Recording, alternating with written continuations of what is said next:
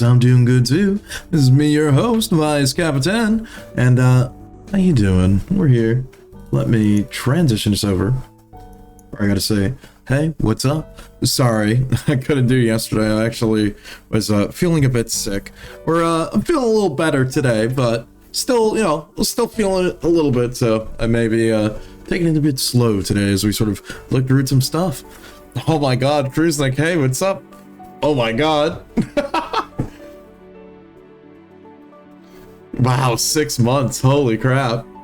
Look, I'm glad you've been sticking around. It's been tons of fun, talking about a ton of D&D, kind of really figuring out kind of what I wanted to do on stream. Because I usually just do like a bunch of RPGs and stuff, but it's been fun. I'm glad that I sort of felt comfortable to sort of, pull in some D&D. I've had a lot of fun doing it as it's been kind of something I've been doing on the side for fun with friends. I just, I wasn't sure how well that would sort of work if people were interested in that stuff. But, it's cool. And I'm glad because I get to show off a bunch of stuff that I like. So, speaking of, hold on, I gotta drink some water. Sorry, still a little sick, just a little bit. But we're doing better, We got this, we can do this. So, a little bit of, I guess, well, schedule's kind of out of whack this week, but may as well talk about that. Where tonight, obviously, we're going to be talking about making a map. We're going to be doing a bit, actually. So the idea is we're going to talk about, we're going to look at our setting that we wrote up. We're going to try to determine what exactly it is that we want to do for our map. Like, should it be a coastal region? Is it an island? We're going to look at our setting again real quick. Then I'm going to talk about where you could find dungeon maps and assets, and we'll sort of talk about that process, because one common misconception, and this is something that like a lot of people who are first getting into like D&D may or may not get, is it's okay. You don't have to make everything. Trust me, I'm going to tell you. There's a reason why databases exist, where like people put monster entries. There's a reason why people make a bunch of dungeon maps and put them out there for you for free. And we're going to talk about that. And the idea is it's good because everyone works together in sort of the D&D community in that sense. And people do it to, help other their foot in the door. Like, if I had to make every single map, I would go crazy. Okay. But that doesn't mean you can't find some maps. And we're going to talk about that. Before I get into our main topic, what else? Tomorrow, we are going to play some Legend of Zelda, actually. Tomorrow we're going to be playing some Ocarina of Time. I've just been kind of in the mood of, playing a Zelda game. So I was like, why don't we play something that I haven't played in, like, forever? Unfortunately, that means no Final Fantasy V this week, but, we'll be back with it next week. And, yeah, also, Kyle's out on his vacation, so he'll be having fun, and he'll be back eventually, and we'll continue playing more Persona 2. Well, now that that's kind of out of the way, I guess, there is VOD updates. We started uploading I started uploading the Persona 1 playthrough we did, like, forever ago. That's, like, gonna be uploaded on, well, first part's up now, next part will be up on Friday, and tomorrow brand new short. So that's all the housekeeping. I know, lots of rambling, but let me get us over here where we can kind of get started on our main topic. We got, like I said, we got quite a bit of stuff going on. Also, I'll probably be jumping around on the music playlist quite a bit here since we're hopping between a bunch of stuff. Also, it's funny, I'm looking through, like, some of these playlists. I have to, like, really clean up the D&D stream music playlist, because it's just a cluster of, different game albums together. So it'll, like, it's not very well organized, so it'll just jump between, like, really high battle tracks to, like, nothing. But, we'll get some chill music on. I'll keep an eye on it. We'll bounce around.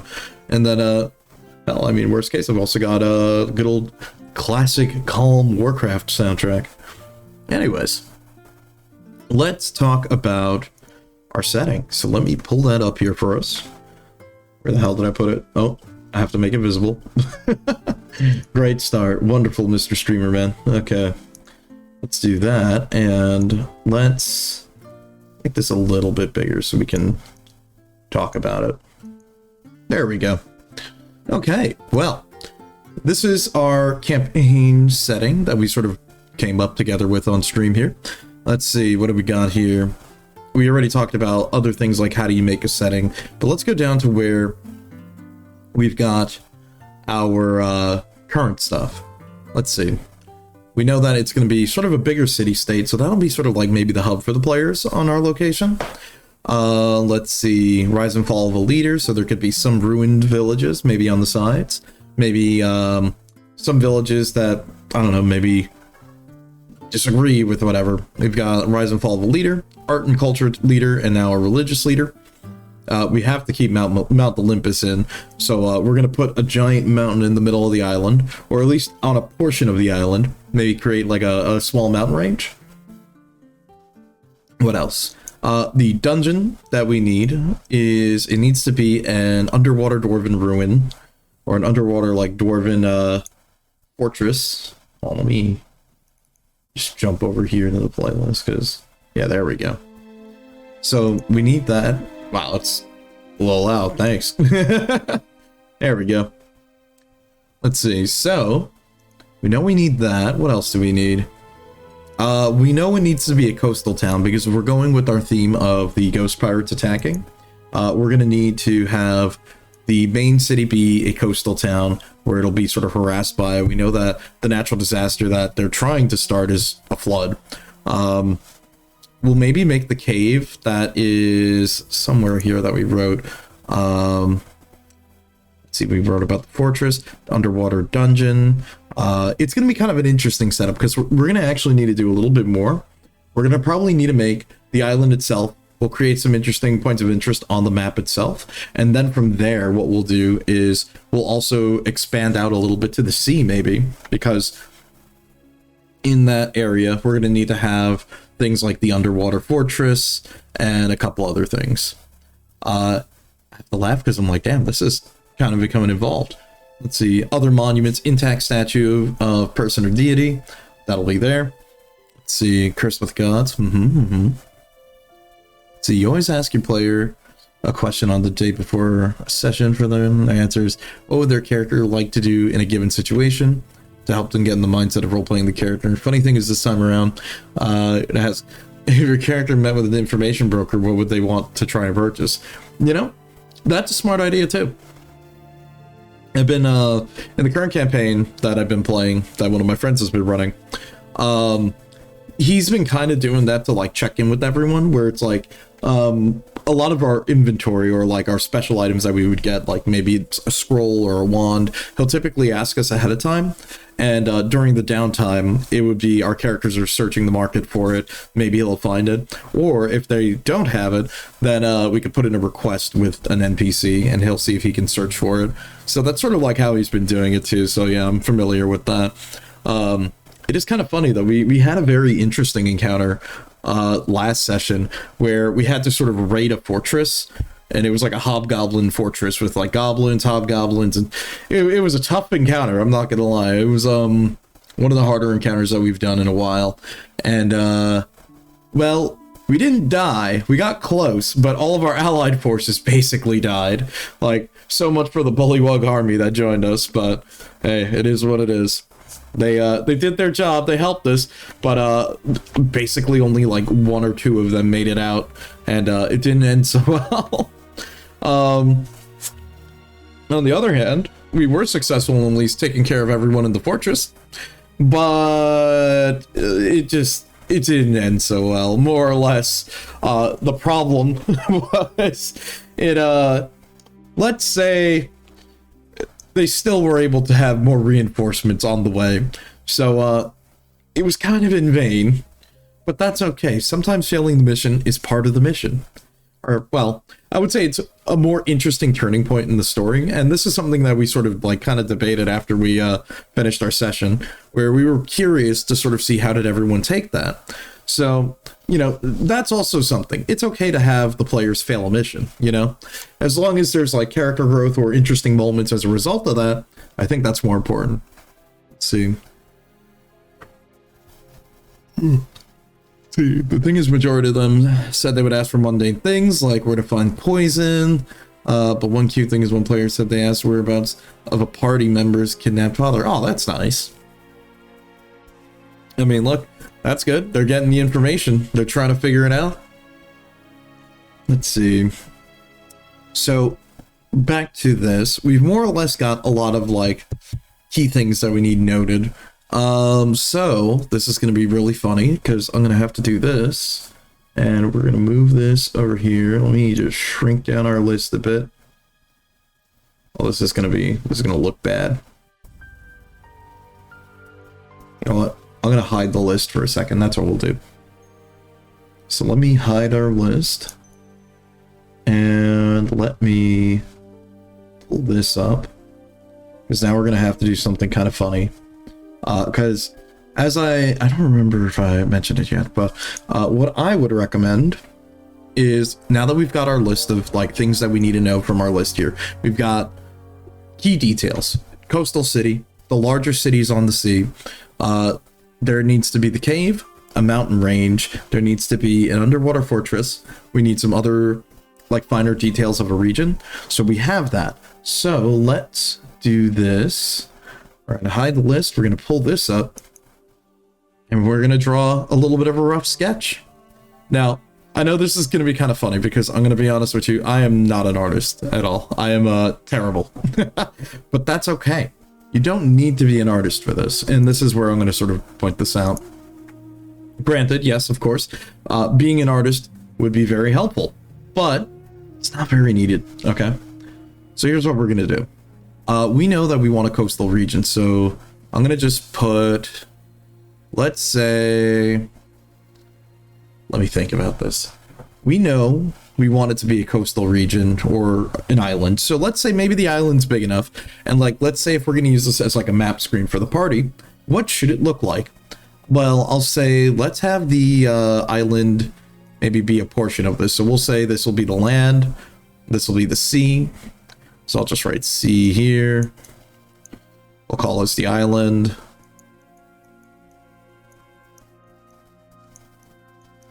I know, wonderful writing with your mouse.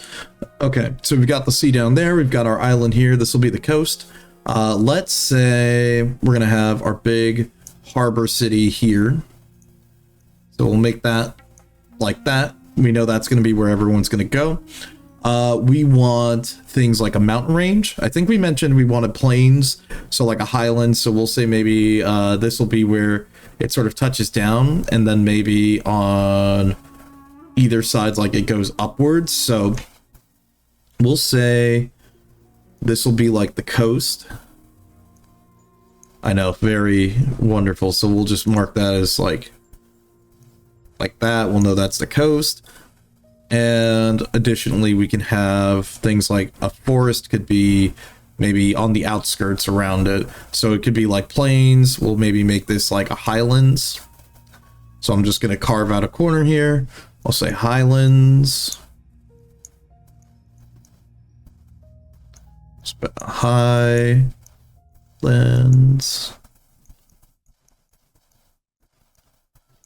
And this section here could be sort of plains. So we'll just have it like be like plainsy around outside of where the capital is. Then maybe we'll have this section be like a forest. Let's see, so we'll maybe make this forest.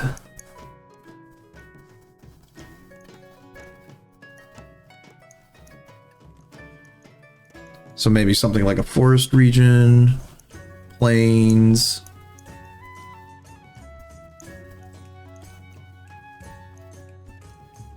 We could probably end up extending that highland over here.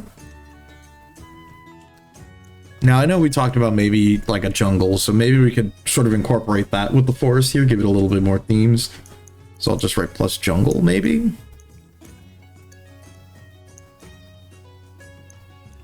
Depends on how like coastal or like tropical you want to make this. So we'll just actually do this. We'll still make this more highlands.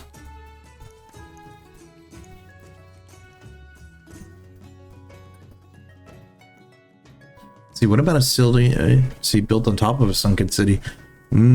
Actually, you're right. That's a good idea. So that's the other thing too. We've only got from what we sort of hatched out, we only have like the main city. That doesn't mean there can't be multiple cities. Now, I'm with you on that. I think we can do maybe another city out on the water. I think we'll do that. We'll do that. We're gonna put, we'll put another star here. So this is gonna be interesting. This is actually gonna be a little bit of an interesting type of campaign because the party's going to be able to sort of ferry between a couple of different places out on the sea, as well as they're going to be able to, like, you know, go around and explore the island itself, which that's going to be kind of cool. So, you know, let me kind of scratch this part out. We're going to just round off this corner. And again, this is just like very amateur. You don't need to worry super fancy about that. So let's make this one capital, or we'll just call it cap. And then this one could be another side city. Maybe we could put another one in the Highlands. Maybe it could be like a village. And then we'll put one over here right at the feet of the mountain, maybe. We can also do other points of interest, like we could do like maybe ruins. You know, we could put the ruins here in the forest or in the jungle.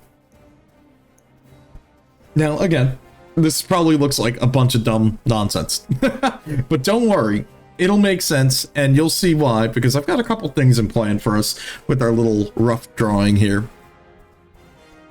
So we know that we want to make this a mountain range. Let's just do this. We'll just make it a little bit silly, a little mountain range. We're going to make this one the most important one. The tallest mountain will be like our Mount Olympus. We'll put Mount O. The cave should be somewhere here, so we're going to call this the mountain range. Let's see, we'll call this mountains. And what's that? There's something between a mountain range and it's not exactly highlands, or is it still considered highlands? I'm trying to remember. Also, damn, this music's going hard. Hold up, we're switching it up. How's this? Oh, this is okay. Ooh, ominous chilling. Let's see. So we'll have this be the mountain range. So this will be like highest elevation. And we'll sort of have this be like Rockies.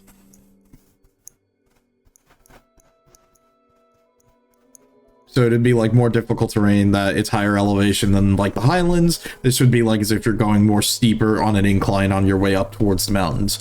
We can have our cave be somewhere here. So maybe we can have our cave that's mentioned in our document. We could just put it right here for now. We'll figure it out. Now, we got the land done. Let's talk about the sea. So let's put that there. We'll put that city there. I want to say maybe there is the Pirates Hideaway. So let's maybe make like a scuffed mini island here. We'll call this like Pirate Cove.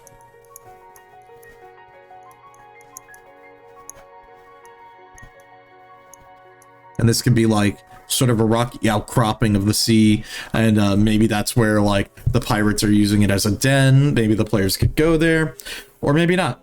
Let's see what else, because I would say we're gonna have the ghost ship, but the ghost ship is gonna be wandering about the sea here. What else? Let's see. Well, we have to put the sunken fortress. Now, I think it should be sort of somewhere off of here, because according to sort of how we figured it out, okay, well, it has to be a dwarven fortress somehow. I don't know how the dwarves built the fortress under the sea. Maybe we can work that out. If not, I think we could do something like, okay, maybe the fortress had fallen off the cliff into the sea, somehow miraculously stayed intact, and we will put that somewhere down here, maybe. We could have that as like a possible location. As for other things, I think that covers most of our major things. If anything, we could just kind of slip in little things here and there as we see fit. So, we've got all that. Now, let me just see. We could put, like, I don't know, maybe there's a chasm under the sea. You know what? We'll do that. We'll do that. Make a big deep sea cavern. Deep sea cavern.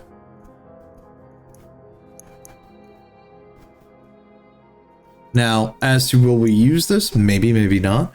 If anything, it could be used as another flavor of thing. Actually, since the natural disaster that would be triggering would be somewhat related to that, we could say maybe it's something like that. So that's a possibility. We could always keep that in mind. What else? What else? Let's see. We've got our undersea trench. We've got a pirate cove. Let me just write fort. And here we can put ruins. Ruin cave. You know what? I think I'll double this up. Because we'll do that idea of the sunken city. Sunken kingdom.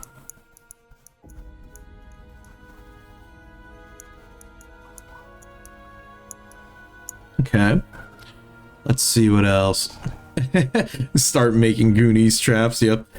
Let's see. Yeah, I know, right? Yeah, very unfortunate. Let's see. Okay. We've got our mountain range. We've got our island. Let's see, the coastal region will be like this. Maybe we won't make it look as round like that. What else? I feel like we could put some more stuff in the sea area, but I think we can figure it out. So I'll just put a circle here. Maybe more. Wow, that I wasn't expecting myself to just start writing in like chicken scratch script. Well, I guess, you know, learning script when you're a kid helps out every once in a while. Okay, well. You know what? Hold on. We're jumping back to some Final Fantasy music. I'm kind of feeling it. Like, if we're getting into that tropical mood, hold on. We're going back to, like, Final Fantasy X. Hold up. Where is it? Hit me with that. With said island. Hell yeah, we're putting that one on loop for a little bit. Okay, well. So, now that we've got this, we understand sort of what we need. Okay? I know. It's funny. It didn't take us too long to put this together, but at least now you have an idea of what our overworld should be. And I'm just gonna, like, write it down here. Overworld.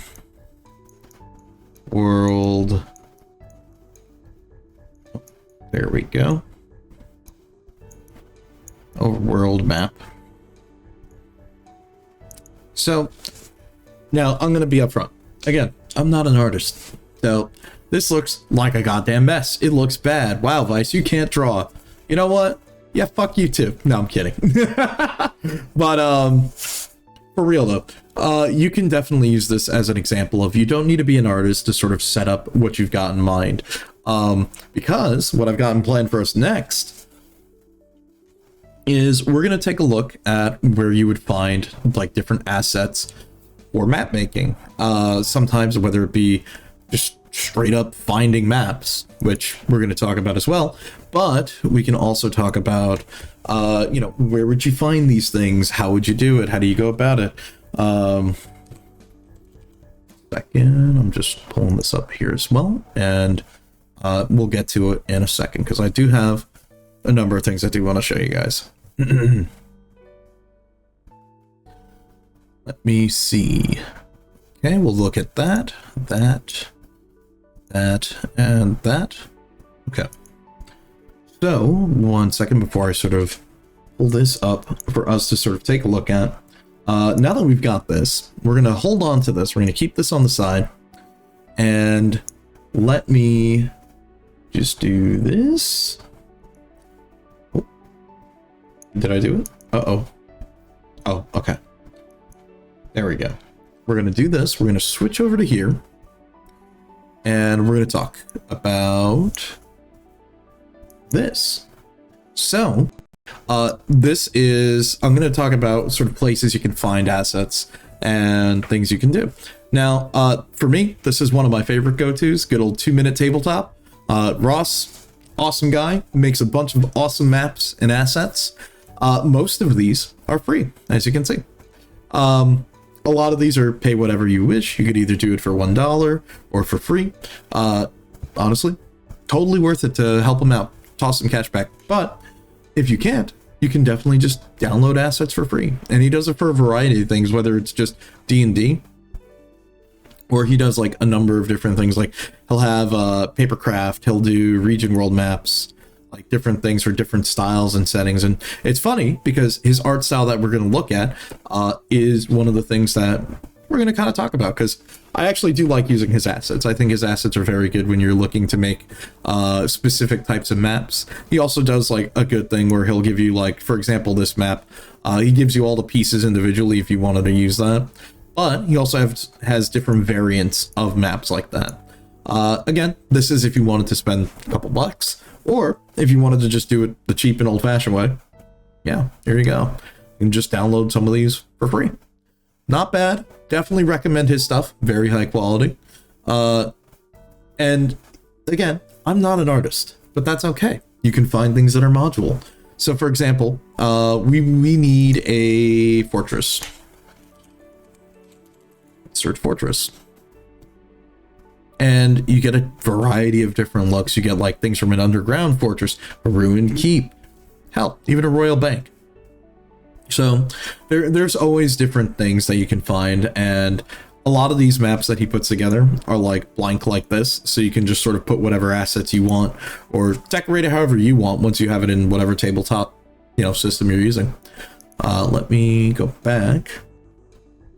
And then he even has like a side view of it if you wanted to do something like that. Sometimes he'll do different sort of like themes. So like some of these are like Japanese style or like Port Harbor, a couple of other things like that. Oh, this is good. A square keep with all the different floors and all of that. Let's see. RPG Maker might be a fun idea to use as well. Of course, yeah. Honestly, there are so many different ways you can do it that I totally recommend trying whatever works for you. Yeah, you can make things in RPG Maker. You could, there's a couple other applications people recommend. Things like Dungeon Draft has crossed the table to me before one time. I do have one in particular that I have used, and I will be pulling up in a little bit to sort of talk about. But yeah, no, that's just one example. There's like a ton of other things. The next thing on the docket is Game Master Pixeltastic. This is a good place if you were trying to like search specifically for things. I believe this is using like searching via like Reddit maps. So stuff people have uploaded and put up on Reddit typically ends up here. You can search around, find sort of whatever works for you. And again, there's no shame in borrowing a map. That's just what it is. It's kind of what everyone does. I'm going to be honest with you. And that's okay. You want to pay for a map? Pay for the map. You know what I mean? It's like, if you want to borrow a map that someone else has made, like any of these, no shame. It's no problem. You know what I mean? What else?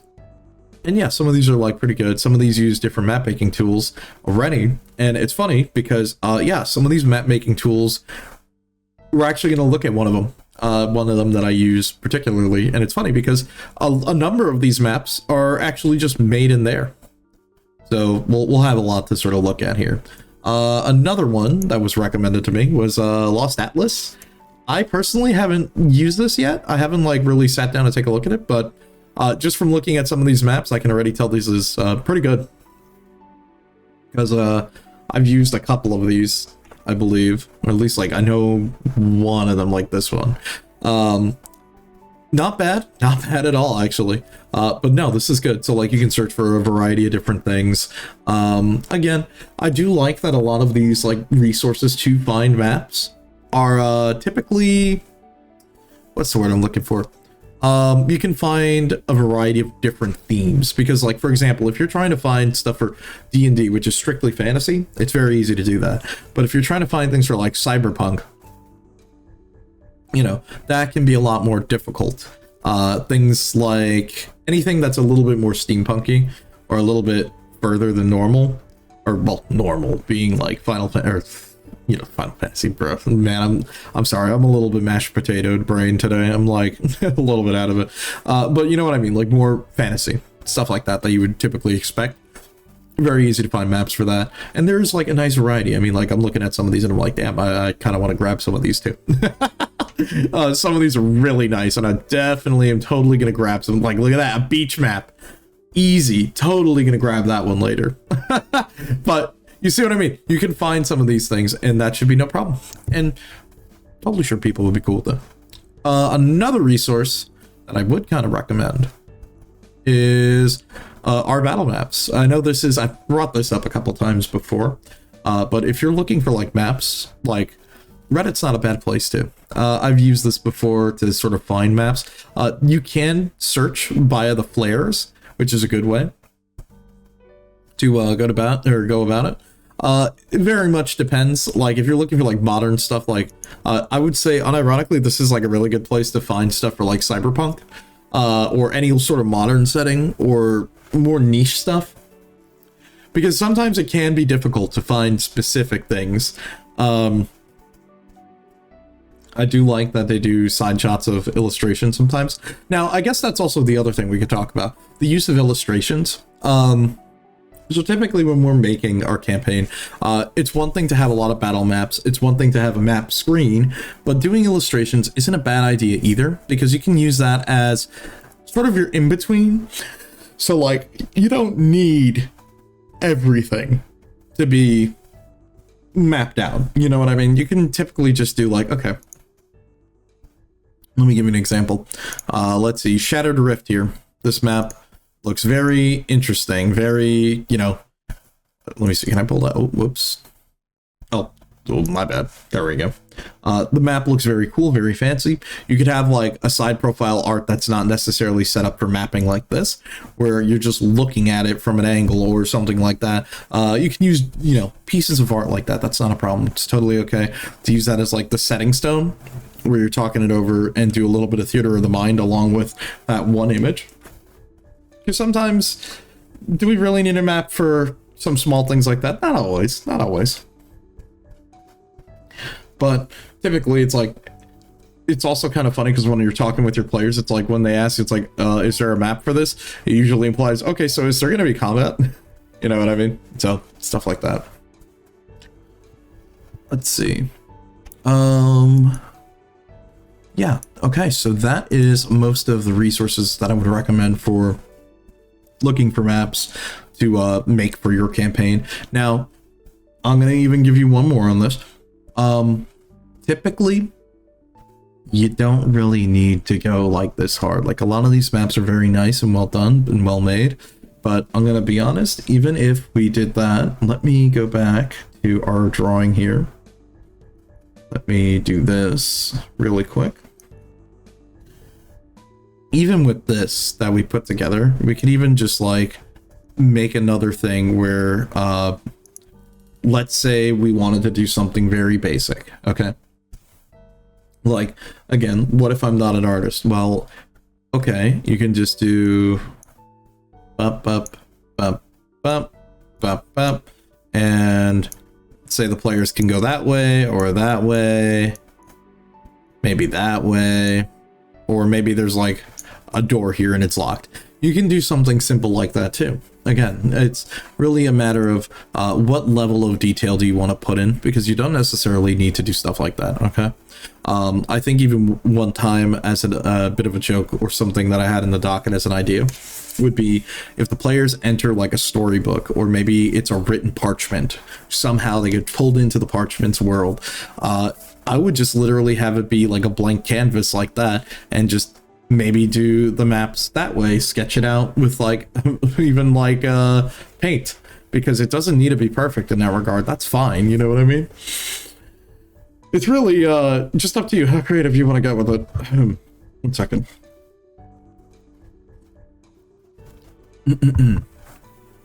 Had to drink some more water, sorry. Okay. So, now that we've got that, now let's take a look at something else that can be a little bit more fun to look at. So, let me do this. We're gonna take a look back here. And let me just make sure this is loaded. Oh. Loading, come on. Let me just reload these two real quick. There we go. That. And I do have another example of something that we could talk about. Let me do this. And there you go. So what we're looking at here, this is Incarnate. It's INK Arnit. You can use this to sort of do map making. This is a place where my friends and I typically make a lot of our maps. So to give you guys a little bit of an example, this is a map that we haven't like edited in a while, but for example, this is the map of our D&D setting that we usually play. Well, most of my friends, or a lot of our like D&D campaigns, they take place in this sort of continent where we have the Empire of Dramix, we have Valinor, we have the Halrith Principality, Exar Republic, Jenna, and then like a couple of different islands like Tempest Island, Valtsu, Karaga, and a couple like other islands that are unnamed, and it's more or less a world that we work together to flesh out. Now, all of this, this is a singular map. This is something that we sort of hashed out. You can zoom in, you can add more details, you can do whatever you want. Now again, you don't need to make all this. We're going to make something similar to this, but on a bit of a smaller scale considering what we need. Hey, what's up, Leaf? How you doing? I'm just going around talking a bit about our campaign. Well, I'm sort of right now showing off the world map of my campaign that me and my friends usually play in whenever we're doing, like, whether it be one of us is running a game. We typically share the same setting, so we sort of pick a region based off like this continent that we put together, and a bit of a isle chain there, and this unnamed island over here is actually supposed to be home of the Magic Academy, but we never actually updated it on that map, unfortunately.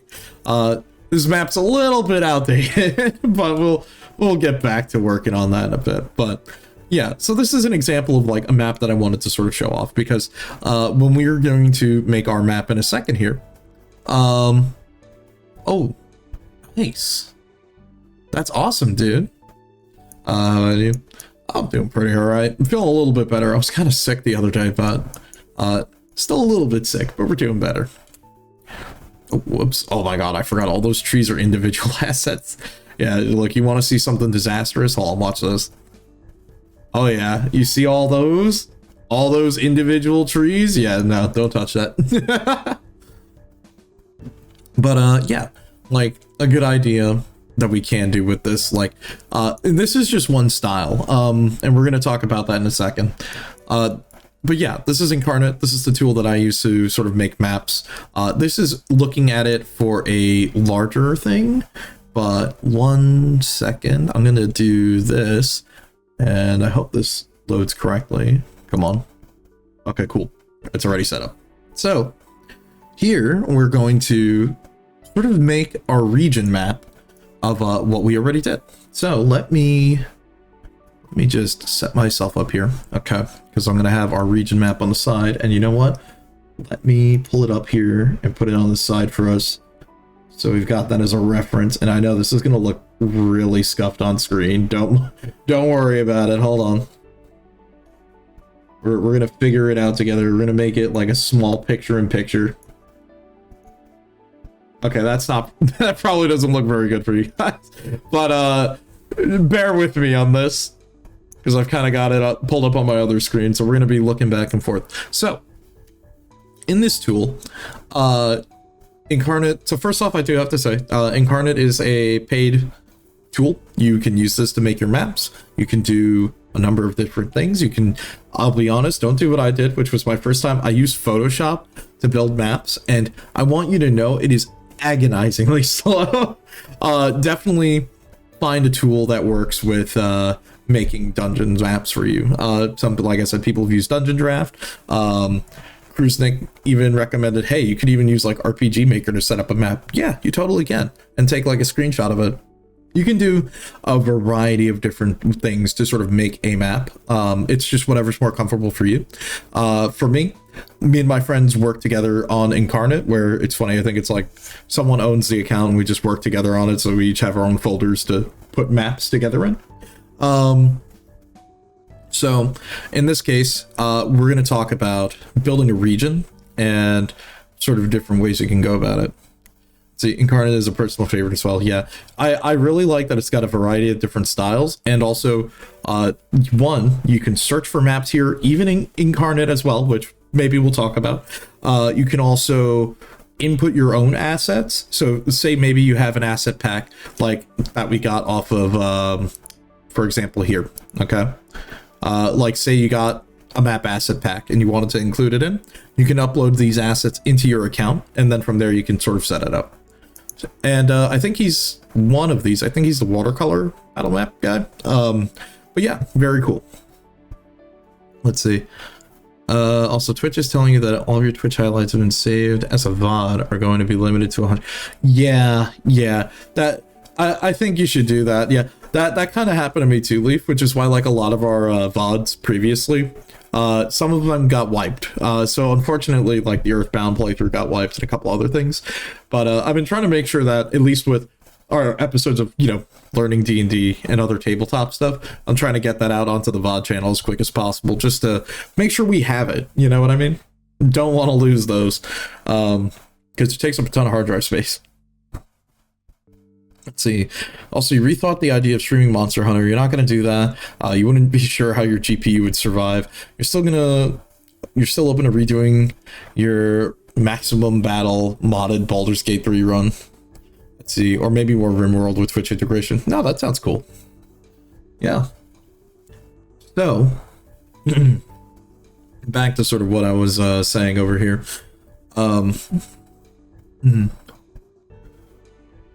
Just announced that a lot of our VR chat streams are... Oh, that sucks. That's unfortunate. Yeah.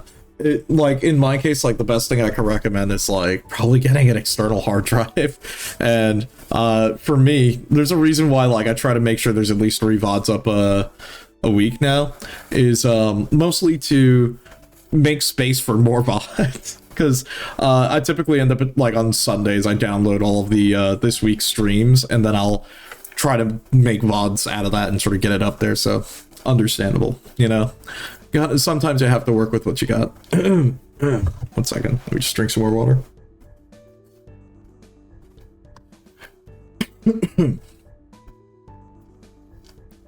Let's see. To be fair, it's less impactful since no one watches your ass. Sorry. Probably just save any new streams.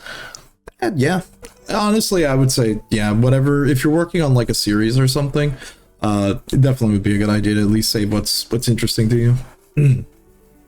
What else? Okay, sorry about that. Okay, so I got it. Ooh, sorry, I'm like dying on the side here. Ugh, don't get sick. It sucks. Anyways. Back to what I was saying. One of my personal favorite things about using Incarnate is the fact that you have these variety of themes. So these are examples of some things you can do. like some maps people have made. This is using like the fantasy battle map. Typically, a lot of what people do are fantasy battle maps, and IMO, I typically like doing fantasy battle maps. Like, we typically use a lot of these whenever like there are scenes or sets for players to sort of explore. You want to make sure you're using maps like these. Now, fantasy world map, this is nice, but this is excessive. You don't necessarily need to make big fancy maps like this unless you want to. For the sake of what we're doing, probably don't need anything super fancy like this, but we can use the theme. See, watercolored cities. This is pretty good if you're doing like a larger city. So maybe our capital city, we can make like a city map of this or do something along those lines, but we'll see. It's funny if you're a fan of, oh, whoops. Oh, wow, that looks really bad if I do that, my bad. If you're a fan of like, I think it's like Waterdeep Dragon Heist. I think I looked in that book one time and it has a nice drawn out map of Waterdeep. It kind of looks like this. So if you wanted to do something like that, totally recommend it. Fantasy regional. This is good, but I think this is like an isometric view. Oh, okay, no. Yeah, kind of. This map is actually really good if you're doing like close-ups of a certain city or settlement. I would recommend this. It's very good. You get to sort of give it a little bit more detail, flesh it out a bit. Like, for example, like in these sci-fi battle maps. Really good if you're doing stuff like Cyberpunk. I've never actually sat down to use this theme before. I might do it at some point because I do want to try to run some sort of Cyberpunk game for my friends. So I'll keep this one on the back burner. This might actually be kind of useful. Watercolor maps. This is typically what I recommend using because a lot of the assets are also from 2 Minute Tabletop. But this is also really good for just kind of in general, in my opinion. It's really good if you're going to be using like regular locations, like you can build stuff very simply or very simple. And lastly, Parchment World. I really like this style of map screen. This is typically what we did for like the larger region that we did with my friends. I think this works out pretty good. So you probably want to do something like this for what we're doing. And I think that's what we're going to choose. We are going to just use, for our sake, we're not going to be drawing in scale because I think that'd be a little bit ridiculous. We're going to go landscape. We're going to do landscape. We're going to do parchment. It's okay. Look, I'm going to be real with you. You don't need to crank the quality all the way up. I would just stick with that. We'll do medium for now. That'll be okay. Is it busted? Uh-oh. Hold on. Damn, I hope my friends... Okay, hold on. We may be having a quick issue. 1 second. Let me just do this real quick. Because I think I might need to log back in again. It might be just freaking out. 1 second. And before I created like a bunch of maps that have nothing. Okay, hold on. I think we just have to create it from scratch again. Nope, not that. 1 second. Nope, don't want to add a map. Create a new one. There we go. Do that. And okay, there we go. Let me do that. Okay. Sorry about that. That took a second.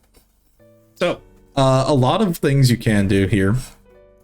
Now, if you're familiar with Photoshop, very similar. You have your layers over here on the right. Layer 1, layer 2, layer 3, foreground, top, background, and you can kind of set it up accordingly. Let me see what we can do here. So first off, we need our terrain. Let me pull our drawing over to my other screen real quick so I can get a good view of how we're going to be doing this, because this is going to be interesting. So we know we're going to want our mountain range up here, and we'll start simple for now, and then from there we can definitely like build upon as we like keep on working. Let's see. Funny thing is, your playgroup does the same thing with your D&D Beyond account. Yeah. Yeah. No, it's funny. That's why I was like, okay, hold on, let me just double check in case I need to log in. Because I need his my friend's email to be on screen by accident, and I don't think he would be very happy about that. Okay, so let's put our land. We'll just do this. We could probably expand that. We can we'll like clean it up a little bit to make it feel a little bit more how's that? Okay, it's not that bad. Oh, whoops. Undo that last part. We'll make that like maybe cove. Sure, we'll do that. And maybe nah. Okay, actually we do need to pull this up a little bit, so let's do that. You know what? Hold on. We'll leave that lake right there, actually. Let's see. Let me zoom out a little bit, see where we're at. Okay. Our Pirate Cove's going to be over here on the right-hand side. So we're just going to do some basic stuff first. We're going to just keep on adding stuff here. So we're going to say Pirate Cove should be here. Our floating city will be here. I'm just putting that as a marker like that for now. We're going to deal with that. Our fortress would be down here. And we will just like work accordingly. So you know what? We also have like a catalog of textures, a bunch of other stuff, and we'll get to that.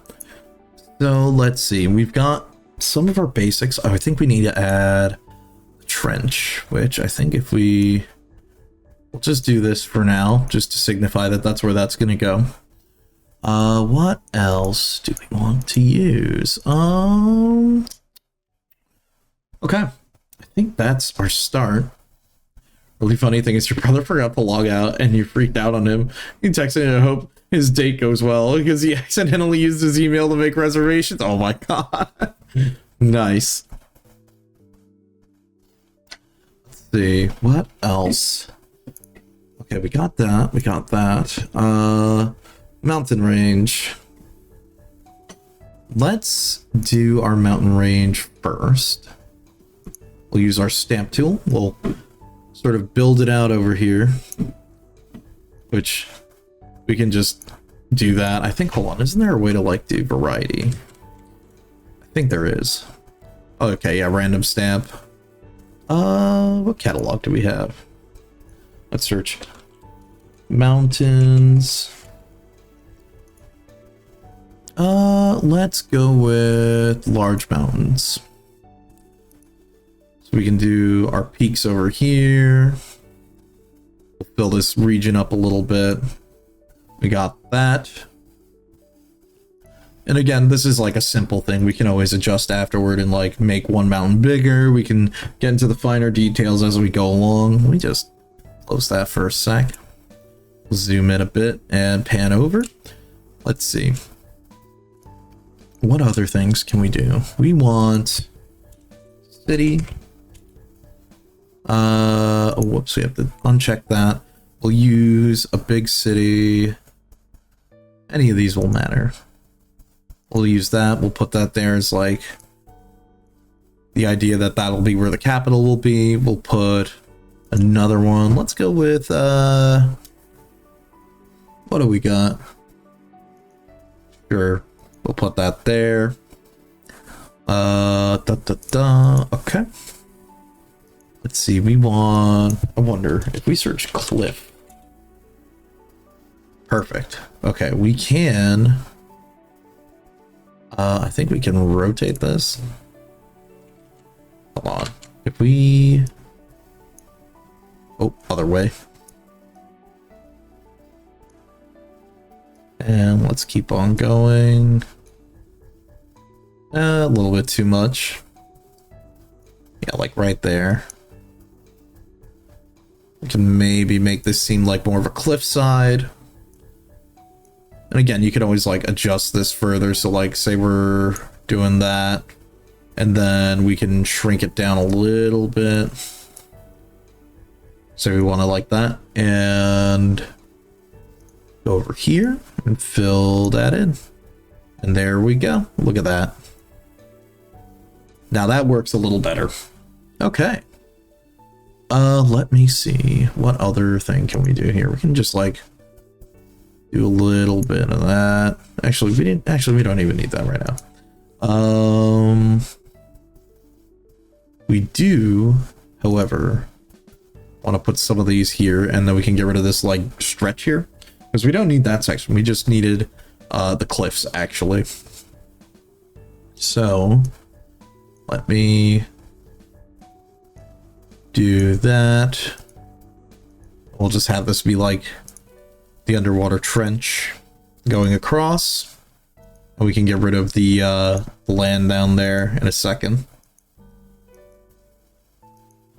Again, doesn't need to be super fancy. This is just like a quick and messy version, and obviously you can always clean up and make it a much nicer thing. Let me see. Where is my tool? Let's see. Yeah, we can just erase here. Actually, I think I could just make the brush a bit bigger. Yeah, there we go. And you know what? Maybe we can even adjust this a little bit better. Makes a little bit tighter. And just like get these a little closer. Maybe, yeah, maybe do a little bit like that. Rotate it. And make some of this work out. And then you know what? With these last two pieces, you can even say maybe it like splinters off a little bit. And do it like that.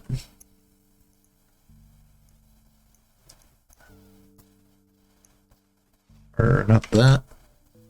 Undo that. Move that over.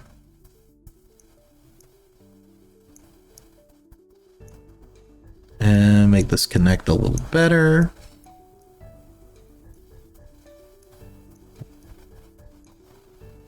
And you can probably rotate this a little bit further. Yeah, like that. And maybe something like that.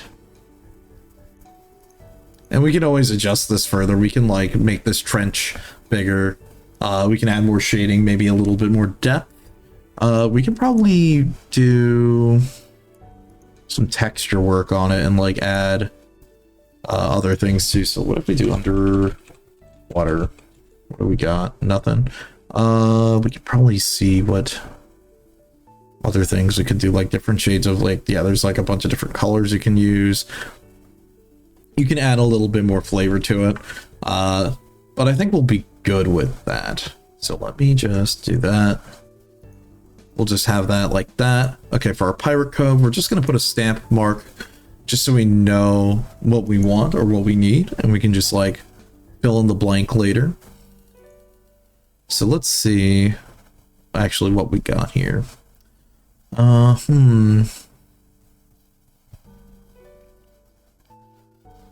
What else? What else? Oh yeah, trees and stuff, which we'll add. We're gonna add that forest in. Ooh, jagged rock. Probably put a couple up here, since this would be considered the highland. Put a couple of these here. Just rotate that the other way. And let me reset our rotate. There we go. Maybe flip that over. And we can do like one more. Okay. And we'll make this like some sort of like alcove. And we'll get rid of that one. Okay. What do we want to use for a stamp for that?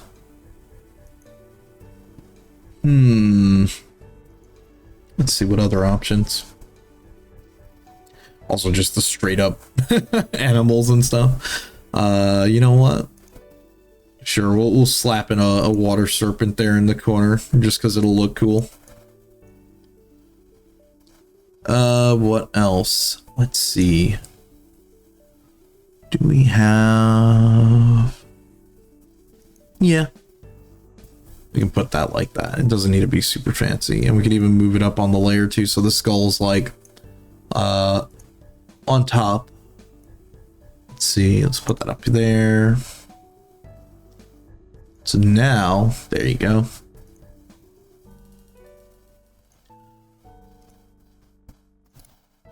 Oops.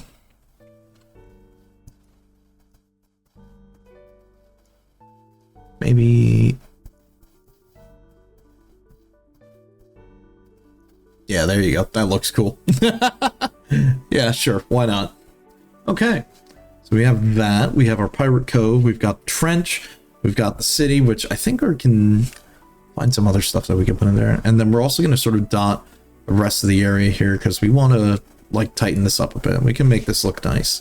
It's just for now, it's okay if it looks rough because that's honestly just okay. It doesn't necessarily need to look super amazing because we can always tighten it up. And then we can even like add banners. So like we can come up with a name for our place and like, you know, do stuff like that. Oh, wait a minute. Okay, Elven Capital. That. Yeah. You know what? We're going to do that. We're going to put one there. We're going to go back to our catalog. We're going to grab...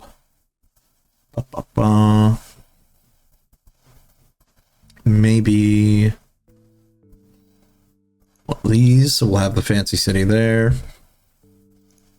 And just swap out some of these icons, because why not? We can do something nice. And we'll remove the land there underneath it too to make it a little bit more interesting. Move this here, and we'll sort of add like a harbor icon with it. So we can do this. What do we got? Put the harbor icon there. And we could even grab some ships to sort of put in the land.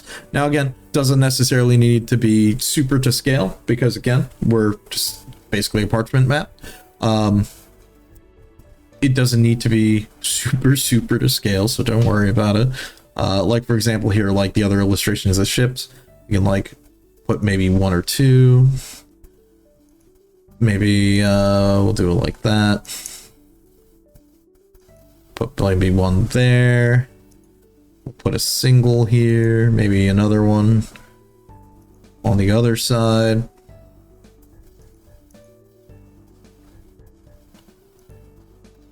And again, you can always like mess around a bit with scale and do like a bunch of other things. What else? We need... Let's get some palm trees, because why not? Okay. So now here's the other fun part. We're going to do that one. Before we do that, let me zoom in a little bit here. So we're going to do some adjustments. We're going to make that like that. Capital.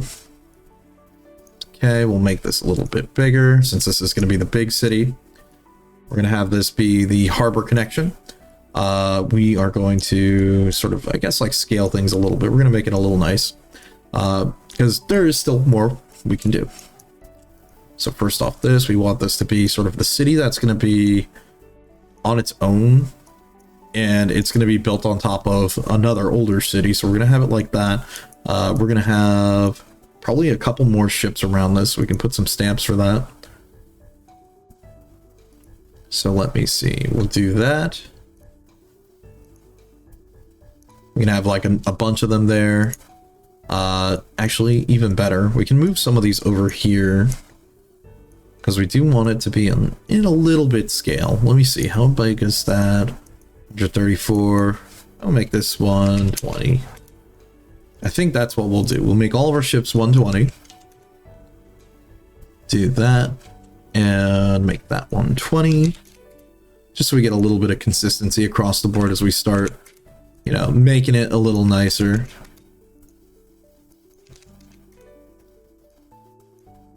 Okay, we'll do this. And we'll start like going off a scale in a little bit and start tweaking things. Okay, Pirate Land.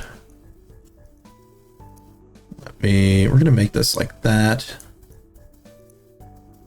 Maybe shrink it down a little bit. Okay. We'll have this be here. Because the idea is we want this to be like the big commercial hub. So maybe we can have like one ship going away from it. And we can just like copy that one, put it right there, and then move it over there. Hades 2 early access just updated today. Some guy already has the top level and shit. Nice.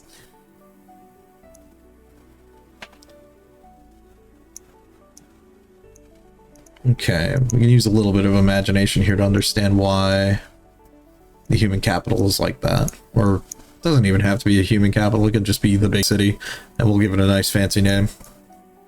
Okay, now that we did that, now here's where we're going to strike the bottom of this. Let's see. Do that, subtract. And now we're going to start swiping that. And maybe we'll add just a little bit here. And we'll do like the land is like right.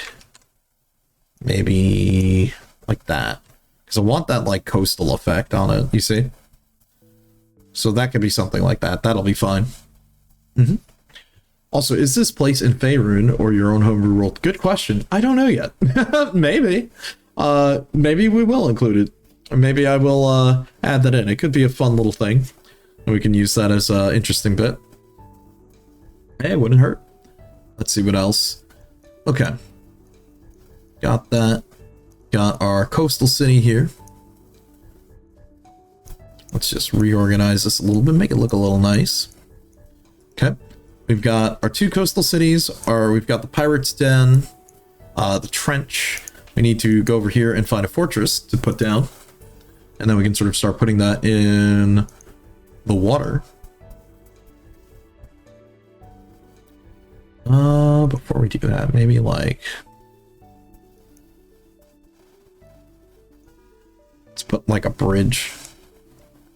Because that wouldn't hurt.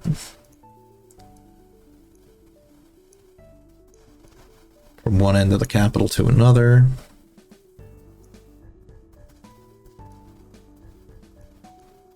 There we go, that looks better. And we'll worry about like beautifying and like making it a lot more interesting in a bit. There we go, got that part. Eventually it becomes a pirate cover when the adventurers leave because the place... Hey, you never know, man. That could be one of the endings here. Okay. We'll clean up this area because we can like make this look a little nicer. Because it's looking a little scuffed. Okay. We want... let me just subtract this because now that we don't need that, we already know where the fortress is going to go. Okay, let's see what we got for a fortress. What can we use?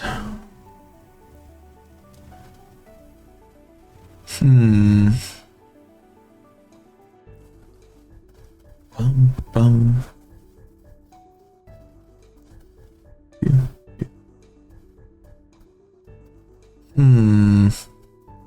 Would be like a dwarven fortress. What do we got here? Stronghold, that'll do. Okay, is there a clear version of this one?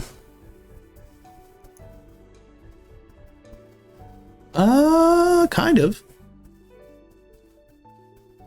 Probably use like something like that, maybe. Doesn't seem like there is a clear version of it, but...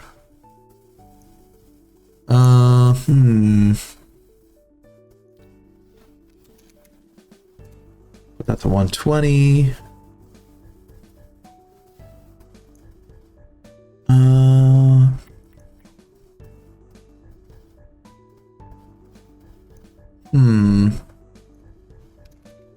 Set that to 100.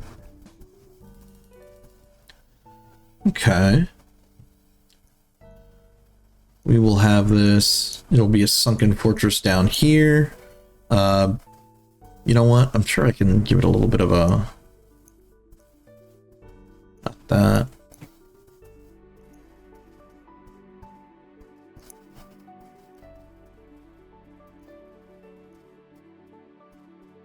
Yeah, that'll be fine. Okay. Okay. We got the fortress. So now we've got the main city, the side city. There'll be ruins underneath it. We got the pirate cove, sunken fortress. Let's work on the rest of the land, because now we've got a lot of stuff.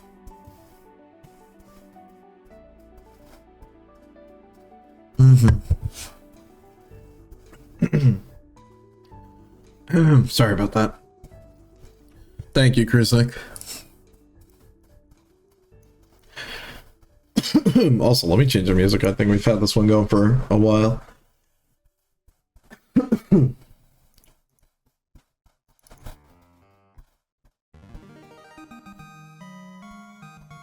Oh, sick. Awesome. Wrong track, though.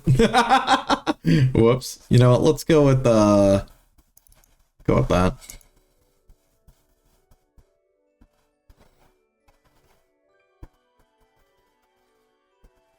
Oh, yeah. Probably a good idea to save.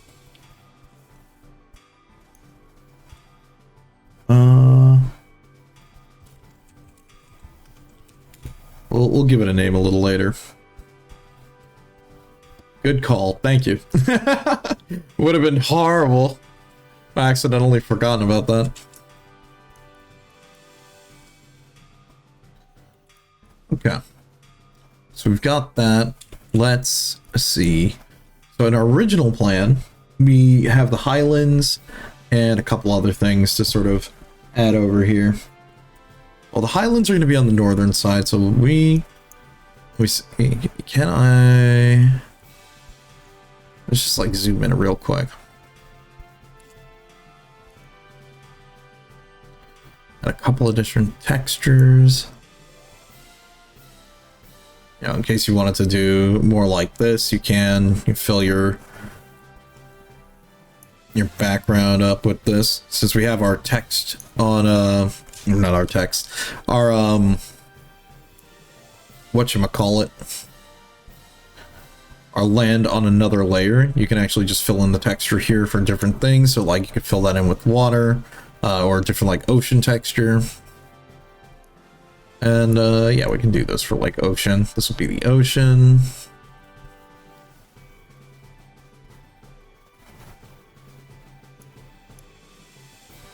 Get rid of that other texture. Give it a little bit more of like a flavor. And look, see, there you go. You can see the water surfing a little better now.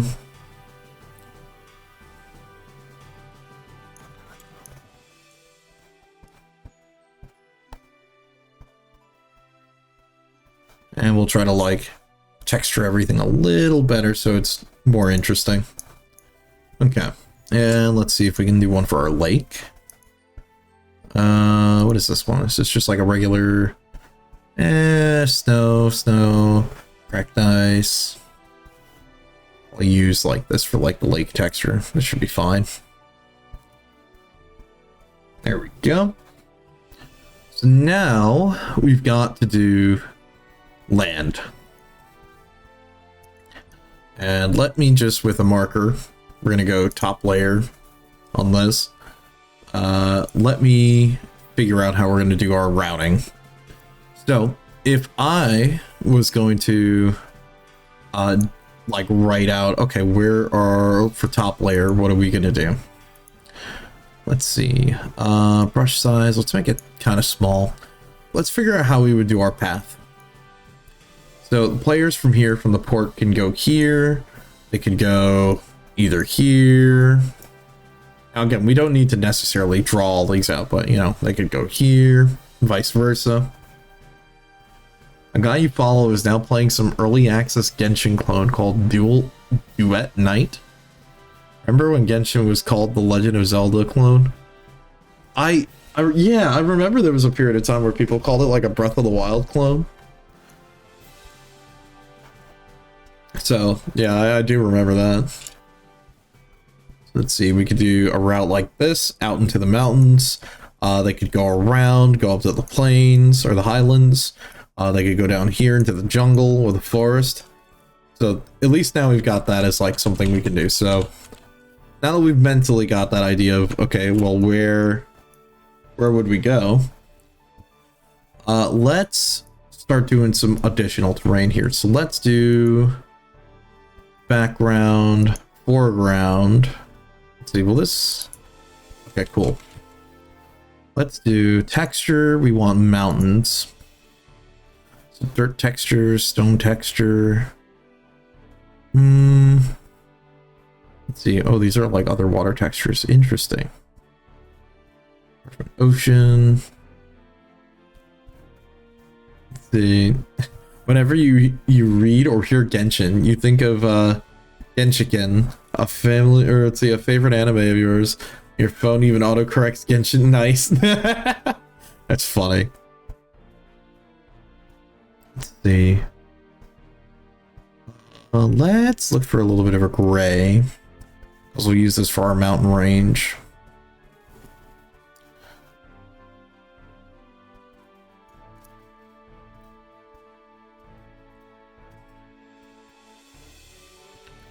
Again, you totally don't need to do any of this. We're just doing this to give it a little bit of a look, a little bit of something, you know?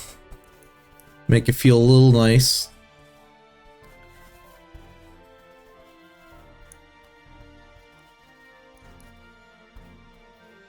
Ba-ba.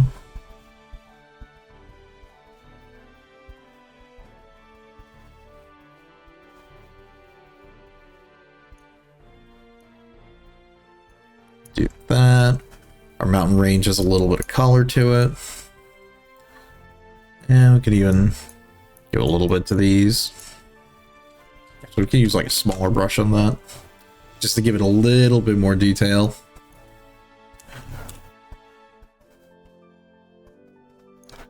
Probably do something like that.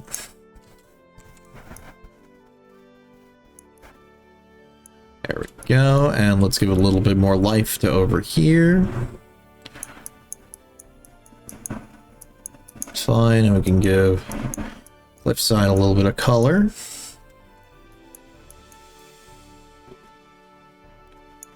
And we'll worry about the beach in a bit. We can see if we can give it a little bit of a sandish texture or something that'll work. It doesn't need to be too detailed because, again, this is more of a parchment, but this is just for us as, you know, us here. We can make it look a little nicer, you know what I mean? Okay, let's draw out over here. So let's go back to our stamp tool. We're going to want to use, let's build out the forest, because I think that's what we're kind of missing out on. It's looking a little barren, you know? Let's see. Palm trees, graveyard trees. We can do a little bit of palm trees. Okay, so we need to zoom back in here. Wow, this is like small. So you know what we're gonna do? We use 120 for everything else. We can make this like a little bigger.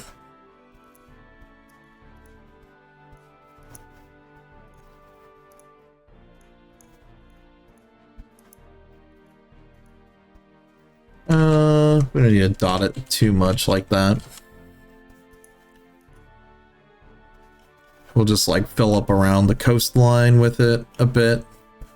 And actually, yeah, like maybe one or two more, and then like we're here a few.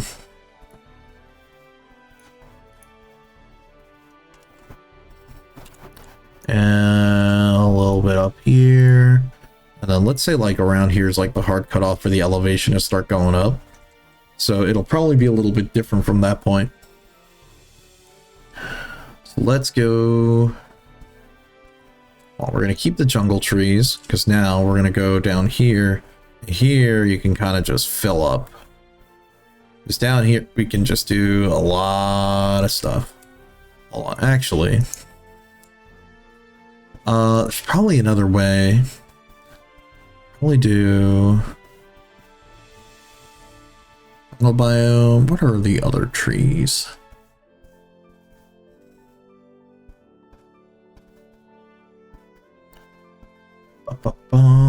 Where is it? Oh, ruins. Actually, yeah, that's what we needed. We need some ruins. Put one there. Put some other ones. Put it around, you know, gotta give it a little bit more of a cultured. After all, this is a world where we've had multiple leaders rotating around, so we can sort of shape this up a bit. Anime set in like the 90s otaku culture. Male-oriented subculture. Third one switches up. The main cast are now Fujiyoshi group. Oh wow. Oh my god. Damn. Let me switch this. There we go, we'll use this. Oh, I think we just played that one. That's not what I want. Yeah, that'll do. Oh, okay. Let's see. You know what? I don't think we need that many trees around here yet. We'll fill up the forest area with it. We can have like a couple. Because I don't think we need that much. That should be fine, and then we'll like fill up back here a little bit.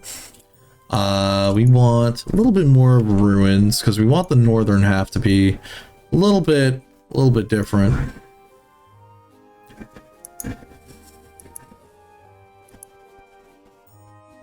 Probably make it like a bit of a Fallen Kingdom.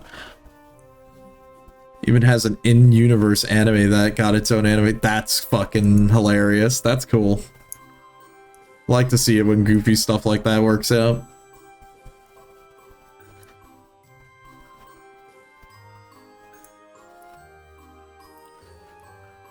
Let's see. Maybe we put a lot of that around here together. This could be like a ruins of the old capital, maybe? Or something like that. You like the dub, but all the characters sound super monotone. Like the main video game played is Guilty Gear. Dude, that's so funny. You know, I'm not surprised Guilty Gear is like their thing. Sounds about right. Let's see. Big fan of Guilty Gear. It's tons of fun. Actually, probably put in some cliff sides. Where is it? Maybe a little bit around here. We can make this like the sort of the entrance of the bluff.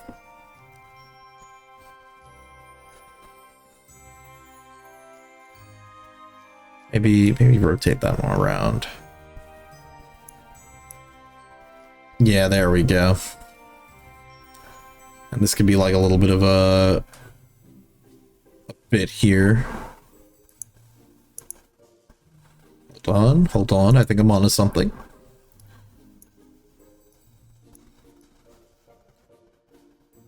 And we can just sort of have this come down to touch the shore a bit. There we go. Give our land a little bit of a feel. So we know that this is like the upper elevation. Like sometimes a little things like these cliff markers or like just sometimes stuff like this helps out a lot, you know? Like it's starting to come together a little bit. Like you just gotta like, well, we'll fix the rest of this. Don't worry. But you see what I mean? It's like now this is slowly starting to come together. It just takes like a little bit to kind of figure out what exactly is going on, you know?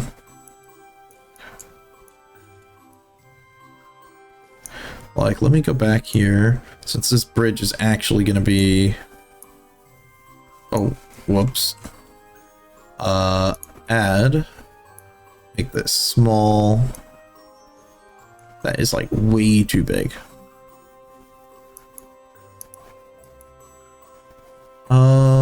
Let's make this 1.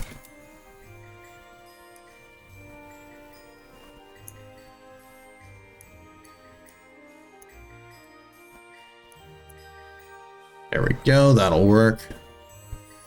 And now we can do this as a bit of a bridge. Okay.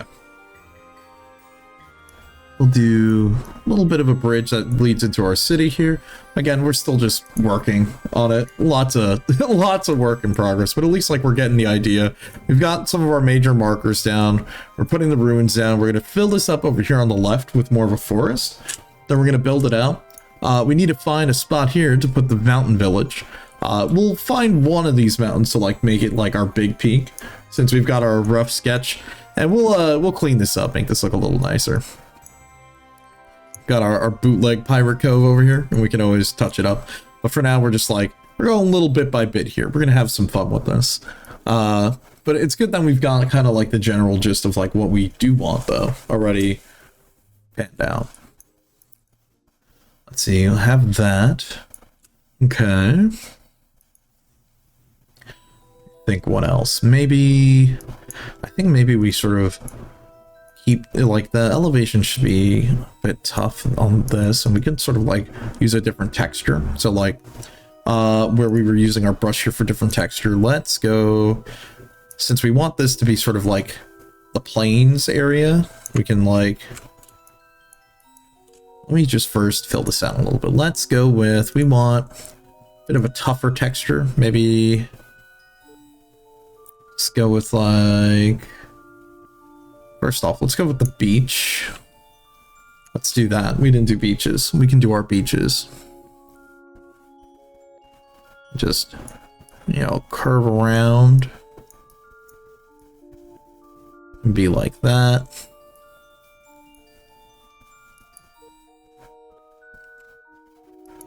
It's fine. Just make sure we get the edges on this. Maybe do a little bit of a bigger wrap around.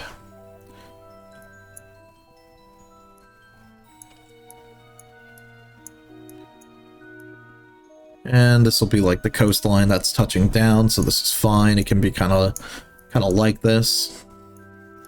We'll just have the coast go along all the way. A little bit of a weird bit of terrain with how we sort of set it up, but that's okay. We can manage it like that. What else? Ooh, my favorite song's up next in the track. I'm like just looking ahead over there. Let's see. Now here's the other thing. Do we want to do elevation over here as well? I think maybe we do a little bit of elevation over here again. So we'll probably have this peter out here. And we're going to start adding some cliff sides over here again. So maybe we'll do like what we did here. Like it doesn't need to be as sharp as here, because we want this to be the highest point. You know what I mean? So we'll probably like do this again, and we'll like show that, okay, maybe it's getting steeper here again, coming up a little bit. If anything, we can put like maybe some of the cliffs on this side again, show that the elevation is changing again. And it's totally fine.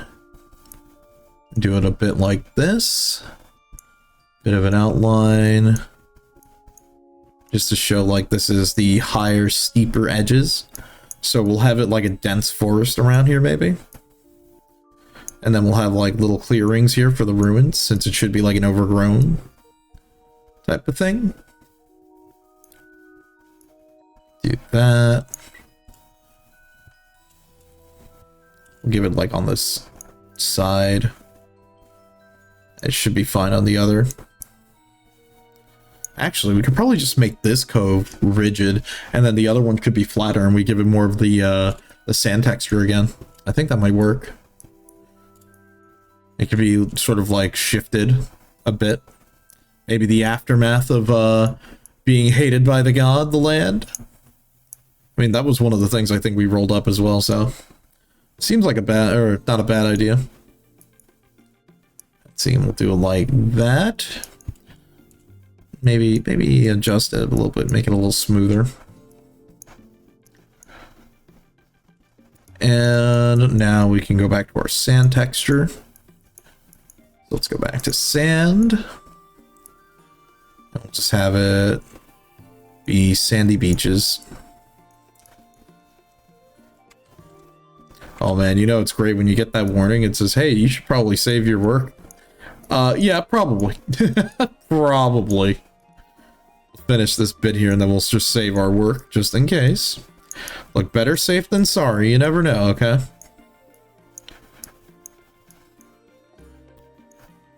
And we'll have this side being more of the tropical beachish area. And we could maybe add like a pirate ship onto the side. And this could be like another pirate alcove or like a pirate base, maybe. Look, sometimes you just have to like keep working on it and eventually more ideas will just like hit you. You know what I mean? It may not be the best thing, but hey, you know? And we can always go back, add more fluff. Okay, we're starting to get there. It's taking us a little bit, but we're starting to get the ideas. You know what I mean? Okay, let's put our forest in. Let's clean up the barren land and like make it look a little nicer, don't you think? Okay, let's go back to our stamps. Let's go with jungle. Whoops, if I spell jungle right. Okay. Jungle trees. We can do with that. Okay. Let's see, stamp scale.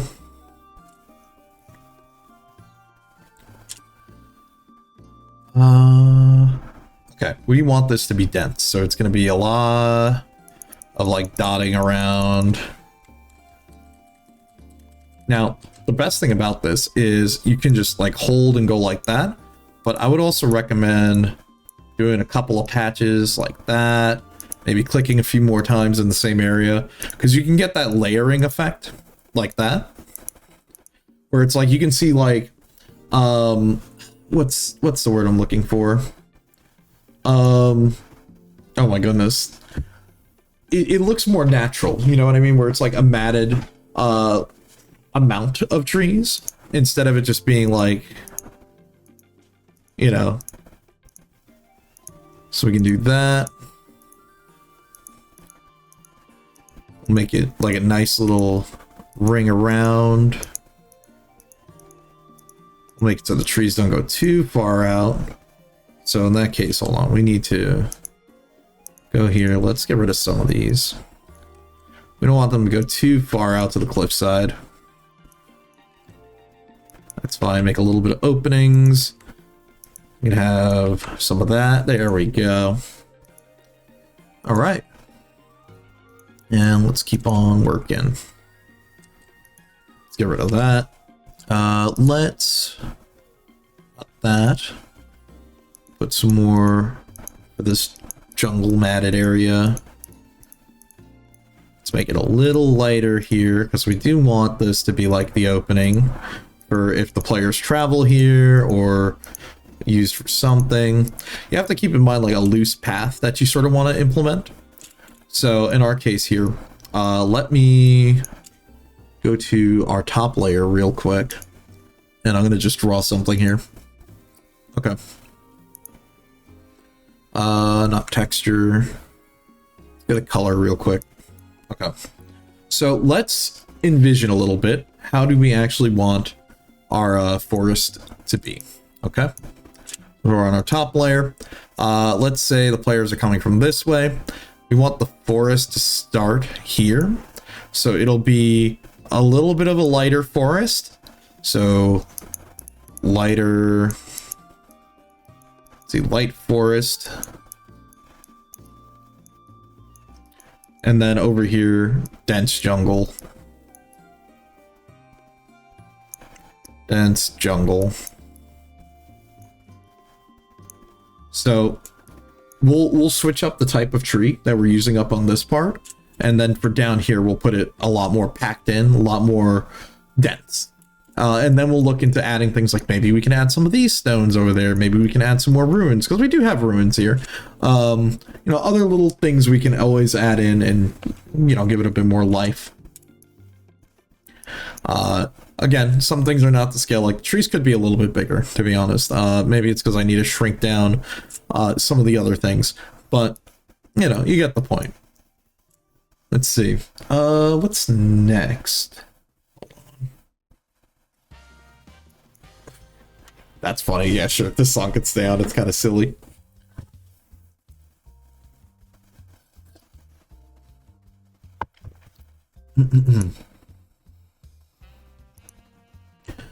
Okay, background layer. Let's go back to our textures. Stamp. Let's keep on stamping. Okay, so we need to keep on with our jungle. Let's make it a little bit lighter here, make it as if like there's a bit of a pathway coming through. Put a little bit more like that. You know, dot it up, fill it up. Give it a little bit of room to breathe around there. Maybe give a little bit of clearing. We'll get rid of our text in the top layer in a second. Just to like give you an idea. Hold the button, we'll just do it around like that. It's fine, you can crowd it a little bit. And that's okay, because that's what we want. You know what? I will even get rid of that. We'll let that and that slide. Maybe move this one over here. And that's okay. You can leave natural paths open. Because again, we want it to sort of be something like that. Okay. Let's go here. Our top layer. Let me just erase that text real quick.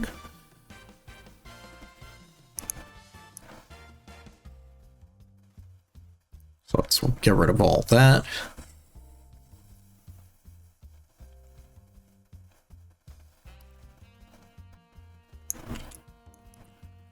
Okay, it's starting to come together.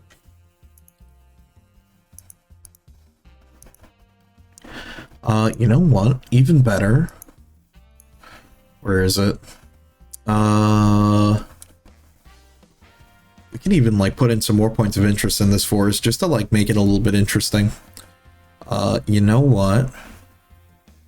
What's something interesting we can slip in here?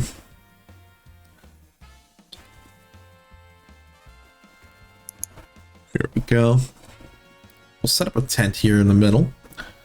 We could say like maybe there's sort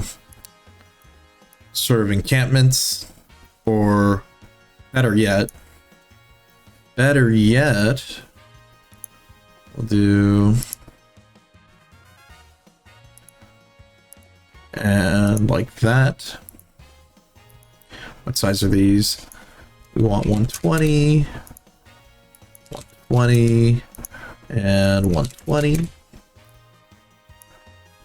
We'll make this like the pirate alcove camping ground.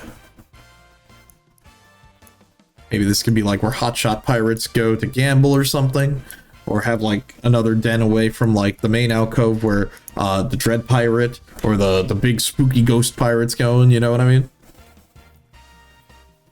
mean? Remember that Genshin clone you were talking about earlier? You just saw your guy play it, and it also has better traversal mechanics than Genshin. Damn, dude.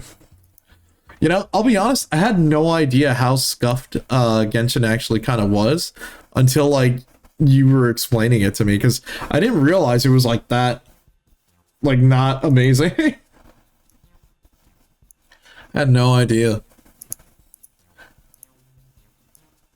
We'll make this, like, a small, or actually, no. We'll make this a big boat. We'll have it like that in the corner. And I think do we have like the smaller skiffs or like the little boats? Yeah, there we go. And one of these. And let me just make these like 50. And this one can be 52. We'll have these being like the smaller boats that are coming from bigger ships. Although that may be a little bit too small. We can make this a little bigger. That's like way too small.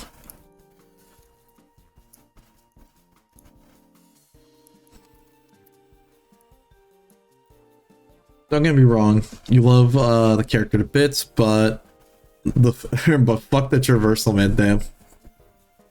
Let's see. Looking back on those stats you made on your Kanka of the 106 or oh my god, 216 NPCs you made, made you sad once you're done with your current campaign, the next campaign you run off the content will most of them be dead. Oh no. Oh no. Damn, dude. I mean, look, that's when, excuse me, you use it as an excuse to bring some of them back or find a way to, like, intermingle them into, like, other campaigns. I've done that. I'm not gonna lie. Like, I find a way to, like, bring back favorite NPCs or other things like that. Can it be a little bit annoying sometimes? Sure, but it does lead to some fun.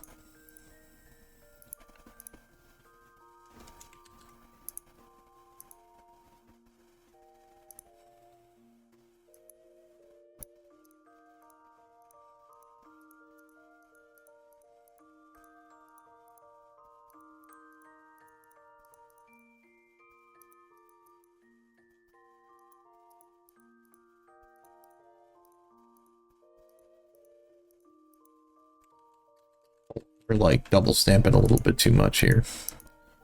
There we go. Wait on just fill in the blanks a little bit. Make it feel like it's packed, but not too packed.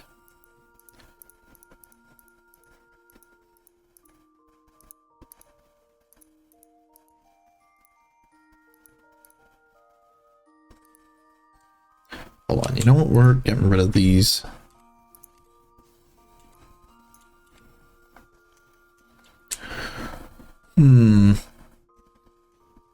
Let's see, yes.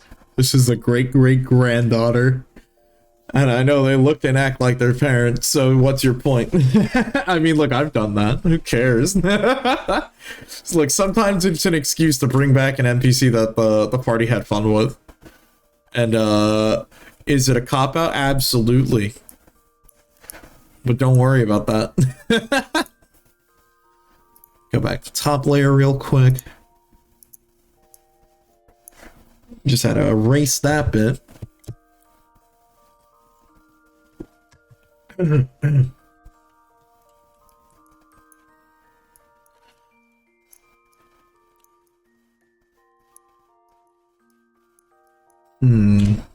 Maybe we like... That's like too much, yeah. We'll do like another small one.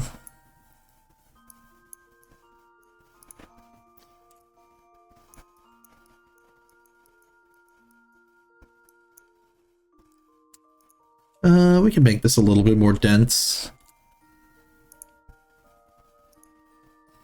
And all this for like work for like an area that the players are probably gonna avoid or not really like go there. But hey,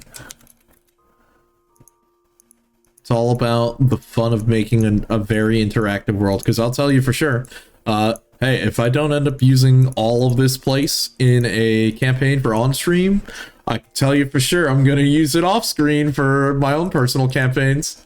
Because I am having a lot of fun doing this.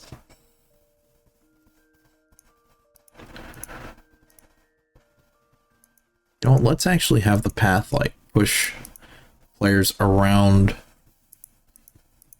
the edge a little bit there. Do a little bit like that.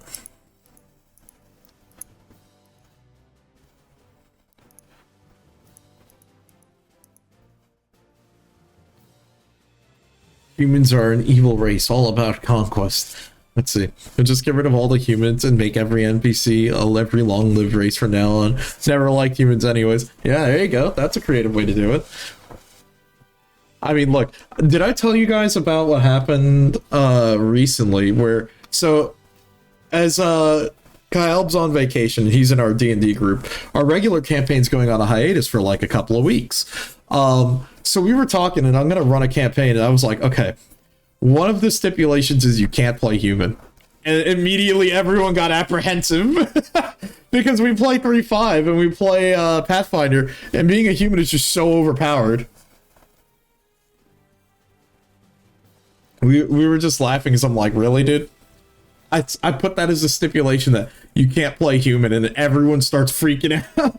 Or people are like, oh, come on, why can't I? And I'm like, I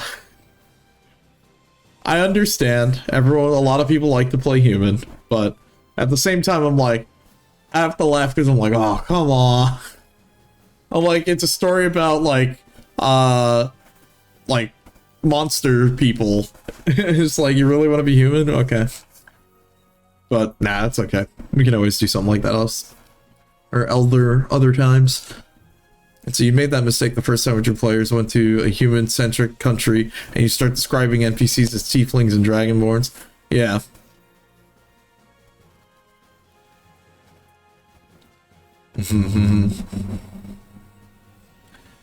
Oh, man.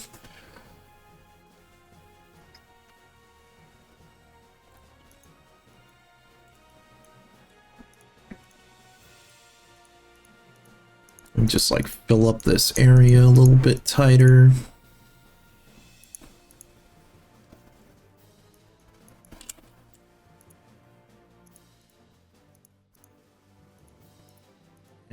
You can just like dot this up a little bit. We'll leave this little alcove open here. Maybe we'll find like another marker we can use. Let's see. Your distaste for human ran so deep that you forgot that there should be humans in a nation of humans. Yeah, that would be... Yeah, that would be a little bit of a need for lore accuracy.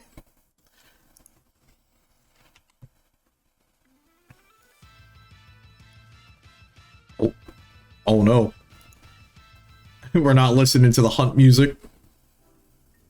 Oh, this song's kind of goofy. It can stay in.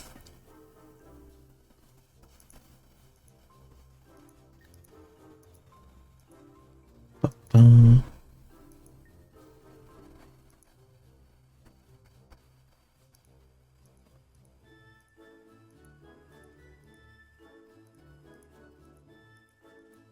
made a lot of changes. You should save your work. Absolutely.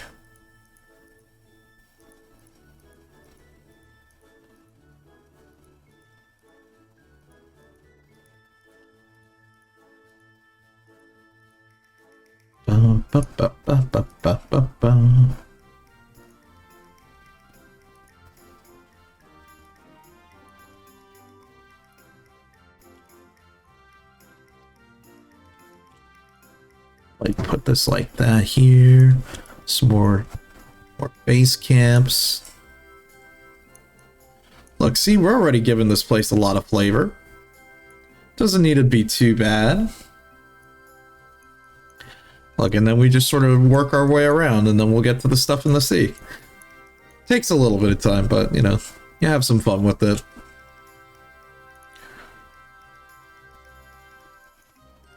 Let's see, let's make that back to 120.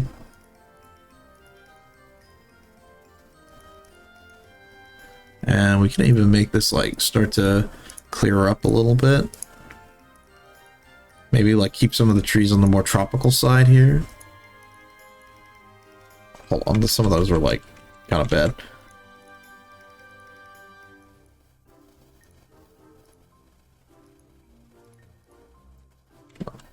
Maybe a little like that. And then we can, like, start having it come up a bit plainsy. Okay, it's like a little too dense. Gotta go a little bit more sparse or sparingly.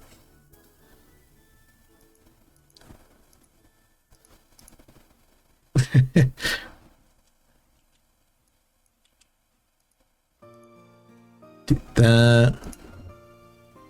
And we'll make the rest of this like kind of plainsy here. So we'll like, do we have anything for like plains? Probably make something. Oh, whoops. Why is that like, oh, right, because of the rotate. Let's do that. Put one up here. The fictional city from Black Lagoon. Dude, you're right. You know what? That's what that small section will be. That's what we'll call this like little section. This like additional Pirates Cove. I like that.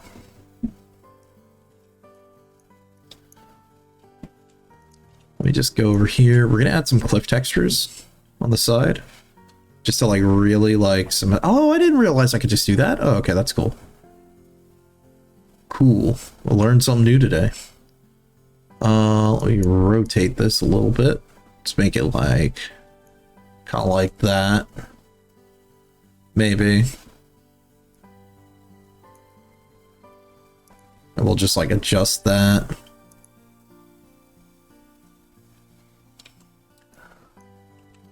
Because we do want the cliff.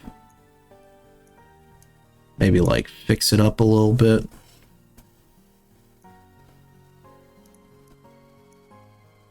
Maybe like that a bit.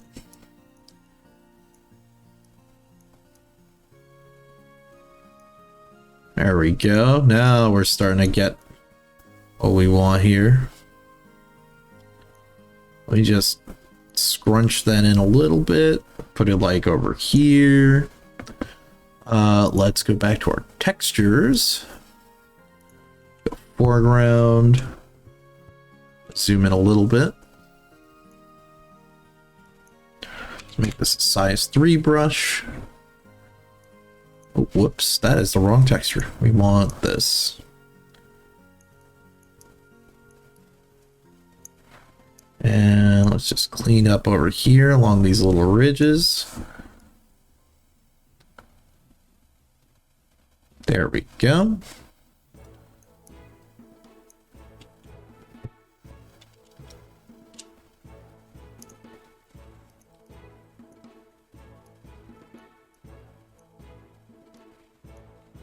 Well, we'll make this like a little obelisk here or something. Maybe give the players a reason to come over here. Maybe, you know. Okay, let's find some more cliffs so we can start just putting that, make it a little bit more of a textured region. What's a good cliff? No, well, we just use that one. Hold on. Let's go with, yeah, that works. Put that one there.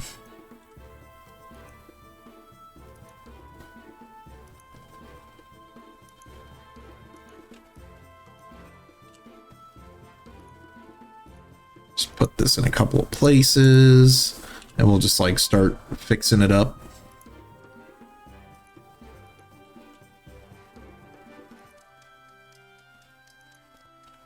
Ooh, that's another good one right here. I'm just like sort of throwing them down where I think we could like fit it in. And then it's like once we sort of like get the ridges ironed out, then we can like give it a nice little bit of texture with the paint. Put some of these. And we'll make this like that. We'll put 2 of those there. Oh, whoops.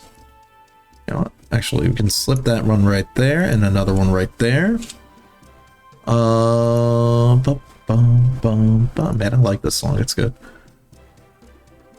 I could probably like rotate that one all the way around. That's a good one for there. What else? What else? Put another one of these there, maybe. Maybe like that. Another round piece.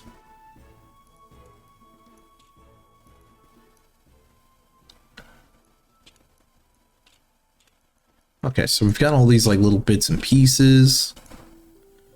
Now we have to go and start straightening them out. You should still make a human empire all about conquest. Maybe. That could be it. That could be who's in charge of like the harbor capital here. While everywhere else is like still probably free, really. But that could be like their goal to take over the whole peninsula, and maybe that's why like they're getting attacked. Could be one of the reasons. Well, we've got a lot to work with as for reasonings. Whoops. Okay. Let's rotate. There we go. Gotta refocus a little bit. There we go. We'll clean up a little bit of the texture there because I think it's starting to look a little off.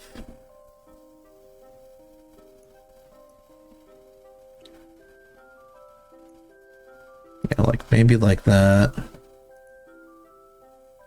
And we'll like have to recolor a little bit.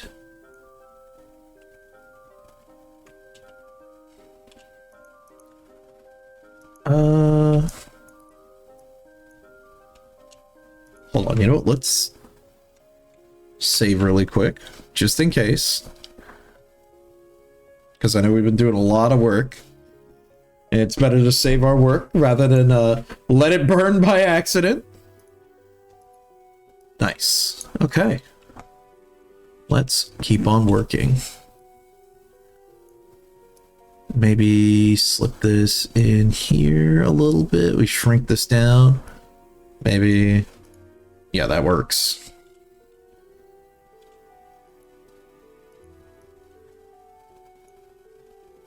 And maybe flip this around this way.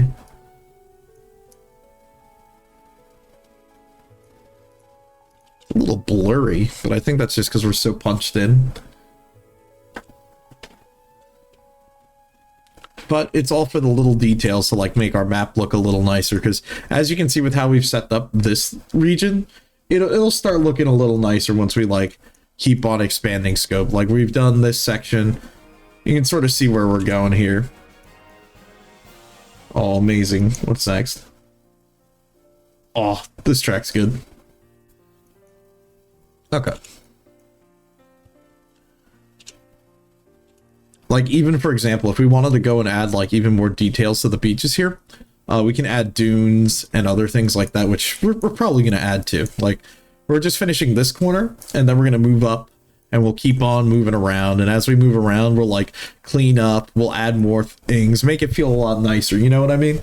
It's kind of a long process, as you can see, and it really depends on like how much in detail you want to go with this.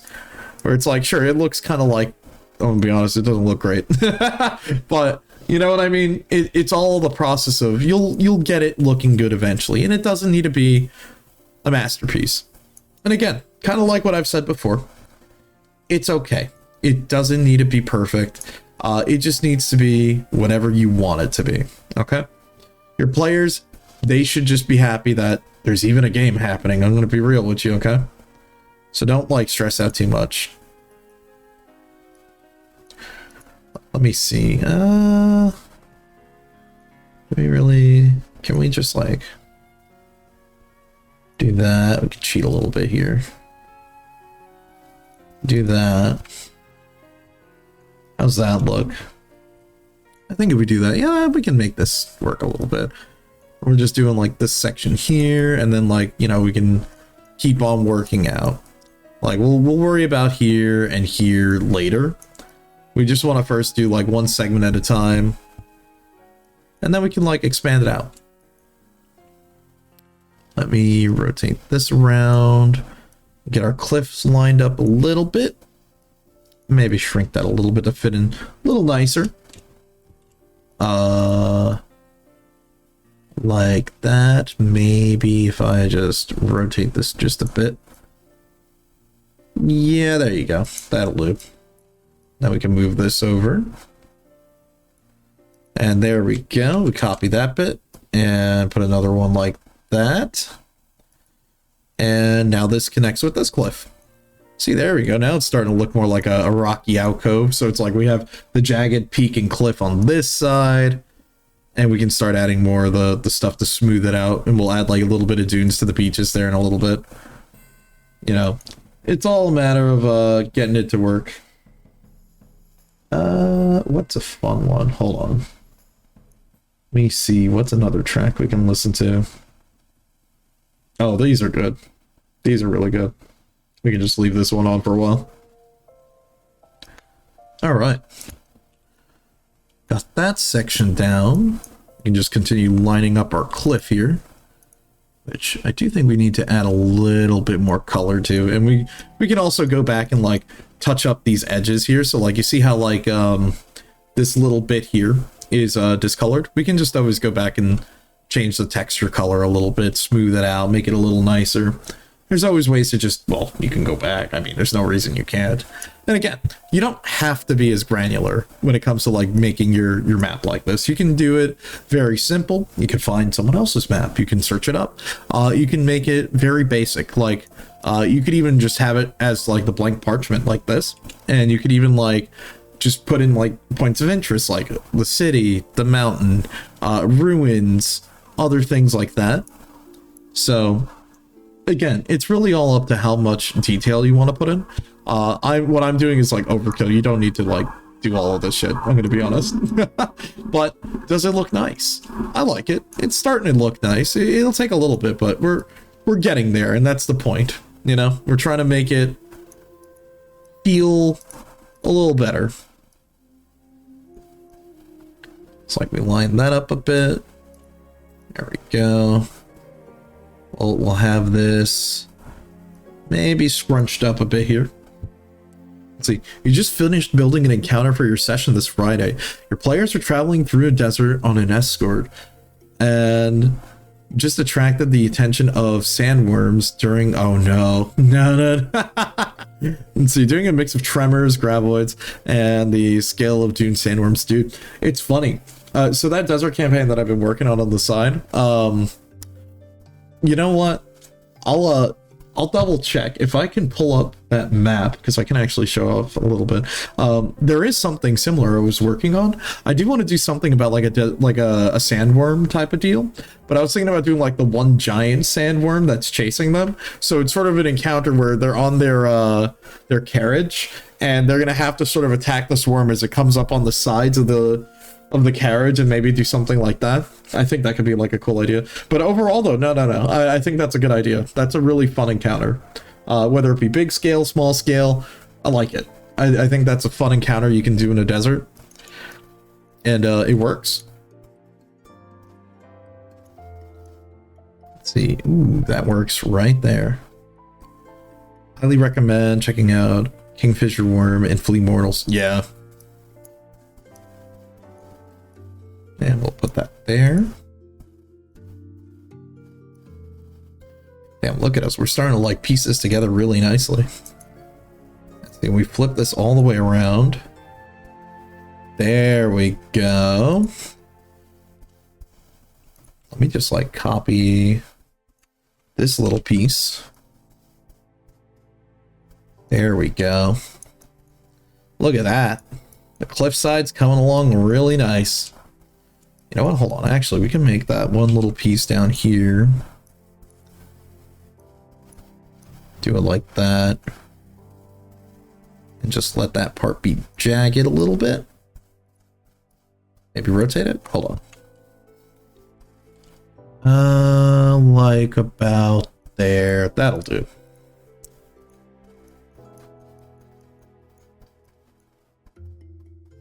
I feel like we need like another little piece here. Yeah, something like... There we go. And if we do this... Maybe like that? Yeah, there we go. That's what we're looking for. And then you can even overwrite that or cover up this little bit. There we go. Haha! Don't you just love it when it comes together? It's like you're doing a jigsaw puzzle. Like, it's okay. You can let it be a little jagged like that, and that works because that, like, it's how it is in, like, real life.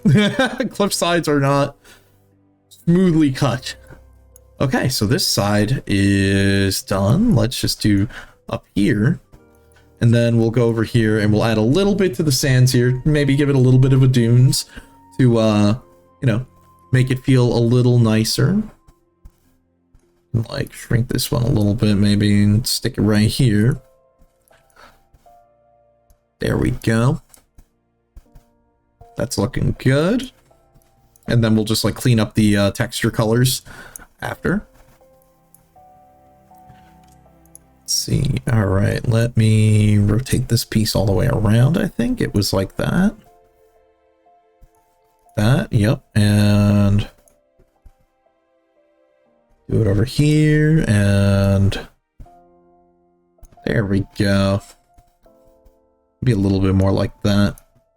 Let it dip over. And then here we've already got some of this already. Make this a little bigger. There we go. Oh, this is like a little weirdly lopsided. There we go. How do I want to put this? I guess like this, right? I think that's upside down. It should look like that. But maybe we don't use this piece. Let's look at our stamp. Let's use maybe that.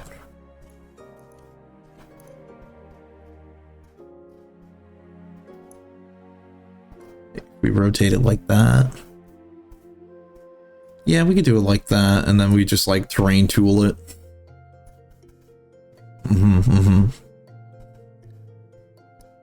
Or maybe we do that, and then like that. Yeah, there we go. There we go. That's what we like.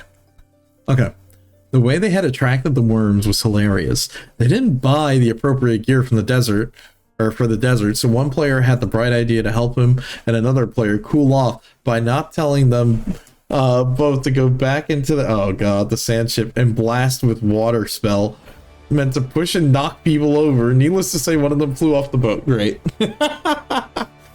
Wonderful. Look, that's the type of shenanigans you love hearing about.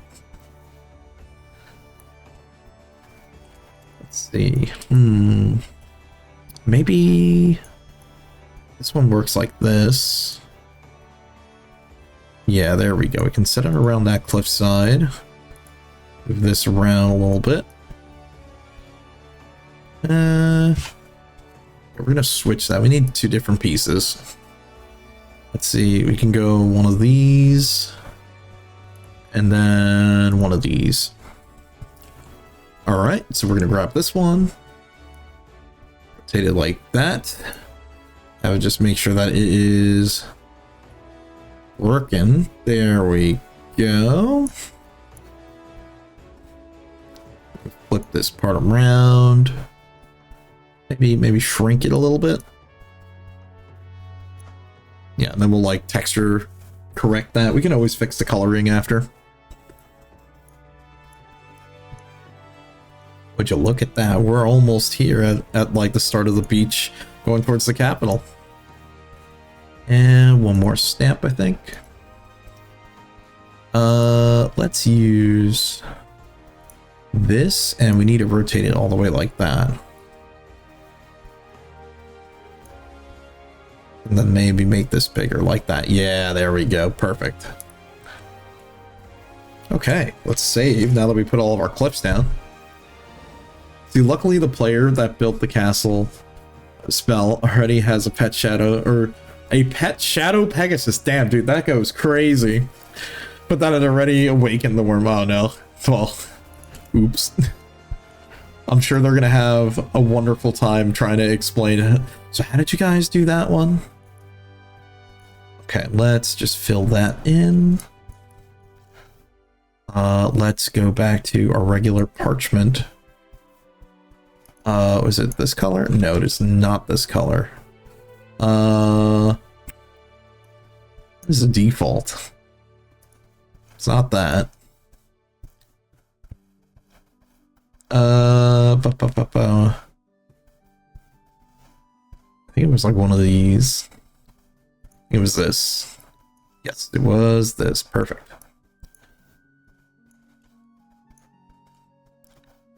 There we go. We just clean this up a little bit.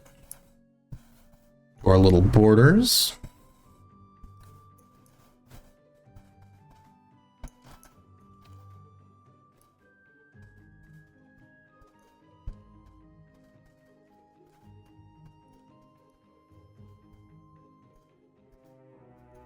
There we go. Let's see. The player was acknowledged by one of the 4 horsemen and received a special summon, greater summon steed. Damn, dude, that's sick, actually. I think that's really cool. Let me do that. Let's just keep on fixing around here.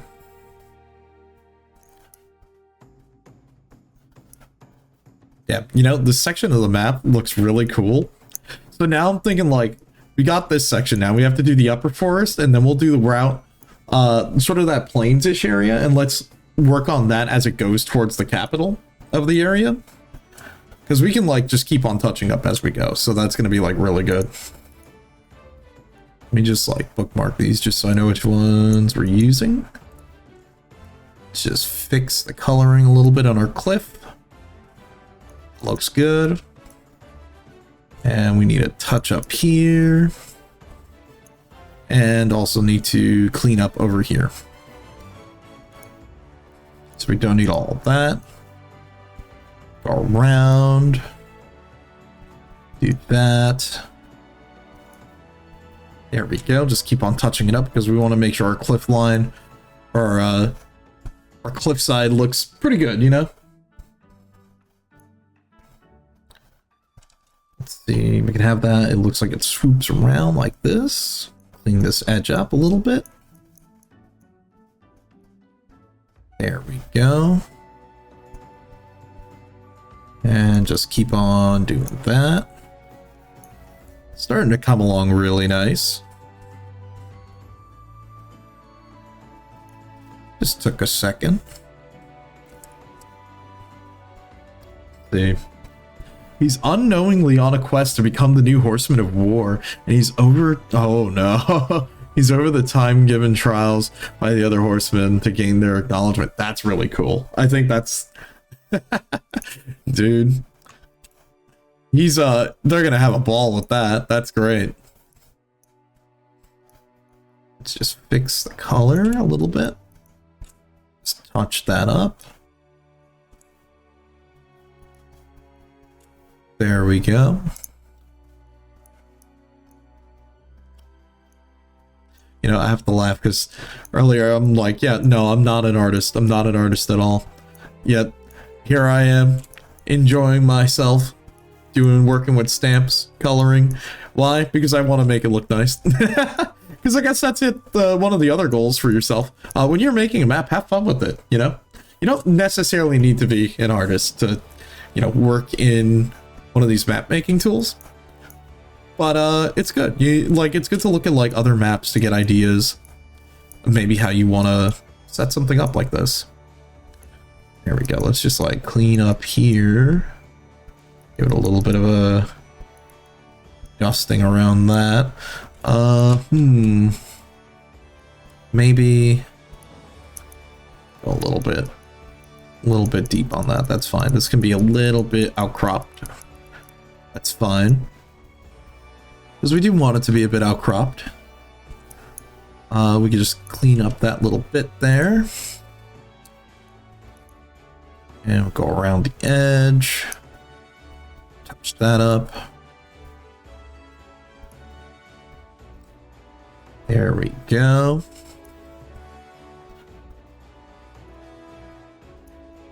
Just clean that up a little bit. Okay, there we go. That's a really good looking cliffside. Nice. All right, let's touch up the shores here a little bit.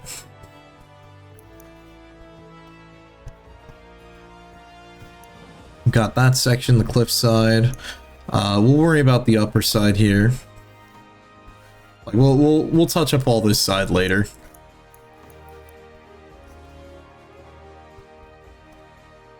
Okay, so now let's see if we can make the beach feel a little bit more alive. Hey, what's up, Hawkins? Welcome from hell. Let's see. He's a follower of your god of strength and thought it would be a fun way for him to explore the idea of strength and would like becoming a horseman himself. Yeah, no, I think that's a cool idea. Sounds like you've got it cooking. See, they had a good Taco Bell anyways. What's going on? We are making a map. So what we did on the left side of the screen, which is kind of tiny, I drew a little bit of a reference for us in Paint at the start of the stream. And we were sort of thinking, well, what things do we need in our map? And, well, we're in a map making tool, working on it. So we've sort of just thrown out like the general stuff, like the big splotches of where things need to go to get started. And now we're sort of working on like the minute details. Like this is the forest / jungle section. Maybe we can make it something useful. Oh yeah. Like where is it? Oh, whoops. Let me not accidentally click on that. So like over here, we've got the Pirate Cove, where this will be more or less like where I think the ghost ship will end up going. Over here, we've got where the sunken fortress is going. These are some sort of general markers. Some ruins up here will be in the highlands, the capital city. We've got over here our mountain range, which we're going to work with. We're going to slip in our Mount Olympus somewhere here and touch it up. Capital, ships, harbor. Over here is the forest and jungle, where here's going to be the lighter forest area. And here's the deeper jungle. And here we decided, like, while we were going through, I was like, you know what, why don't we add some other encampments around here? Maybe make this like another coastal area where pirates would sort of land. You know, it's a ways away from the capital, so they can't really get, you know, in trouble, really. And they've got like the natural land barrier here where they can sort of park, gamble, whatever it is pirates do. Maybe an obelisk here at the end of that. We added in a sea trench. I don't know why, but why not? We'll figure it out. And over here, we have essentially what is going to be kind of like a Venice city, where it's a city that's built on top of an already sunken city. So, yeah, why not? Oh, yeah. And there's a whole bunch of stuff we can use out here in the open area for the sea. Like, we've sort of like expanded a bit on the content for the land, where over here is going to be like plains-ish across this bridge. Then over here there'll be a mountain village, and then mountain range and path. Over here the highlands, where you're going to have ruins of like the older civilization. Down here we've got our jungle and forest, and we're going to have this stretch being like the coastal stretch around here. So yeah, that's just sort of some of the ideas that we've got knocking about.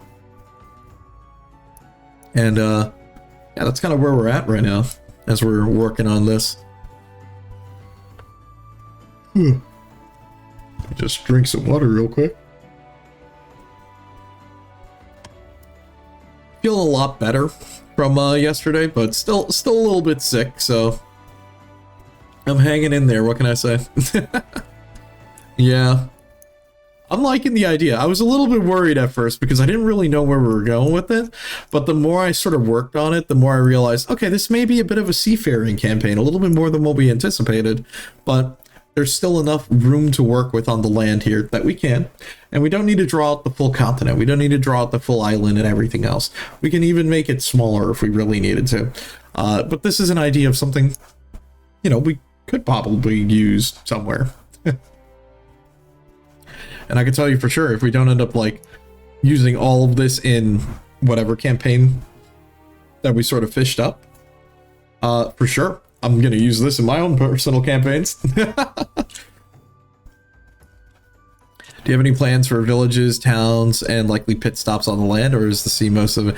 Actually, yeah, that is kind of the plan. We just don't have it all like marked out here, but in our smaller drawing, we did mark out a couple of locations. So like there'll be some smaller other villages like in each of the different places.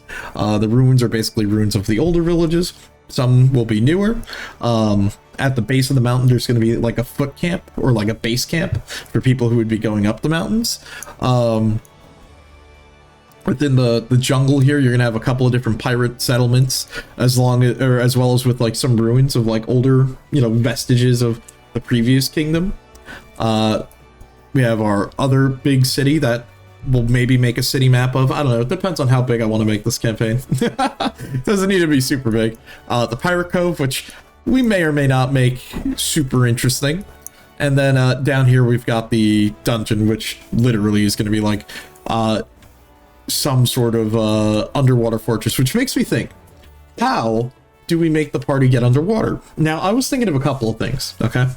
And you're going to laugh. But one of them had me think medieval submarine, something like that. Yeah, use paint to draw the blueprint. Exactly. So kind of how I went about it was I personally like using paint to, I usually use Photoshop, but Photoshop I kind of can't show on screen. It literally won't let me. Typically, what I like doing is I like to draw out a blueprint of what I want necessarily. Now, I'm not an artist. I'm by no means. You can tell literally by like my horrible drawing. But you know what I mean?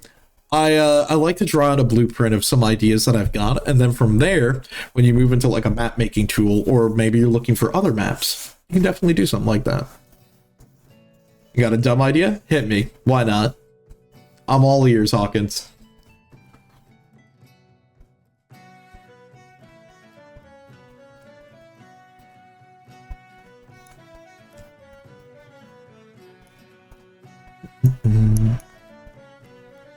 Let me see if I can add some dunes. Actually, we can even add like some hills. Submarines, but they use weird stuff to make them go down to the bottom. You know what? Good idea. Yeah, I like that. Oh, whoa, whoops. Outlandish here, like a giant belt. Maybe. Well, I'm just going to put some hills here just so we know this is going to be like the plains-ish area. But we can do a little bit of elevation, like some minor stuff since they're like coming close. Well, I'm just throwing this in as filler for now. We're going to clean this up, of course. Let's see. Where is it? Where are my dunes? Little hills for the hill giants. I mean, hey, there are hill giants on our list of monsters, so we can't slip one in. Here we go. That's what I was looking for, the dunes. Now it's funny because this is going to look like really big, so we're going to have to shrink it like by a lot. It's like maybe... nah, it's like a little bit too much.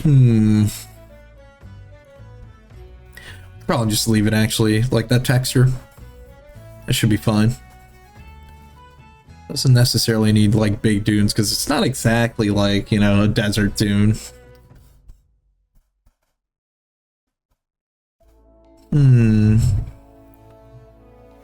What else? What else can we slap in there?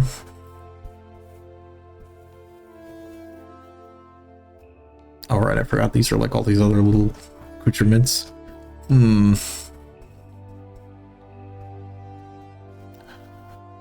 Markers. What else? Oh man, you can even add clouds on this? Sick. Let me see.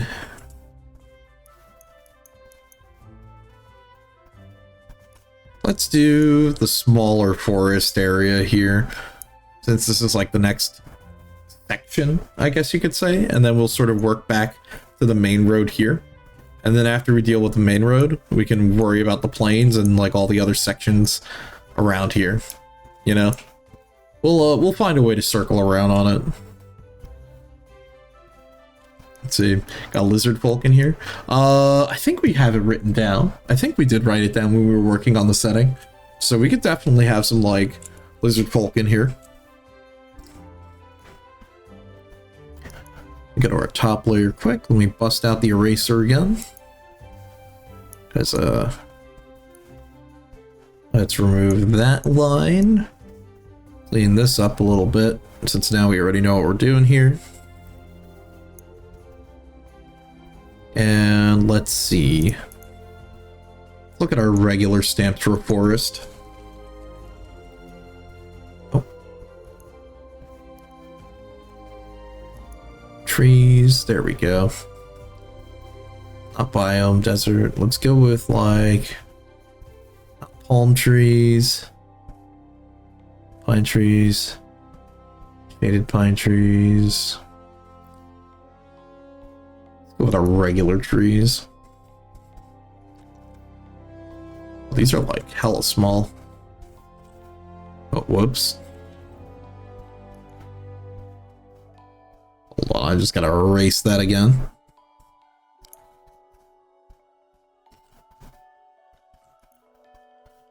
Okay. Shaded trees. Random stamp. 20.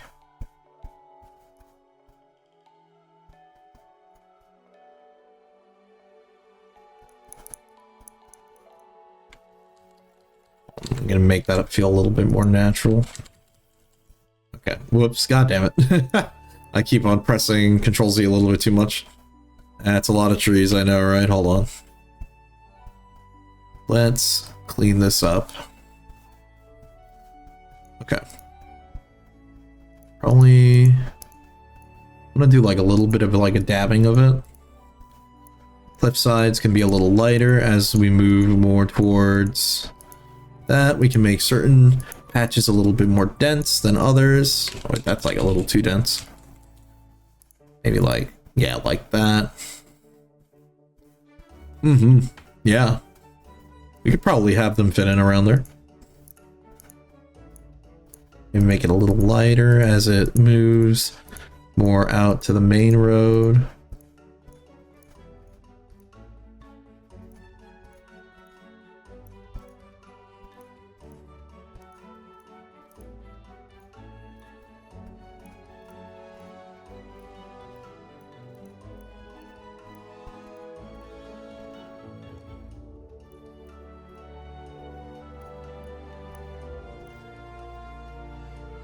Cicada guy.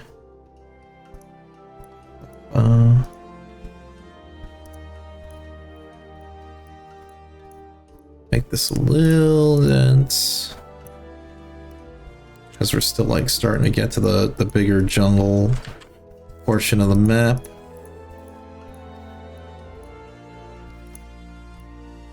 Maybe mix in a little bit of the other trees like that. Make it look like it's starting to shape a little bit.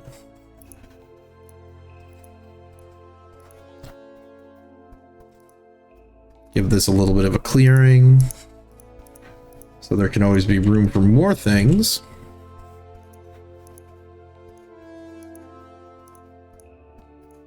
Oh, maybe I'll have the lizardful take over one of the ruins that are in the jungle area. Because we did put in a couple of them. Might be a good idea.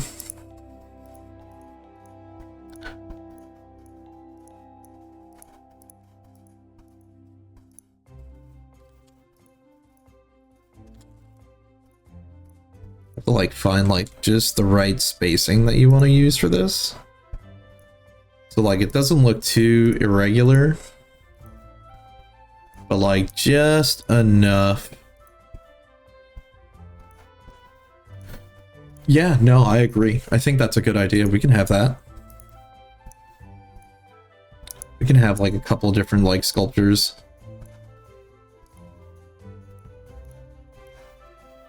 Oh, let's make this a little bit more dense, this area.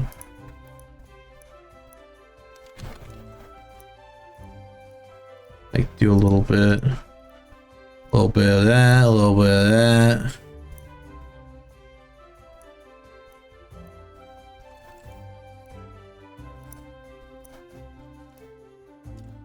And we can tighten this up a bit. There we go.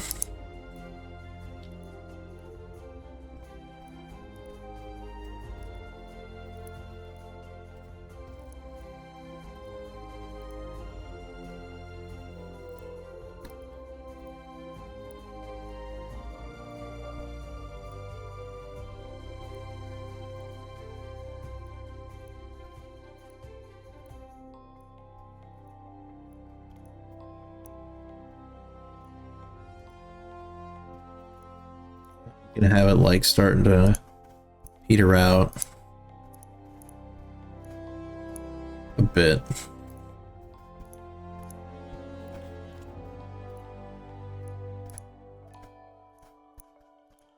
There we go. We do a little bit like this. I'm sorry, hold on. I'm locking in. I'm locking in, putting trees down. Hold up. Look, man, it's all the times playing The Sims. The home interior decorators like coming out of me right now.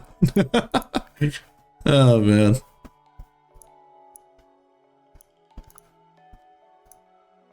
And just do that a little bit. Start spreading, start spacing out a little bit.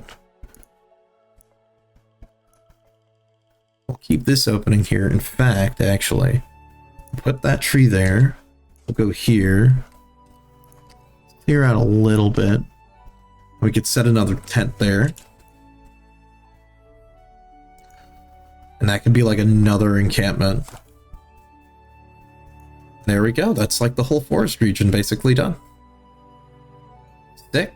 Good shit. Good work, everybody. High fives all around. Let's see.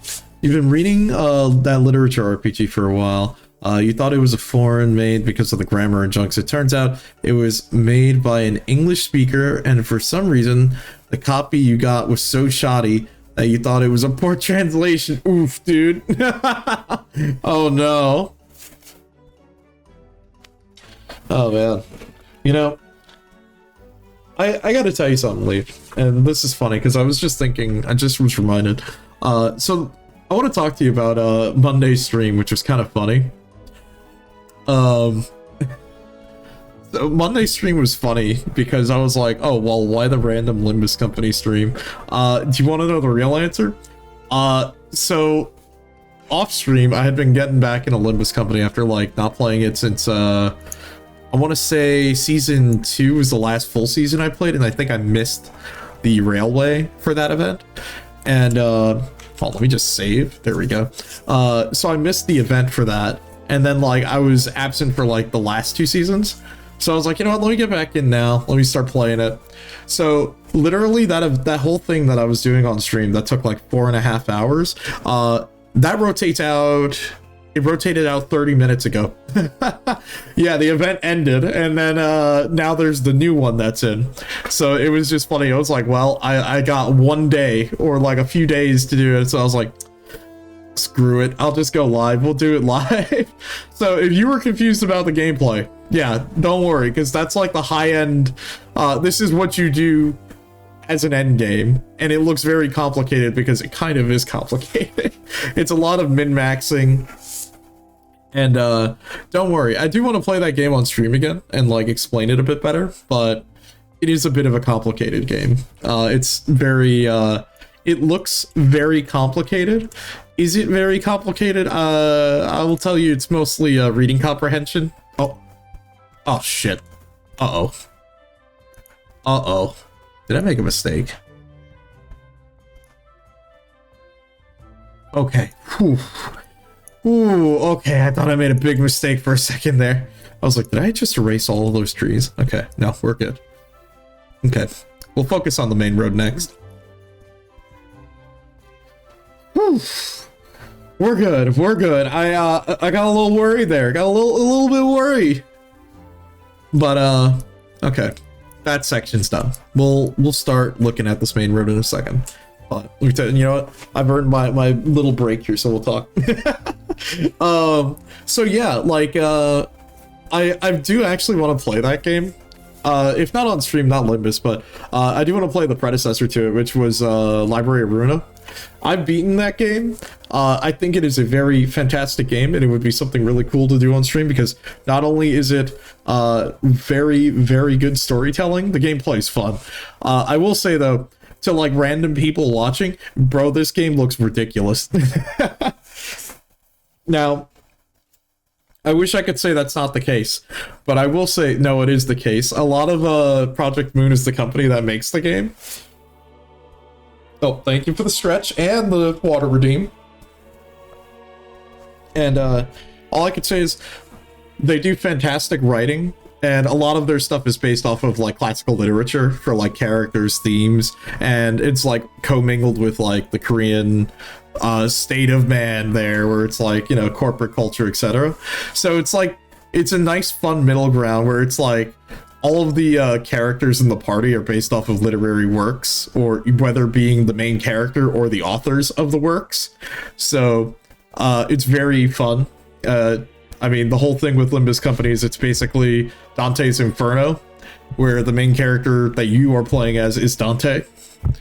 You know, there's like a bunch of stuff. All their stuff is like literary works, and it's crazy. I mean, even after we did that railway event when we went into the story mode, we didn't even do too much because there's just like a lot of story. And I think the funniest thing I could say about that game is yeah, it's a gacha in the wrong way, where they basically made a single player game that they're just putting out for free in segments. Because it doesn't suffer any bit of quality drop, because most of the writing is basically on par with the rest of their single like player games that they've written, and even the short story that acts as a prequel, which is very funny because the short story takes place after their last game, so it's a little bit more continuity. Very big fan of it. Good, fun piece of work. Music is a banger all the way around, and the gameplay's fun.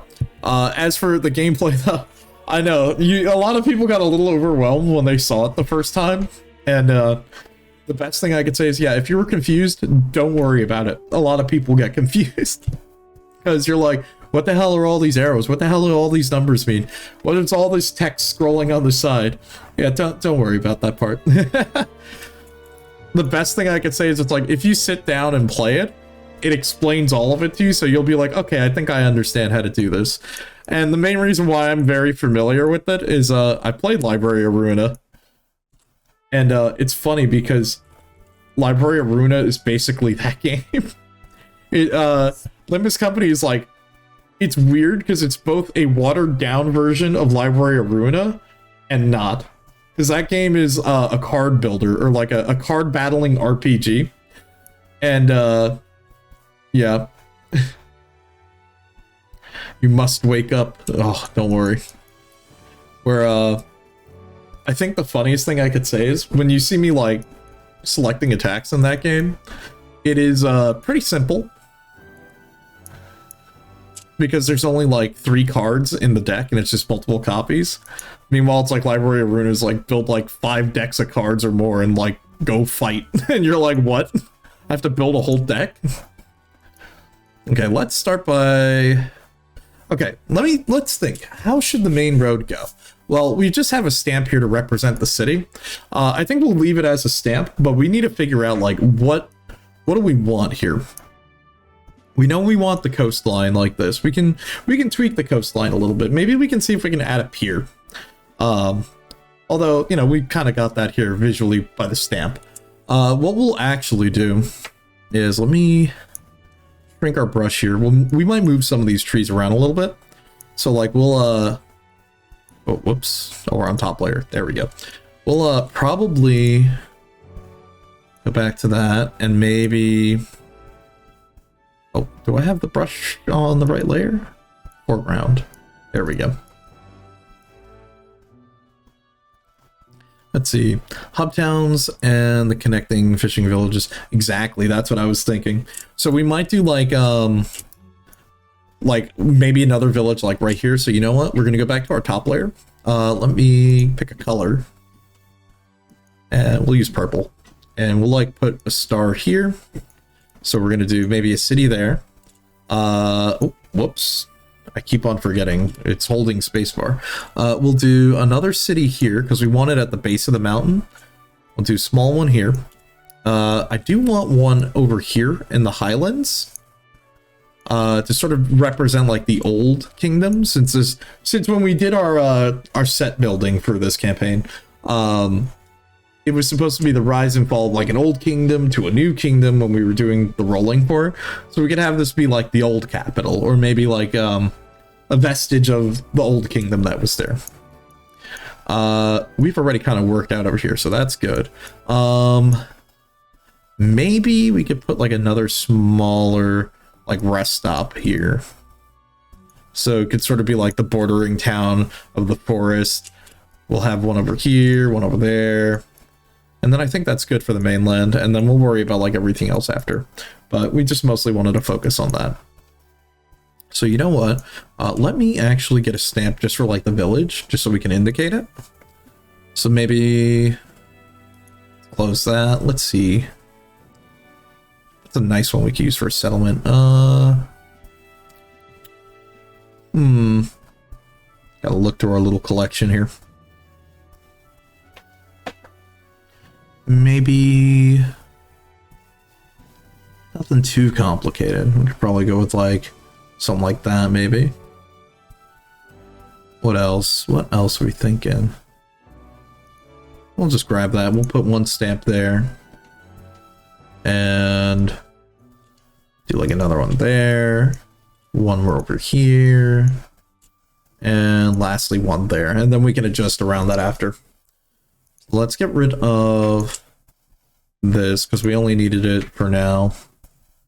Just to indicate a little bit of a marker. Just wipe that out.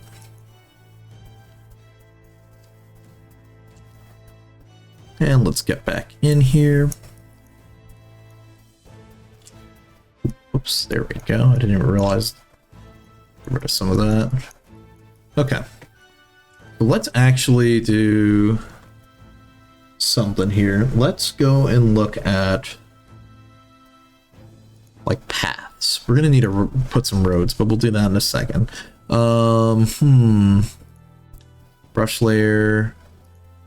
I think we were doing foreground. Let's see, what texture did we want to use?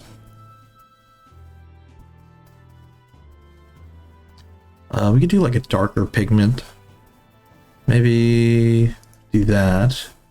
And then we make the brush size small. Yeah, that works. We could have it like a road coming around. So we'll just say like it's coming from there. Let's say pit stops here. Road going. And we'll have it like fork off down this way. Again, doesn't need to be perfect. We can always adjust after.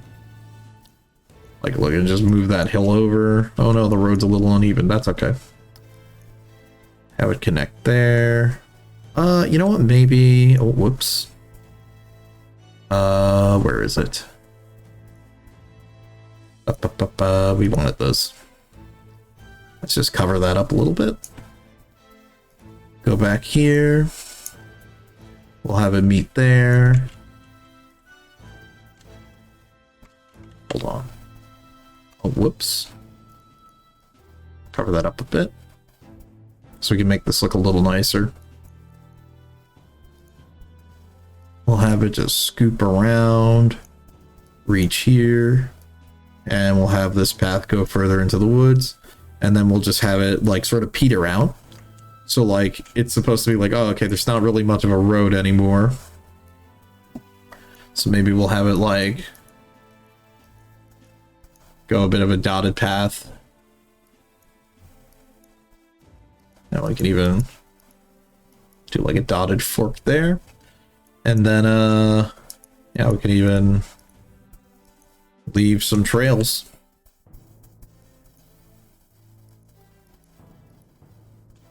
Just so like it's indicated for the players so they know that, hey, these are other ways we could go. Now, you could either do it like this on the map itself, or you could have it like completely different. Completely up to you how you want to do it. And let's go down this way.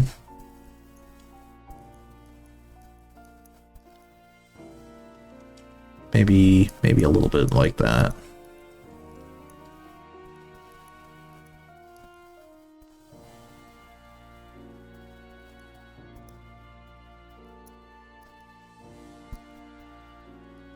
There we go. That's that path. Okay, so now, oh, whoops. undo that. Okay, so now let's start doing this way around. So let's circle around and say, whoops. Let's make this 10. I think I had it at. Yeah. Oh. I don't think it was 10. Hold on. I think it was 8.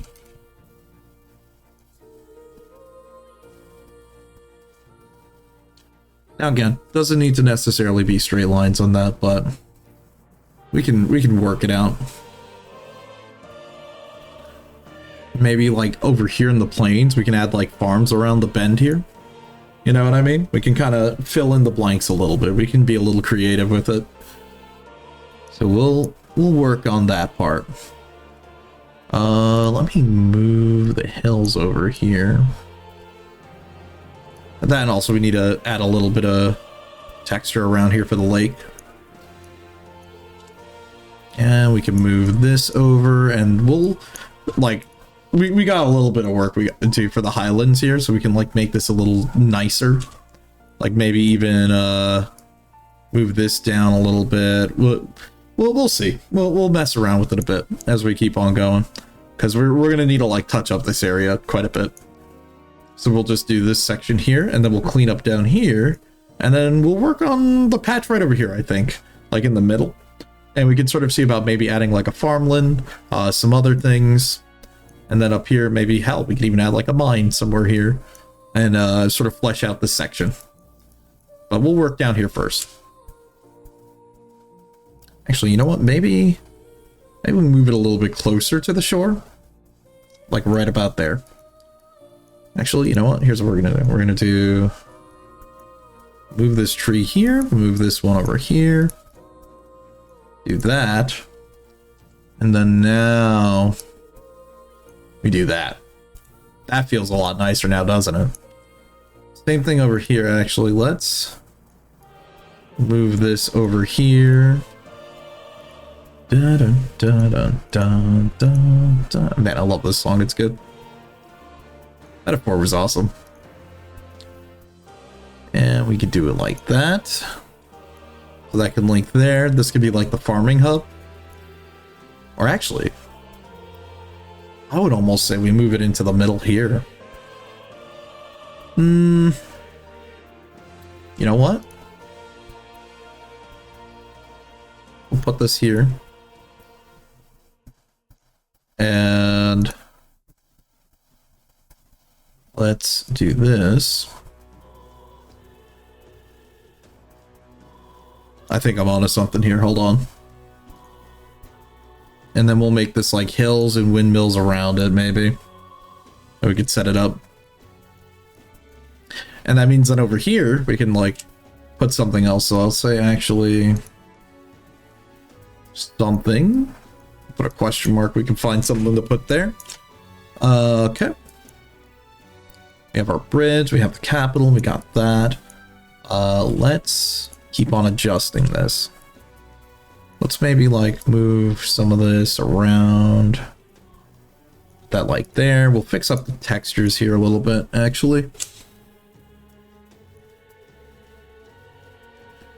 Let's go back here.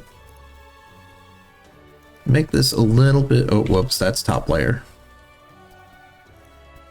Okay, so we want to make this a little bit cleaner so it can slowly start turning into the beach again. Since this is like it coming down from higher elevation. So maybe... yeah, like that. We'll have it slowly come up. What if we just like clean this up a little bit, make it go a little bit, yeah, like that, like a little bit like that. And we just gotta like tighten up the corners a little bit. No map is perfect without a random sea monster. You know what? You're right. I'm already ahead of you, Hawkins. I thought about that right away when I was going through the stamps. I was like, ooh. Had to definitely put one of those in. Always want to have something cool like that. Okay, let's do that. There we go. Now the shores are looking clean. There we go. Smooth that around. And there we go. Okay, that's that side done. Now the lake. How do we want to do this? Ooh, where the undead pirates come from? Not quite. I would say maybe it's funny because I had Pirates of the Caribbean on the brain. I'm like, it could be a cursed treasure that since the background that we rolled is that the lands are cursed by the gods, we could literally have it be cursed treasure from the gods. And their sort of answer to that was fine. We'll kidnap the god's daughter, and then it just solidified that. Well, I guess you guys get to stay, ghost pirates. You know what? I think we'll adjust the shape of this lake because I think we should make this a little bigger. So let's do this. Make this like a little bit bigger.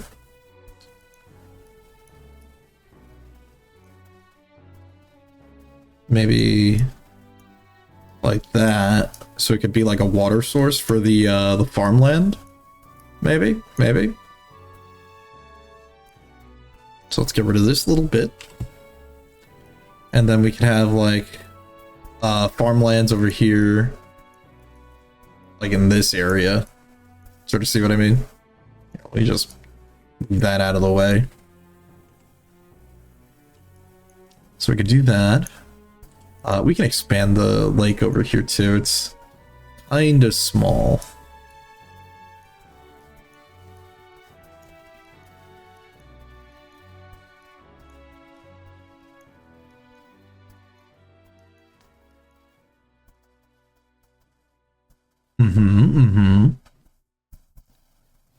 Yeah, exactly. So like over here could be like a bit where this village probably fishes and farms. Others on the other side, it'll be a little bit more strenuous since it's coming down from that way. I mean, hell, we could probably even make like a little bit of a river. You know what? Hold on. Have a little bit of an idea.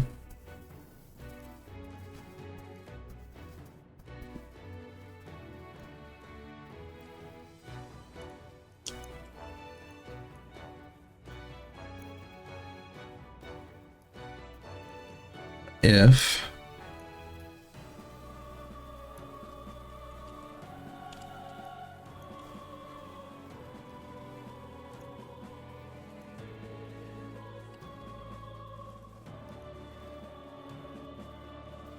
what if we do that?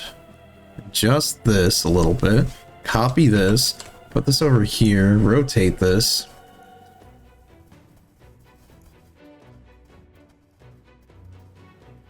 I could probably do it like that, so that just shows the higher elevation. We could have this look like a waterfall, maybe? Hold on. I'm onto something. Okay, we do this. Let's clean this up a little bit. And then we go back to our parchment color.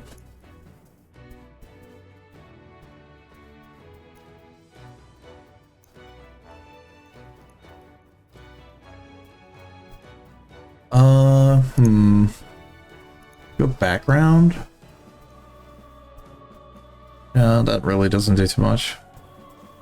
What if we do... I have an idea. This is gonna be silly.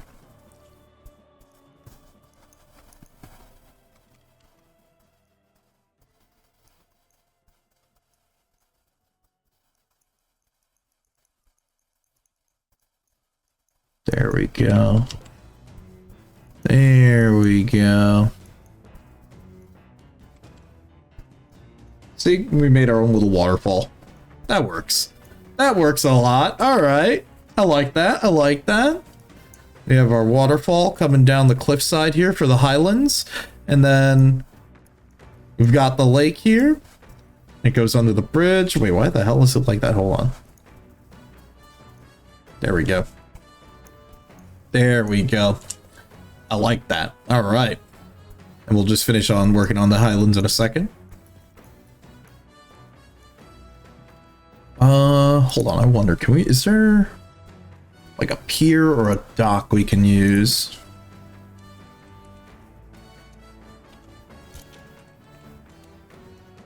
Maybe dock. No.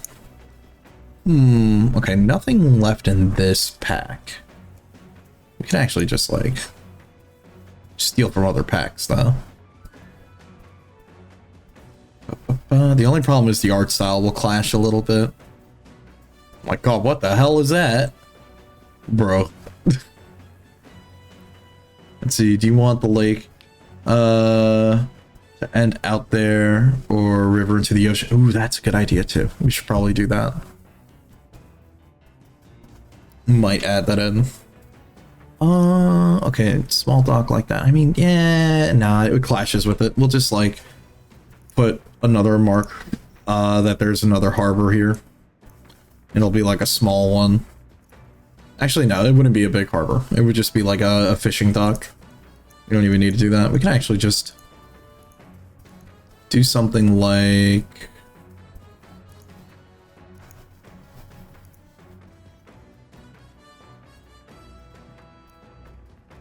Oh, whoops. There's a top layer.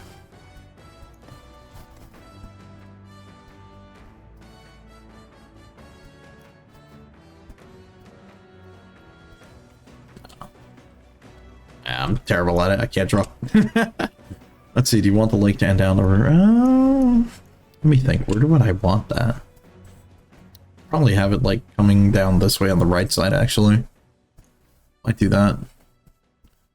It's like have it shrink down a little bit.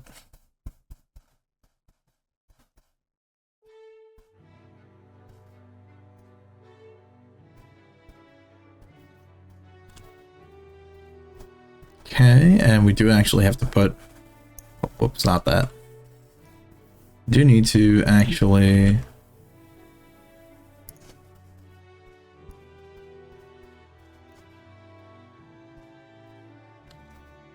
Hold on, I want a good looking river. Yeah, that'll do. I do need to actually do this to put that back in so we can mark that there's a bridge there. Because that's sort of what we did beforehand. We just rotate that and count.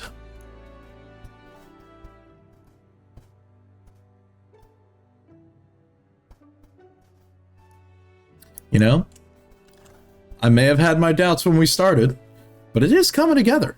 It's starting to look nice.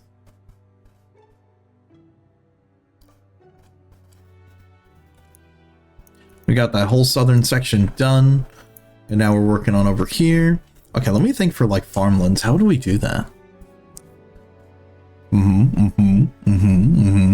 Good idea. I like that. Oh, I know we still have to also do the mountain path up here, actually. Let's finish writing. Let's finish putting down the path. Let's do that. I think we were like 8 brush size.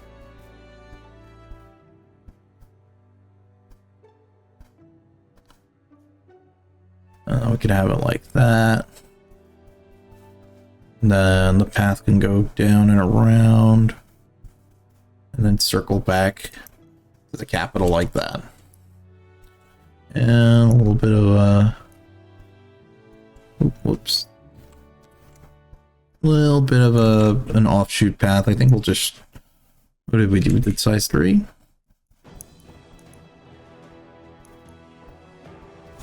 Oh man, big swelling music, let's go. We'll worry about fixing up the islands here in a little bit.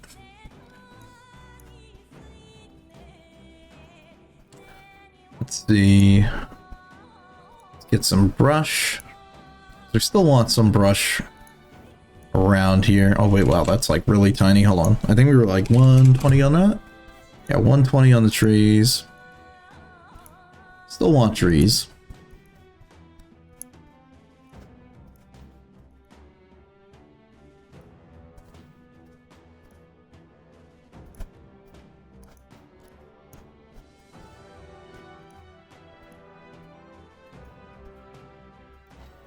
Before you forget, Monster Hunter Wilds announced their first update. They're going to bring the Soap Wyvern And your hunting ass is going to be slipping and sliding everywhere. Great.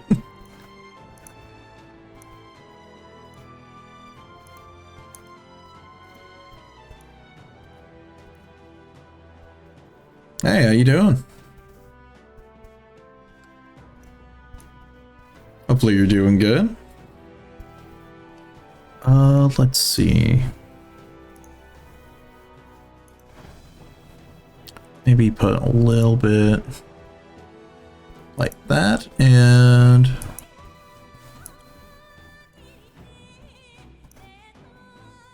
little bit there. Just hopping in to see what's up. Hey, I appreciate it. I'm just having a little bit of fun working on building a little bit of a map for a campaign that we've been working on stream. Been learning how to play 5e. I know, right? 10 years late, but hey, here I am. So I figured, why not? We're having a little bit of fun. While we've been putting together a map based off of a campaign that we sort of came up with by rolling through things in the Dungeon Master's Guide. What do I normally play? My friend group usually plays 3.5 and Pathfinder 1e. So that's typically what I'm familiar with. I mostly been playing like a lot of like Pathfinder lately, but yeah, that's kind of what I've been at. So I never really got around to playing 5th edition, which I have to laugh because first off, if anyone talks about 3.5, no, I'm not like 40 years old. But I have to laugh because every time I've brought that up to people, they usually go, wait, so are you like just ancient? I'm like, no, I'm not. I go, my friends, I go, no, my friends who are like in their early 20s got me into D&D over the pandemic, and they got me in playing 3.5. And I asked them, I was like, how come we don't play 5e? Because like a lot of people play 5e. And they said, because I like the customability in 3.5, or like the customizations. Because you can do a lot in 3.5, and there's like tons and tons of books for 3.5. So that's why I had a laugh about it, because I'm like, I go, thanks guys. Now anyone who I ever talk to about D&D thinks I'm like 50. Oh yeah, it's a very different game. So it's like whenever I was going through reading like the 5th edition books, I'm like, you know, this is not bad. I like how they changed some things. But at the same time, I'm like, oh man, concentration sucks. I'm so used to 3.5 where there's no concentration. So you just have like dudes just buffing up like crazy and just, look, min-max 3.5 characters are disgusting. It's fun to play sometimes, not fun to be a DM for. I can tell you that sometimes, depending on how sweaty your players get. But it can be a lot of fun sometimes. But at the same time, you know, it can also not. Yeah. There's way less wacky stuff in 5e. Oh yeah, I can imagine. Definitely after like reading through the handbook and like looking at some of the stuff, I can definitely understand now that it's a lot more of a tame game. It's a lot better to pick up and put down to play with friends, because it's like, look, as much of a fan of like Pathfinder 1 and 3.5 that I am, I can definitely say those games are not easy to pick up and put down at all. Because making a 3.5 character is so confusing if you have no idea what you're doing. I do like that for 5th edition. It's very easy to get in, and I think that's great. Now I understand, like, why like a lot of people, when they talk about D&D, they talk about 5th edition, because it's really like good to just get in and sit down and, you know, get used to it. And I also assume, like, my only thing that I've always heard that was a problem was there's not as many books for 5th edition, despite it being like 10 years old now, which, holy shit, dude. I was just really surprised seeing that there just wasn't as much like official books. Like there's like a handful of them, and then a lot of them I think are like reprints of old campaign modules. But it's very interesting because I do like what is available for 5th edition for some of the books that I was taking a look at, but I understand why there's so many like third-party supplementary books that people have made now. I definitely understand that. Because I mean, like 3.5 has like way too many books, dude. There's a lot of official books, and then there's stuff like Dragon Magazine and all that other crap, and I'm like, oh, there's too much content. I never thought I would say that. There's too much content. So, you know, sometimes you kind of have to like pick and choose a little bit.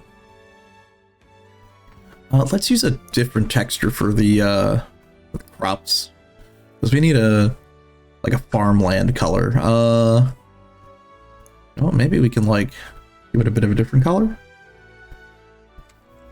So you're gonna say that all the 5e campaign books are awful to run, to be honest?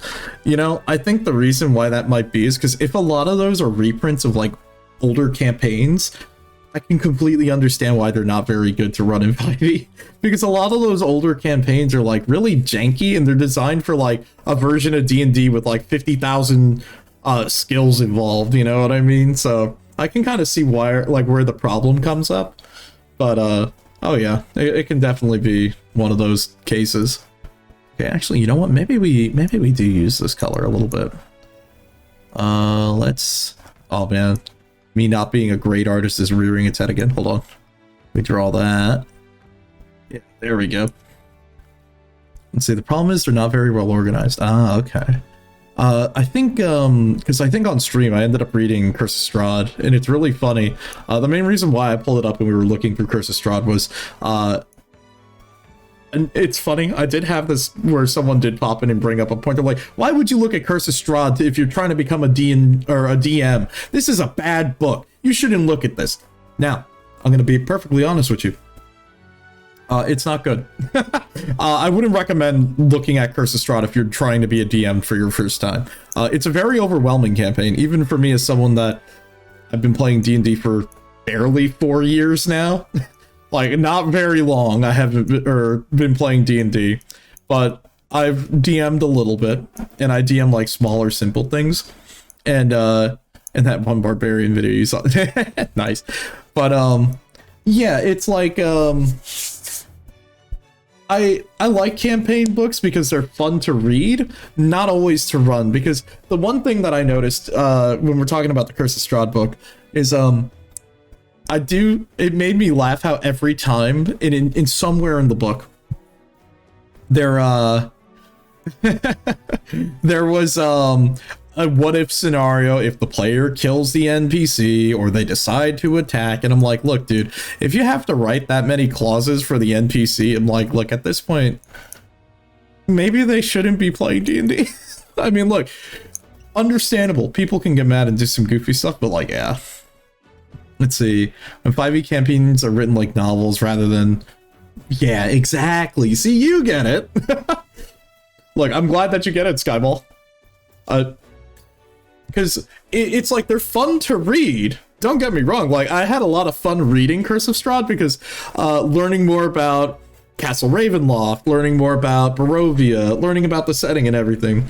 You know what I mean? I think it's really cool. It's just, holy shit. I think there was at one point during that stream where I was reading the book where I was like, okay, let's just skip to like Death House and we could talk about Death House, because I'm like 6 chapters in, which, by the way, I had to say thank you everyone who popped in to watch me read a book.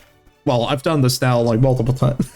Watch me read a book to you, which is fun, I'm not gonna lie. But I will say though, it was really starting to drag a bit talking about like Castle Ravenloft itself, because while yes, I understand this is the big dungeon, the big massive dungeon, my problem is there's a ton of different scenarios that you need to keep in mind. And I think it can be cool, but my issue is that there's like a ton of different scenarios, a ton of different, like, there's too many moving pieces. And as a DM, I'm like, stop, shut up, take it all out. I'm only gonna run like 3, okay? I understand why they're there for anyone who's trying to run it, but at some point you have to understand there's like way too many pieces.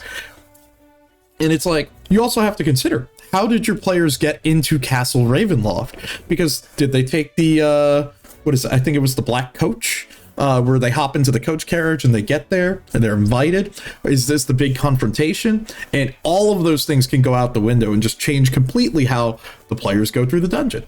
How did they enter? Through the bottom? Through the top? Through, I don't know, the courtyard? And it's like, oh, brother, there's way too many pieces.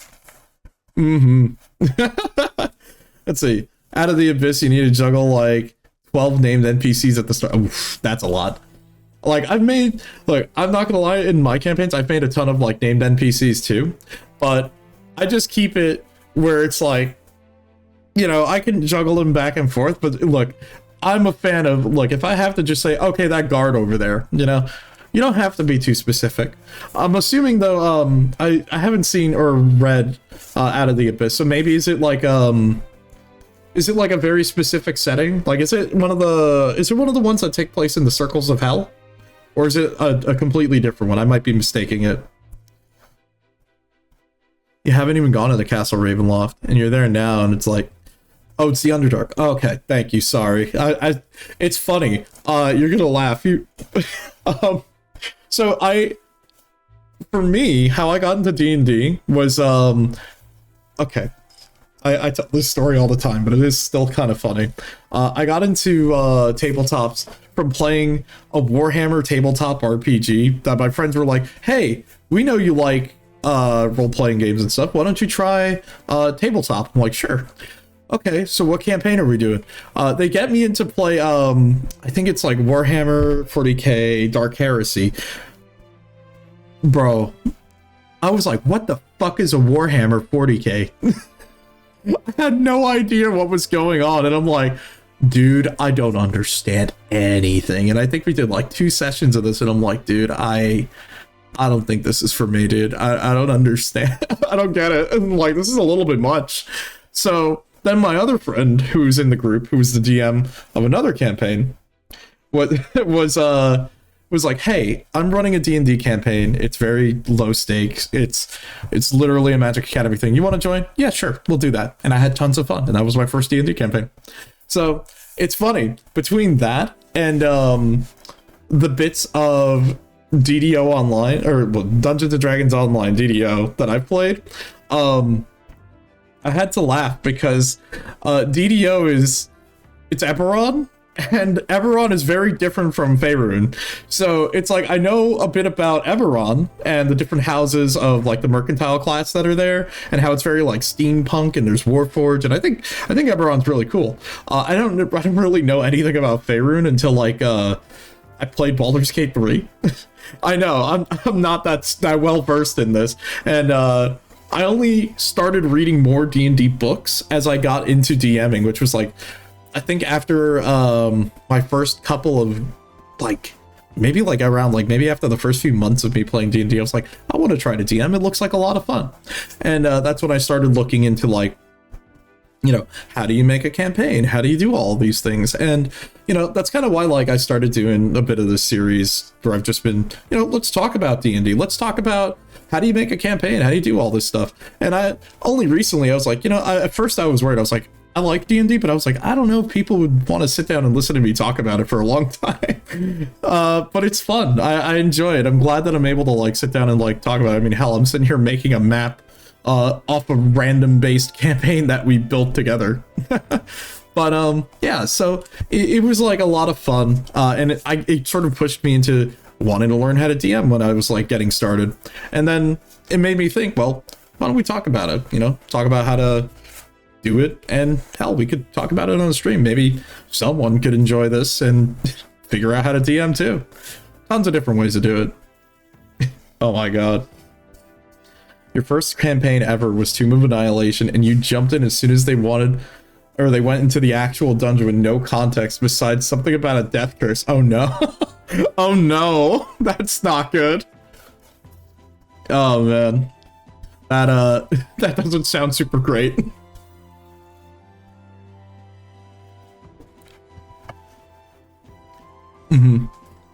Your maps were just mostly flipping the islands of Hawaii the other way around and erasing random bits. Hey, that's okay. I want you to know something funny. The first campaign I made,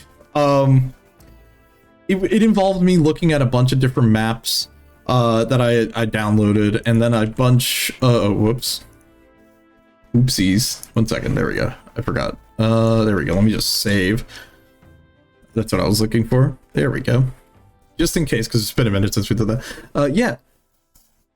It worked, and it ain't so stupid. Exactly! That's totally fine. And look, that was the number one thing I stressed out here. So, like, the number one point that I stressed out here is all of this work that we're doing, you know, making this fancy map and everything. You don't have to do that. You really don't. You can do something simple like the MS Paint drawing that I have on the left. it's really a game about, you know, using your imagination with your friends and coming up with something cool. Now, granted, I talked about this like way earlier in the stream, but I may as well bring this back up again. You can always like look online for maps. You can either Google battle maps, Google specific things. Hell, like I pull up, what is this? This is a 2-minute tabletop.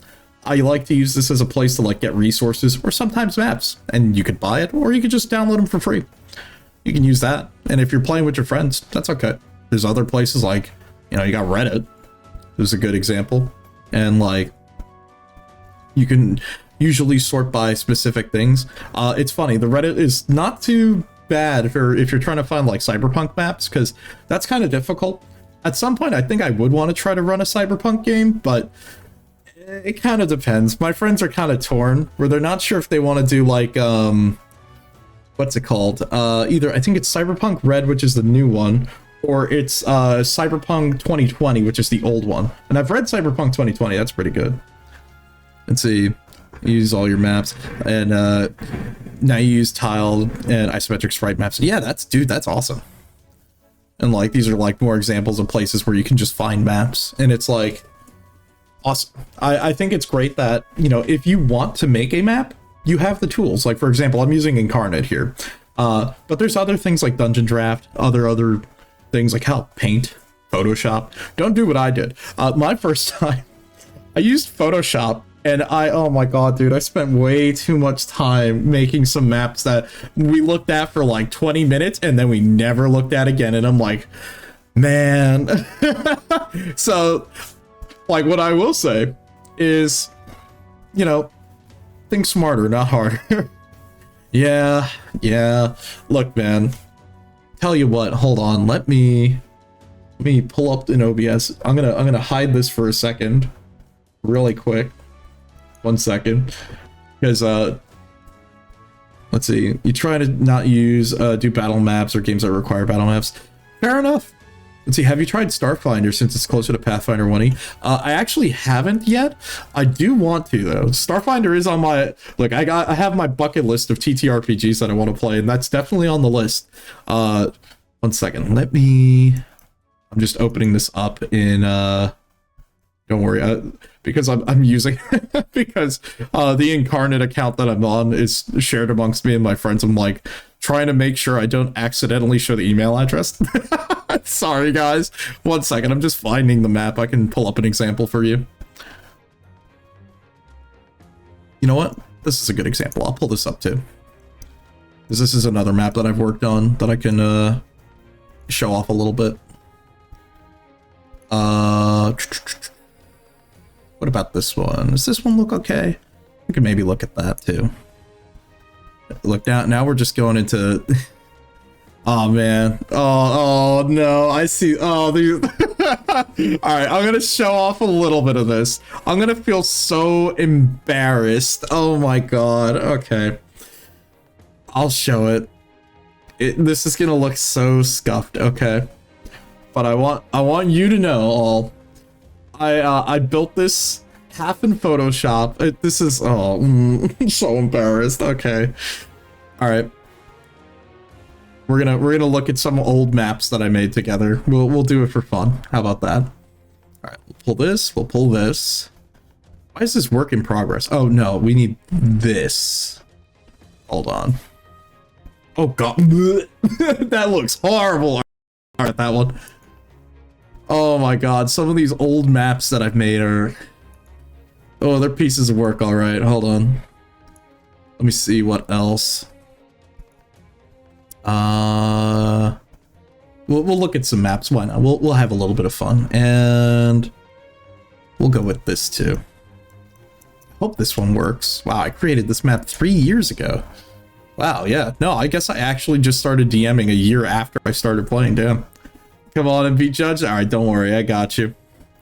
Okay, let me just do this so I can share this, and let me just make sure these maps load really good, and then I got you guys. Just make sure our map is saved. Good. We'll talk a little bit, and Wow, it's funny. Okay, you're gonna like this because this is similar to what we just did. Okay, you know what? Let's start from the top, and let's look at. I showed this off a little bit earlier. I'll show this off again. Let me. I can just hide the paint thing for right now. Oh, whoops! Wait a minute. That is the wrong thing. We want that. There we go. Okay, so let me start from the top. So this is the sort of the world that my friends and I have sort of put together for our D&D campaign. Or well, for our D&D campaigns, we usually end up using the same locations or scenarios, or well, not that. And we more or less have like divided up a continent, and it's like, okay, over here you have the Exo Republic. This is more of like your trading. I have to laugh. I go, the more over time as we've developed it, I laugh because it's like the California where it's like you have your scholars and your celebrities that typically would go there. Valinor, which is like the Elven capital, and they mostly have a tight border. They were at war with the Dromix Empire over here on the left. So they had a bit of a war here that was starting to sort of burn down their forest. It's interesting because this was where my first campaign took place, and I sort of like elaborated a lot on this region that they didn't really, my friends who built the setting didn't really have too much going off of. I said, you know what? The kingdom itself, or the empire itself, was built within a swamp region. So a lot of the original inhabitants that were lizardmen are now hamburger patty looking continent. Yo, for real, dude. It looks like a giant meatball. Look, it's okay. Don't blame me. I wasn't the one who made it. My friends made it, and I just kind of inherited it and use it.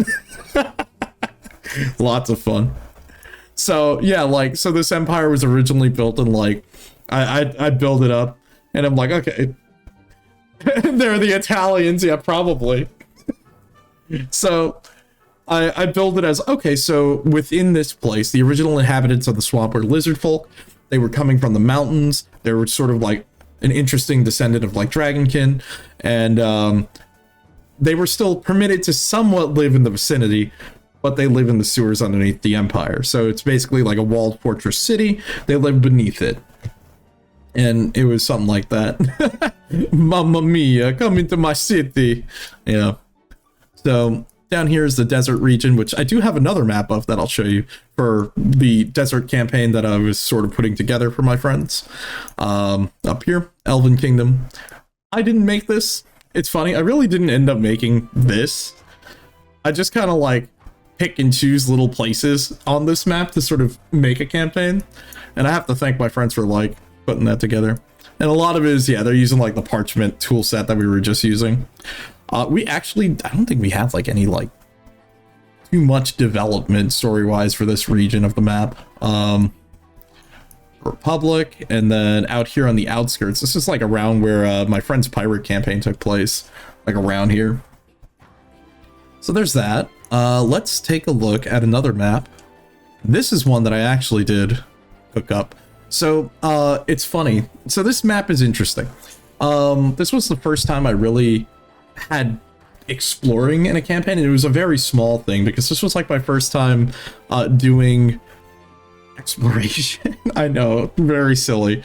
So this takes place at right, hold on, there's like a point I can pin to, but stop clicking on things.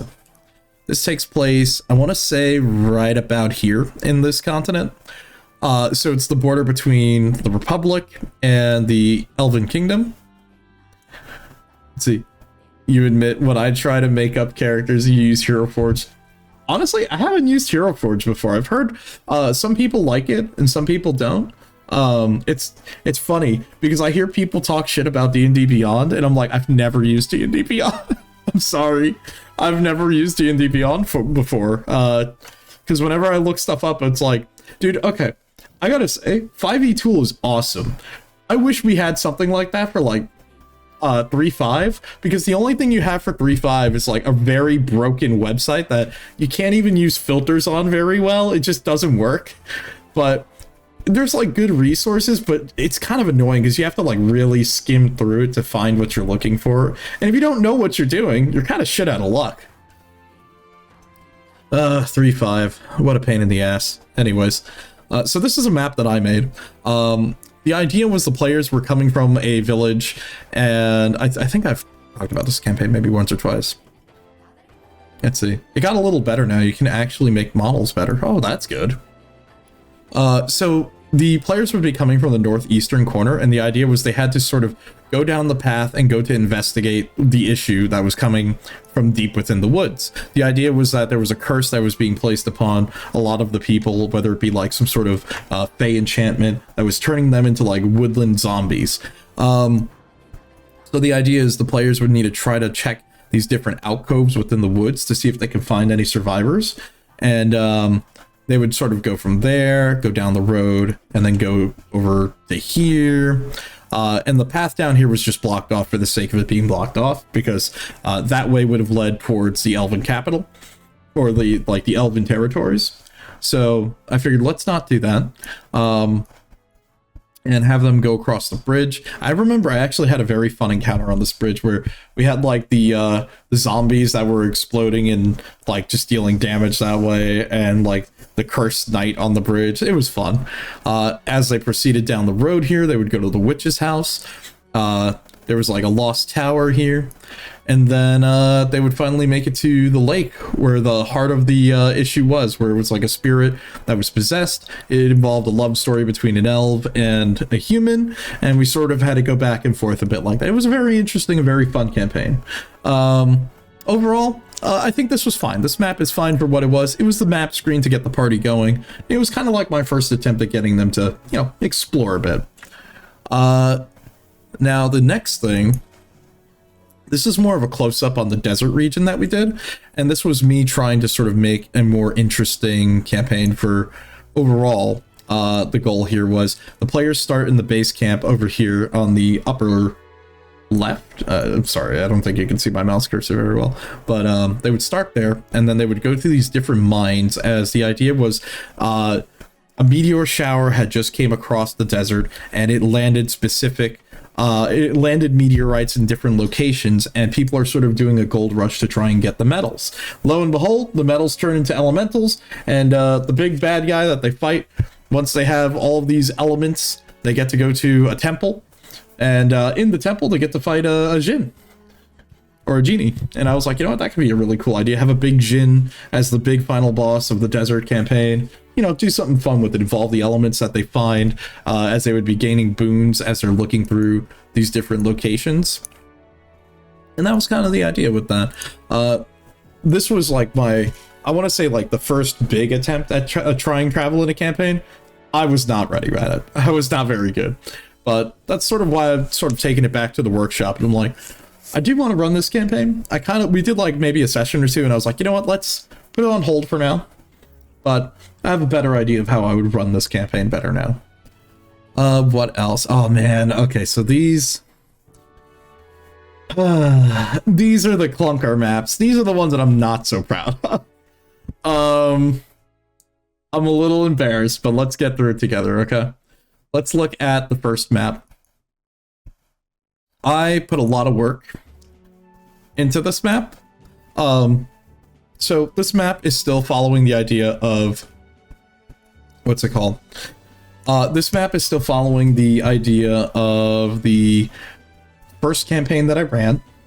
So this is in the sewers, and the idea was there was sort of like a bar on magic items, or like a ban on these things, where they weren't able to get them into the Empire easily. So this was basically how there was a gang that was running through the sewers and sort of taking over different locations, and they were getting boats in with a bunch of resources and like magic items, and this was their way of smuggling it in. And this was like a back entrance for like some boats to get in and then drop off stuff, and they were going to be able to barter and trade. And if they went further down the road, or well, down here, so like say the ship kept going, it could drop off its supply at the blacksmith, which one is it? Oh no, did I not click on it? All right, hold on, is this it? I'm dying here. No, that's their base. That's not it. Hold on, I'm hiding it for a second. I just need to do this real quick. Let's see, is it this one? Oh no, I just didn't. Oh, whoops. Okay. Okay, here it is. So if the players ended up continuing down the road. Okay, I put way too much work into this map, and you'll see it right now. Here we go. So this was the forge, where this would be the first instances of, holy shit, they're making firearms, or trying to. And the idea was, like, depending on either they came through this way, through the door, which would be from their main base, or they rode the boat all the way down here.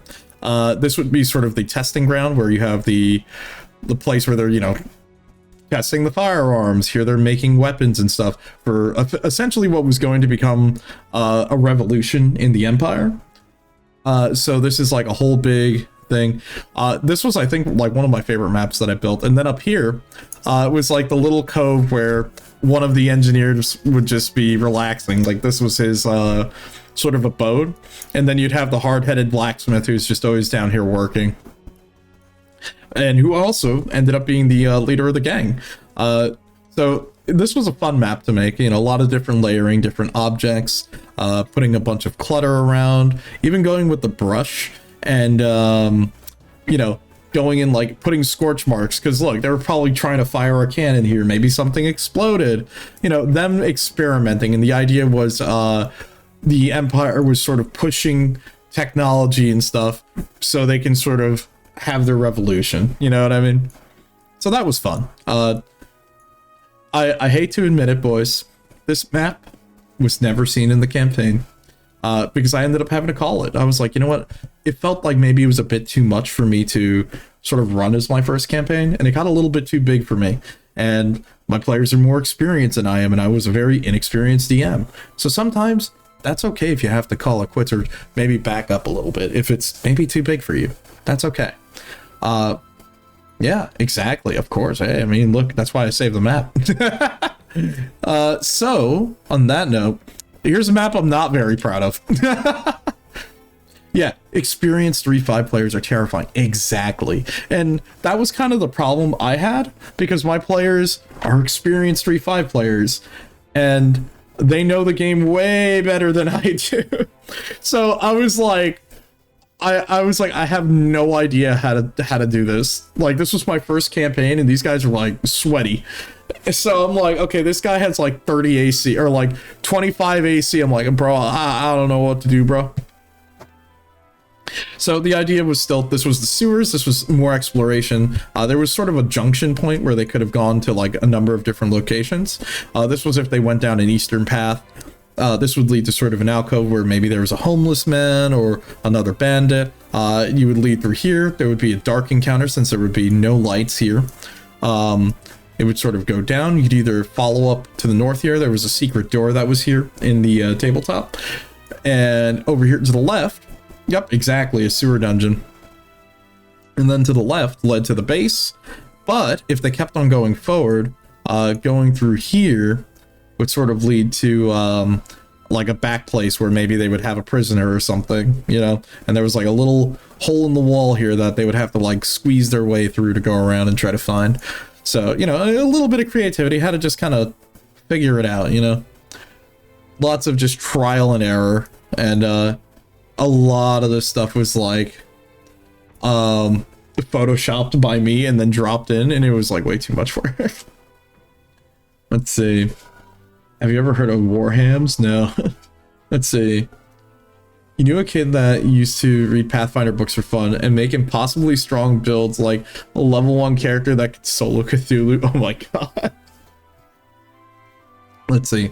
Now this is one of my favorite maps that I made, I think. And this is the base for the gang. So it's funny. We had a couple of different ways here where it's like, this would be the back door. So say they went in through that door in that hallway, they could come over here into the back entrance, where essentially they carved out, or they basically turned this into a back entrance. You can go in through the back here, go around through the section, open this up, and you basically open up one of the pipe valves to get into the main area here, which was funny. So it's funny, there's like a little squiggly painted on arrow on the floor here. And the idea is like they would have to get in line like it's a queue. And this would be like the armory where they could go and get whatever there's allocated for them. You know, a little resting area for the bandits. This was the leader's office. And then over this way would lead back to the forge. And then down here, you would have, you know, your gambling den, the place where anyone who was sort of on break would be. Over here was like the tavern, along with like the cook. You know, place for them to relax. And then this way over here would lead back to that first map that I showed you guys with the ship. So this would lead back to where their storage room is and where they could get supplies. And yeah, and then this double door would lead back to another map, which I actually don't have in here because I made it in Photoshop. And don't do that. It's not fun. It's too much work. So yeah, these are some of the older maps that I've made when I was running my campaign. Oh yeah, it could definitely be a lot of fun. And it's like, look, there are some things I'm not proud of, like how a lot of these assets were photoshopped in or dropped in, and these are all like custom assets. And then meanwhile, I could have just used what was baked in Incarnate. I didn't need to make this way harder on myself. Or just find a map that works, you know? I've sort of talked about that before. There's no shame in just finding a map that works and using it. Everyone understands, everyone does it. It's okay. Now, if you're making money off your D&D campaign, that's completely different, you know what I mean? But, you know, if you're doing it for fun and that's really it, it's okay. You know what I mean? So, there you go. Those are some of the maps that I've worked on. Well, really my first campaign, these were most of that. I think like this was not my second, this was like maybe my third or second, either one. And then this one was a small mini campaign that I did, which I had a lot of fun with. And this is just like one element of it. Like obviously there's like battle maps that I found, and then, you know, you put all of your dynamic lighting in depending on like what tabletop you're using. But yeah, you know, these are examples of some of it. That was a tangent. I hope that made any sense to anyone, and hope you like that. Let's see. You literally watched them play out, and it was wild how negative levels work when you start playing. Yeah, I mean, look, the only character that I think I've officially had die was being level drained by a lich, so it was kind of my fault. I should have knew it was gonna happen, but hey, it happened. I got level drained and died. Let's see. Someday you'll have to show off your maps. Yeah, why not? I definitely recommend it. It's look, I get a little embarrassed because I know I'm not. I don't, like I've always jokingly said, I go, I'm not an artist, but you know, even with a tool like this, you can still make a nice, cool looking map. And again, don't need to make it complicated. It can be simple, and sometimes that's all you need. Let's go and do that. Let's make this a small brush. Actually, you probably just like do it like this and just make it look like it's lines of crops. Just make it look like a decent farmland. You don't know if you can post links in chat. I'll be honest, I don't think you can. I'll have to double check it because I know AutoMod, I think, just like nukes links from Orbit.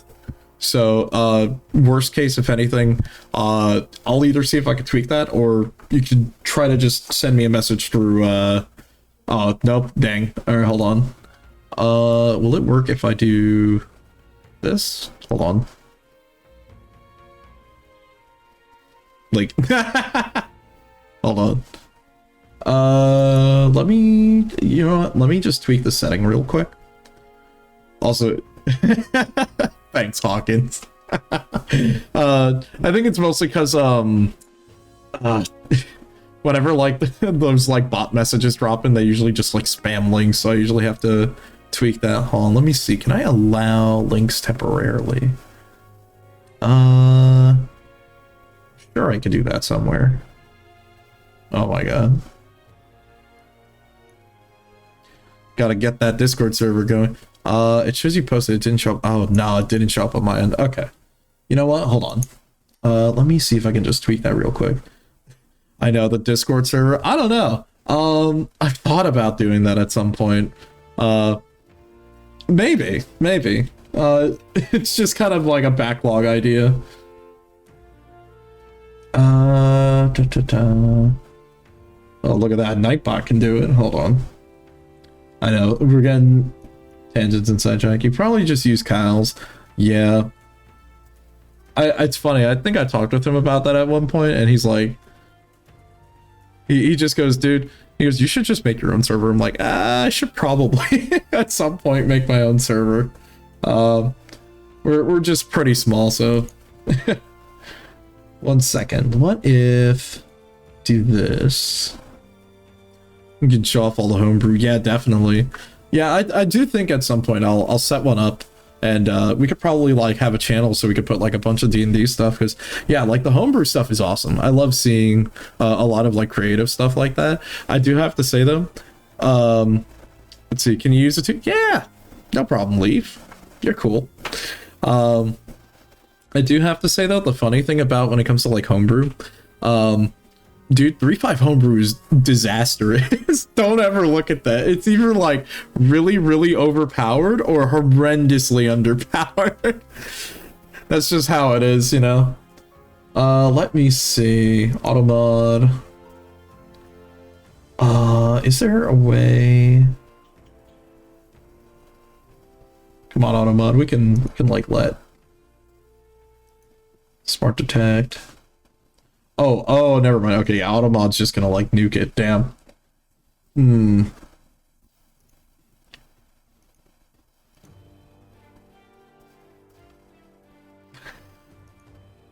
Let's see. There we go. Okay. If I save this. Okay, you should be good. Give that a shot now. It should be able to work.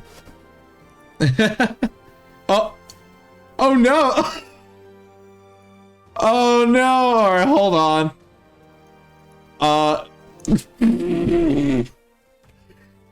That's, oh no. Hold on. Yeah, can you get him back? Oh no. No way. I can't believe it. Hold on. I'm so sorry. Oh shit. Okay. Wow. All right. Well, wait, no, what are you doing? Could you undo that? Hold on. Oh no. Unban him, please. There you go. Okay. Holy shit. Wow. I'm sorry. Oh my god. That was a disaster. You know what? Just hold on to that. I'm so sorry. I completely screwed that up. My bad. Okay, you see. Wait, no, I think I see what happened. Okay, so what happened, I'm looking at it. First Twitch chat. No! I'm so sorry, Sky. Okay, I see what happened. So I enabled it so you could put links, but then like Stream Elements jumped in and banned you. What the fuck? Wow. That's... Wow. Okay, my bad. I'll, note to self. I'm gonna have to go fix all that later. I don't understand why that did that. I am so sorry. Have it framed on your wall. Oh my goodness. Wow. Stream, yo, it's like I allowed it, and then Stream Elements was like, hold up, I got this, and dived in. Oh no. Wow. Well, I'm gonna have to go tweak Stream Elements. We'll figure out what happened there. Oh my god. Wow. Okay. Well, that was an experience. We'll figure out a way to get links going probably a little later. I'm sorry, Sky, but I do hope that your maps are really good. I'll take a look somehow. We'll find a way to work that out. I guess it's like you can message like Leaf as a whisper and send him the link, and we'll daisy chain it somehow. Oh man. At some point your PNG2 will be finished. Yeah. Yeah, then you could probably just like show it off. Yeah, I wouldn't mind. I would love to like talk with more people about like D&D and like look at stuff like that. I think it's really cool. Oh man. Let me see. Let's go back to text real quick. Oh yeah. Oh, thank you for the redeem.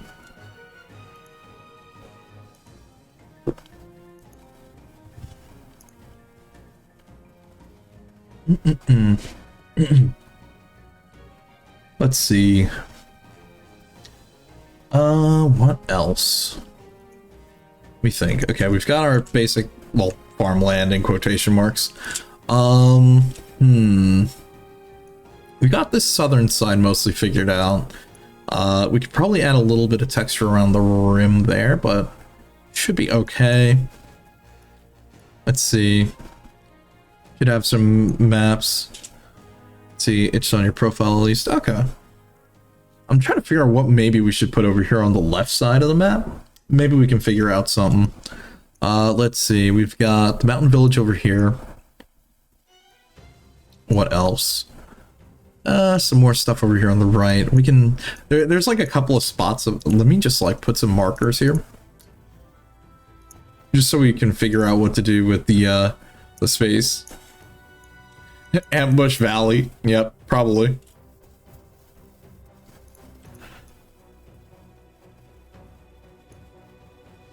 Let's see, add a cave around just in case. You know what? Yeah. Because you're right, we still do have to add in the cave that we originally were planning to use. So, in our little list here, which, you know what, let me pull up the list again real quick. Where is it? It is here. So in our list for our campaign setting that we sort of cooked up by rolling dice, which was hilarious. Let's see. Mount Olympus. Oh my god, I can't believe we still have that highlighted. Let's see. We already got the idea for the dungeon. We could probably put in a little bit of extra stuff, so we've already got that. A lot of the stuff from our campaign setting is mostly focused around the sea portion. So a lot of the extra stuff that we're putting here for what's it called? Like the main content that's going to be on the campaign world here in the land. Yeah, we can definitely put like a cave. We can put a couple other things. There was one other cave that we're gonna need to put, so I think I'll put it like maybe, let's see, we're gonna need to put one here, one star here for, we have to put our big famous mountain here somewhere. And then maybe somewhere within the mountain pass we include the cave that's supposed to tell you the truth, or tell like the future, or give you the answers that you seek.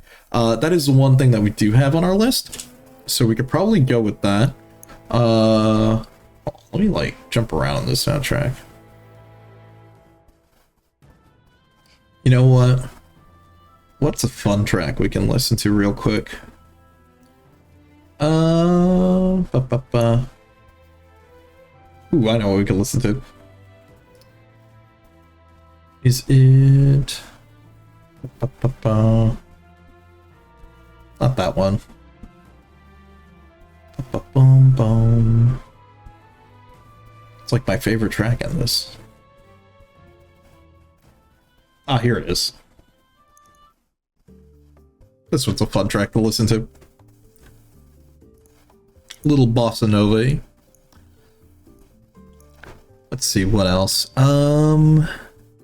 We can touch up the right side of here. So far, it looks like we're getting a lot of the stuff done for like the land content portion over here. We'll touch up over here probably maybe the next time on that, because we'll need to see how we want to do this. I think we'll try to like trim around the sides here, because the idea is it's going to be a city that's built on top of another city. And then the Pirate Cove, I guess maybe we can like flesh it out, or maybe just leave it as an ominous symbol like that. And then like when we get to like looking at like a battle map, we can do something a little more specific. And then we just need to touch this up, the crevice in the sea. And over here, you know what, maybe we can like move this a little bit more out. And it could be like the underwater fortress that we talked about from when we were working on our campaign. Let's see, one cave that tells you the truth and one cave that tells you lies. That's a good idea.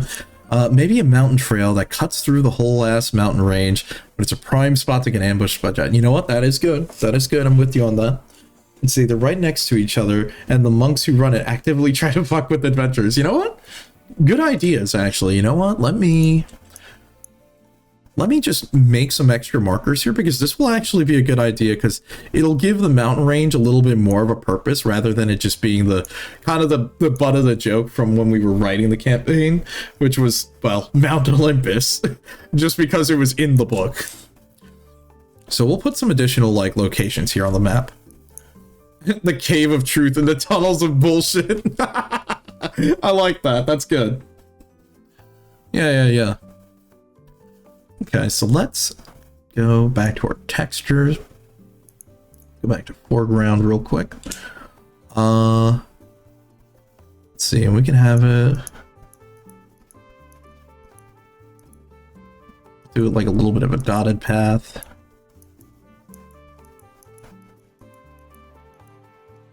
Might need to make it a little bit darker, but or maybe make it like top layer.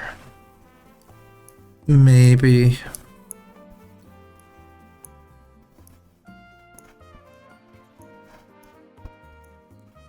Have it like circle around.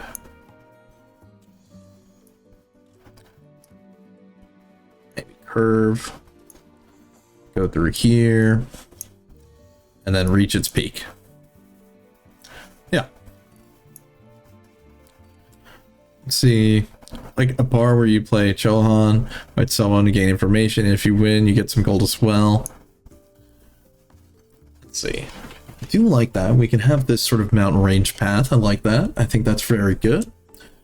Oh, I forgot to add the bridge here.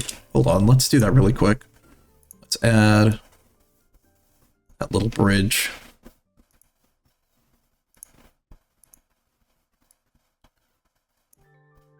Gotta remember to put that in there. And put that texture. Nice. Oh, right. It should probably be the same color of the other stone. Now I'm thinking about it. Whoops. Wait a minute. I forgot. We have... Just, like, look for something like that. Let's go with... Do that.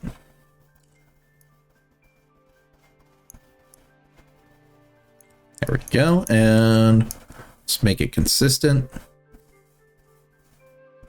Gotta love our consistencies.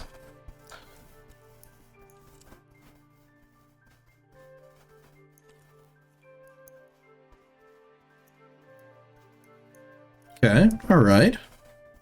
We're figuring it out a little bit.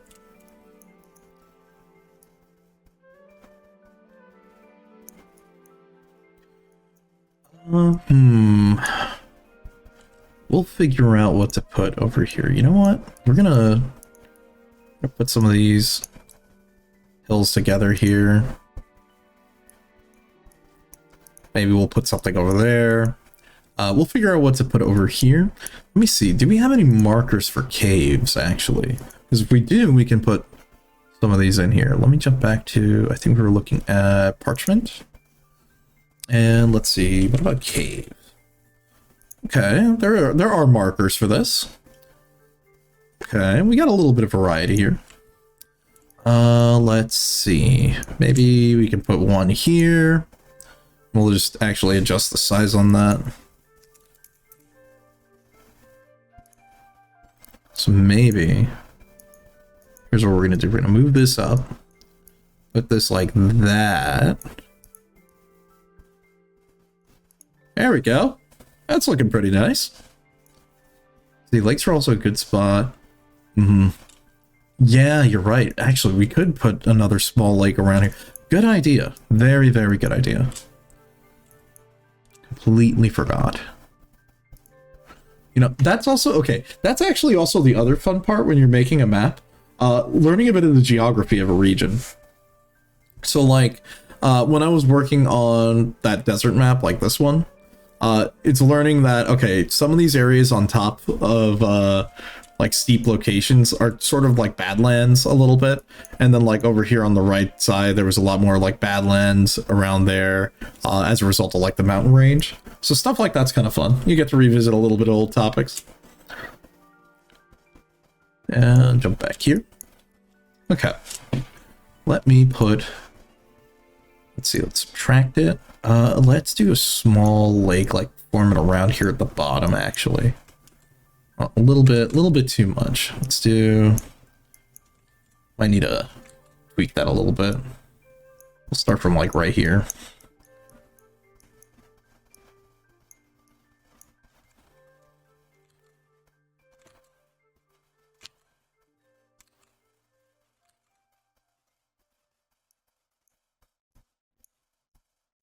Do a little bit like that at a time. Ooh, I like this track too. This track's also really good. I'm gonna have it a little bit of like an odd shape like that. That should be fine. That'll do. And then maybe like another small one over here.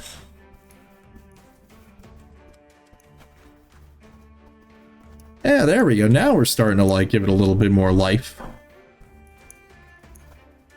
You know, that's kind of the thing. When you start working on a map, it may not look amazing at the start. I mean, let me... Oh, oh, my bad. I forgot the list was in the way. I'm sorry. Let me put that away for us. Let me do this, and let me pull back up this. And we'll just push this a little bit over. There we go, and there we go. Okay. Yeah, this is starting to come together really nice now. Because that is also kind of the thing. Sometimes it doesn't look like it necessarily comes together very well at the start. But, you know, as you sort of get more into it, it starts to pick up a little bit. It just takes a little bit of time. Okay, you know what? We're going to do... maybe... a little bit of a path off to the side. We'll do it like that. And that could be one of the possible caves. Where is my eraser? Let's get rid of our question mark now that we've already got this sorted out. Kind of already got the idea where we're going with this one. We can figure out something else to maybe decorate around a little bit. We could probably add a little bit more trees. Since now, oh, whoops. It's always like super small. There we go. We can start putting in more vegetation again. Since we are a little bit off, we can start doing that. Let's see, so will some of the caves be previously explored by adventurers? You know, that's probably a good idea. I think the closer ones will have some stuff that may have been looted before. So we could probably try something like that. But I think as they go higher into the caves or higher up the mountain, I think it should be a little bit less untouched.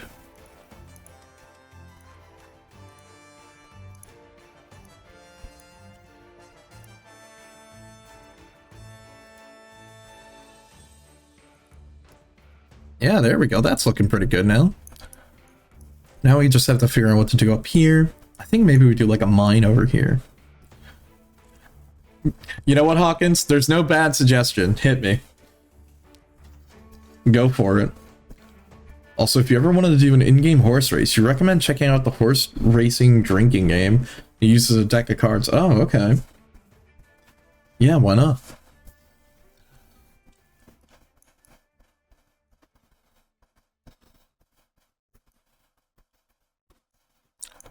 I could put a little bit, just a little bit more trees down here. Actually, you know what? No. We'll let that stay that way. Actually, I think we'll give it. Is this a dune or is this a hill? I think that's a dune.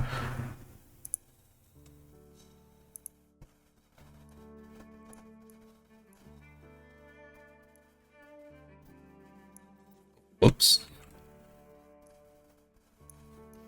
Let's give this a little bit of a hillish region. Because it should be like, oh, whoops, what the hell? When was that the last copy and paste?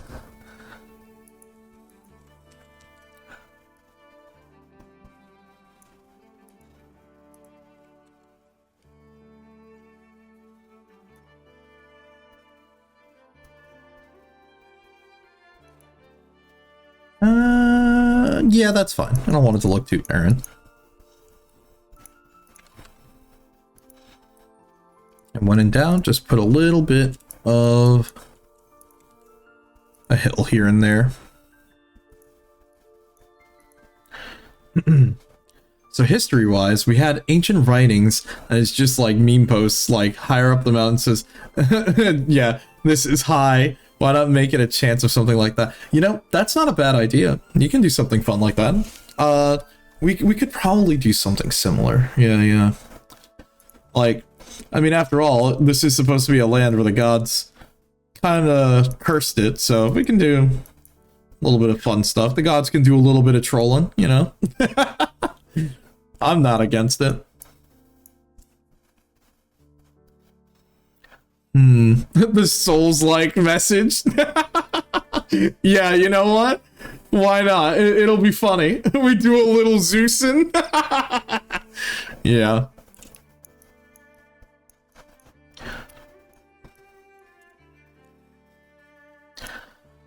The what else? I kind of want to put like a mine here or something. You probably put like some sort of indicator for one. Or we can take a look at what else we can find.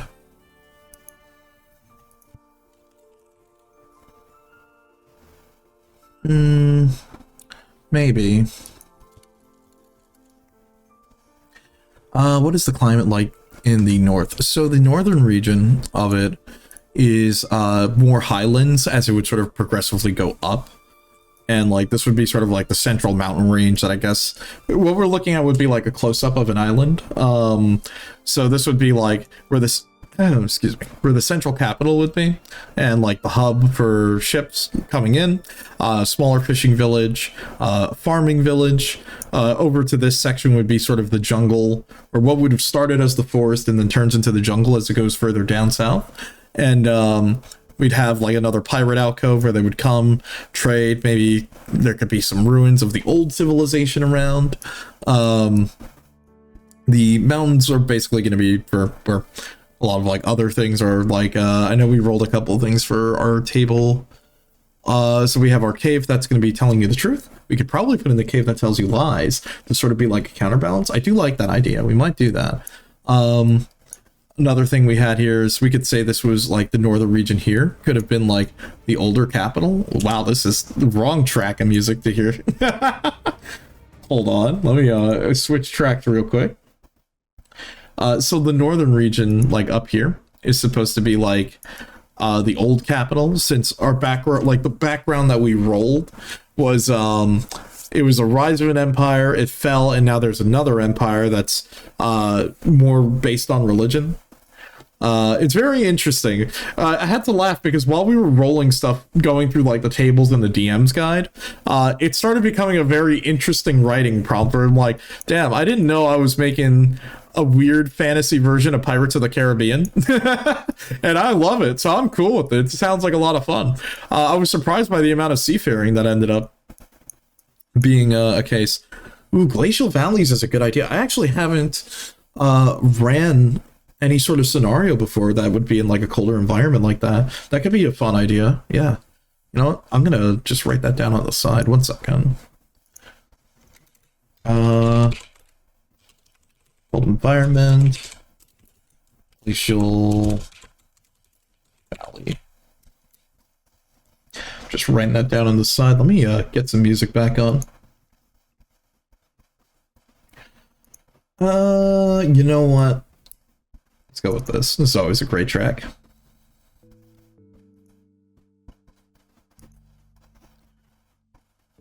Yetis and ice spiders. Oh boy, you're right. You've got to be the worst pirate I've ever seen. But you have heard of me.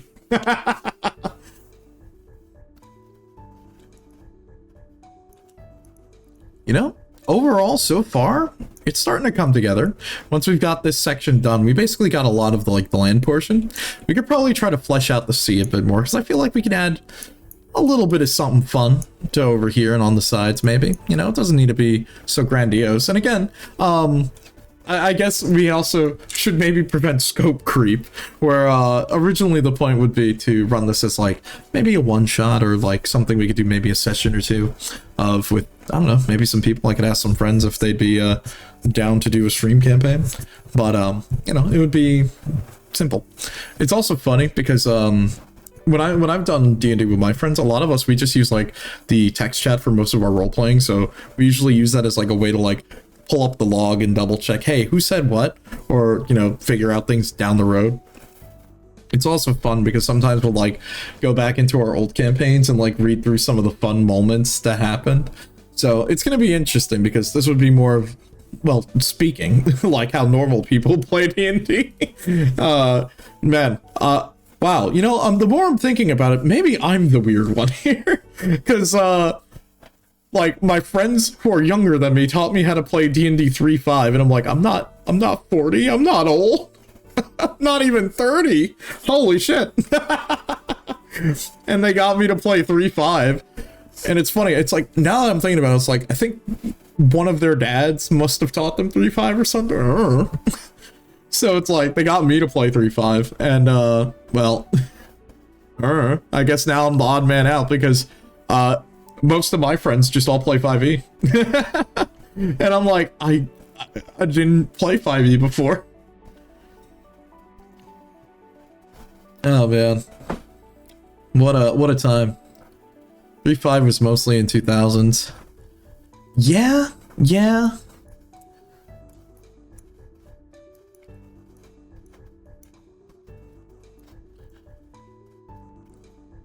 know, now that I think about it, I'm like, bro, ain't no way I would have played 3.5.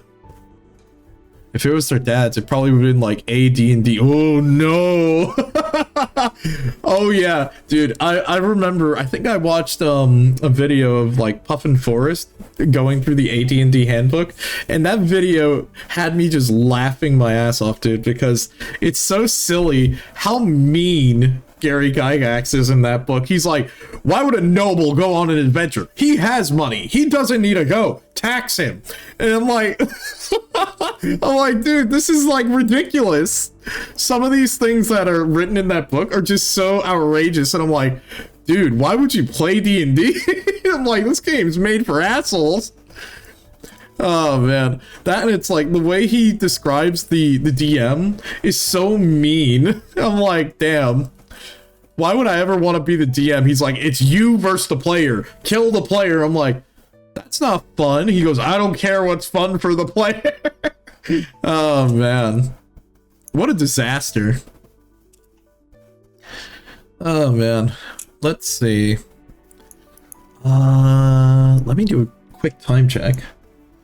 Let's see. Okay. We could probably just chill for like a few minutes. And then we'll get ready to pack it in, because it is getting a little bit late on my end, but definitely saving this. We're going to definitely continue working on this. I think I like it so far. I do like the idea that we're going with. I like that we do have room, too, to work with and add more stuff, which is really fun. I do think that's, like, the best part to me. I like that this small, simple idea that we sort of came up with too has kind of like expanded, and we've added more layers to it, and you know, we're having fun. We're putting this together, and we're crafting a bigger story than really what it is. Let's see, there's some good ideas in there, but yeah, it's a weird pile of notes. Yeah.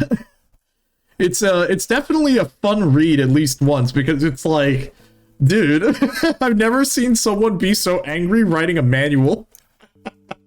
Oh man. Let's see. You remember when your party ran into a pirate character and your party mate was playing a changeling that snuck into his room and got caught by him while they were shapeshifted into a woman in the night, and they tried to seduce him? It went too well that she started half transforming the lower half to try and dissuade him, but it only spurred on the pirate. Oh my god, that's crazy.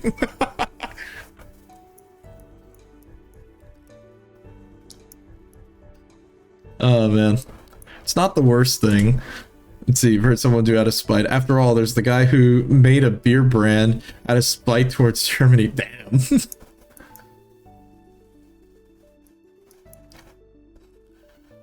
You know, I might have to scale down these ships. I think I may have made them a little too big. I just kind of put them haphazardly a little bit just to show like, oh, it's a nautical area. Yeah, we could probably like, maybe just like, do this a little bit. Maybe like scale that down a bit. And you can like have one. Every ship is its own dungeon. Hey, I mean, that's one way to think about it. Actually, we could do something like that. Like I was thinking, so if the party hops on a ship and they are going to go, because eventually they're going to have to fight the ghost pirate, who is actually the villain of this campaign. Well, one of the villains. We could do something like that where it's like a ship encounter where both the ships sort of come together and it's a boarding party fight. And I think that could be a lot of fun. I've only done one type of encounter like that once, and it sounds like it could be a lot of fun. Let's see. You swear that was the plan? Your Morkborg cursed railing game. Oh man. The companies and brands have done things out of boredom just to spite someone. You know what? Yeah, I could see that. They've probably done that.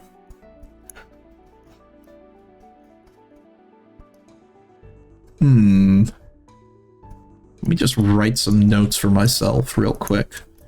See, Glacial Valley on the mountains. Multiple caves. One that tells lies. One that answers questions literally. Peak of Olympus. And Old Capital Town. Pirate Cave. Or Pirate Cove. And what else? Sea Trench. I think that's about it. Maybe we can add some more notes so that's a little later on what we'll do. Let's see. You ran up to him by distracting the pirate at the door just so he could jump out the window.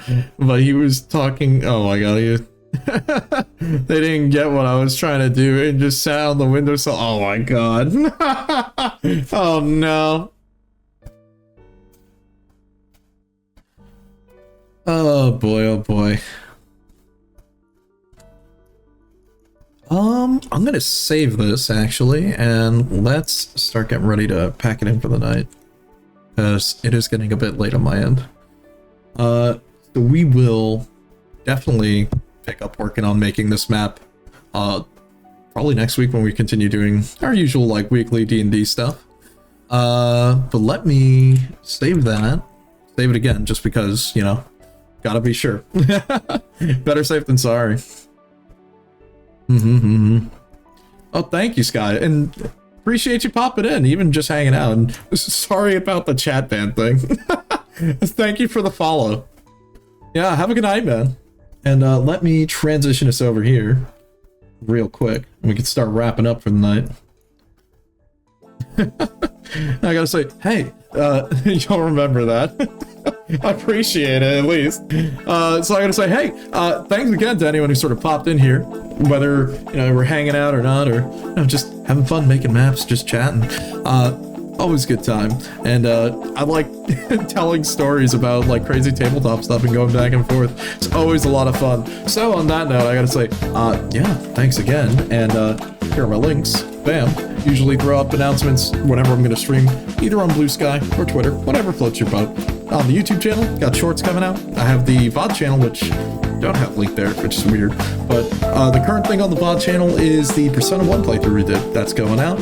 And a new short will be out tomorrow. So that's it for me. I'll be back here again tomorrow at 8 p.m. EST. And we'll play some Ocarina of Time, just to have some fun. Something simple, a little easy. I am feeling a bit better. Hopefully tomorrow I'll feel even better. So, have a good night, everybody, and catch you tomorrow.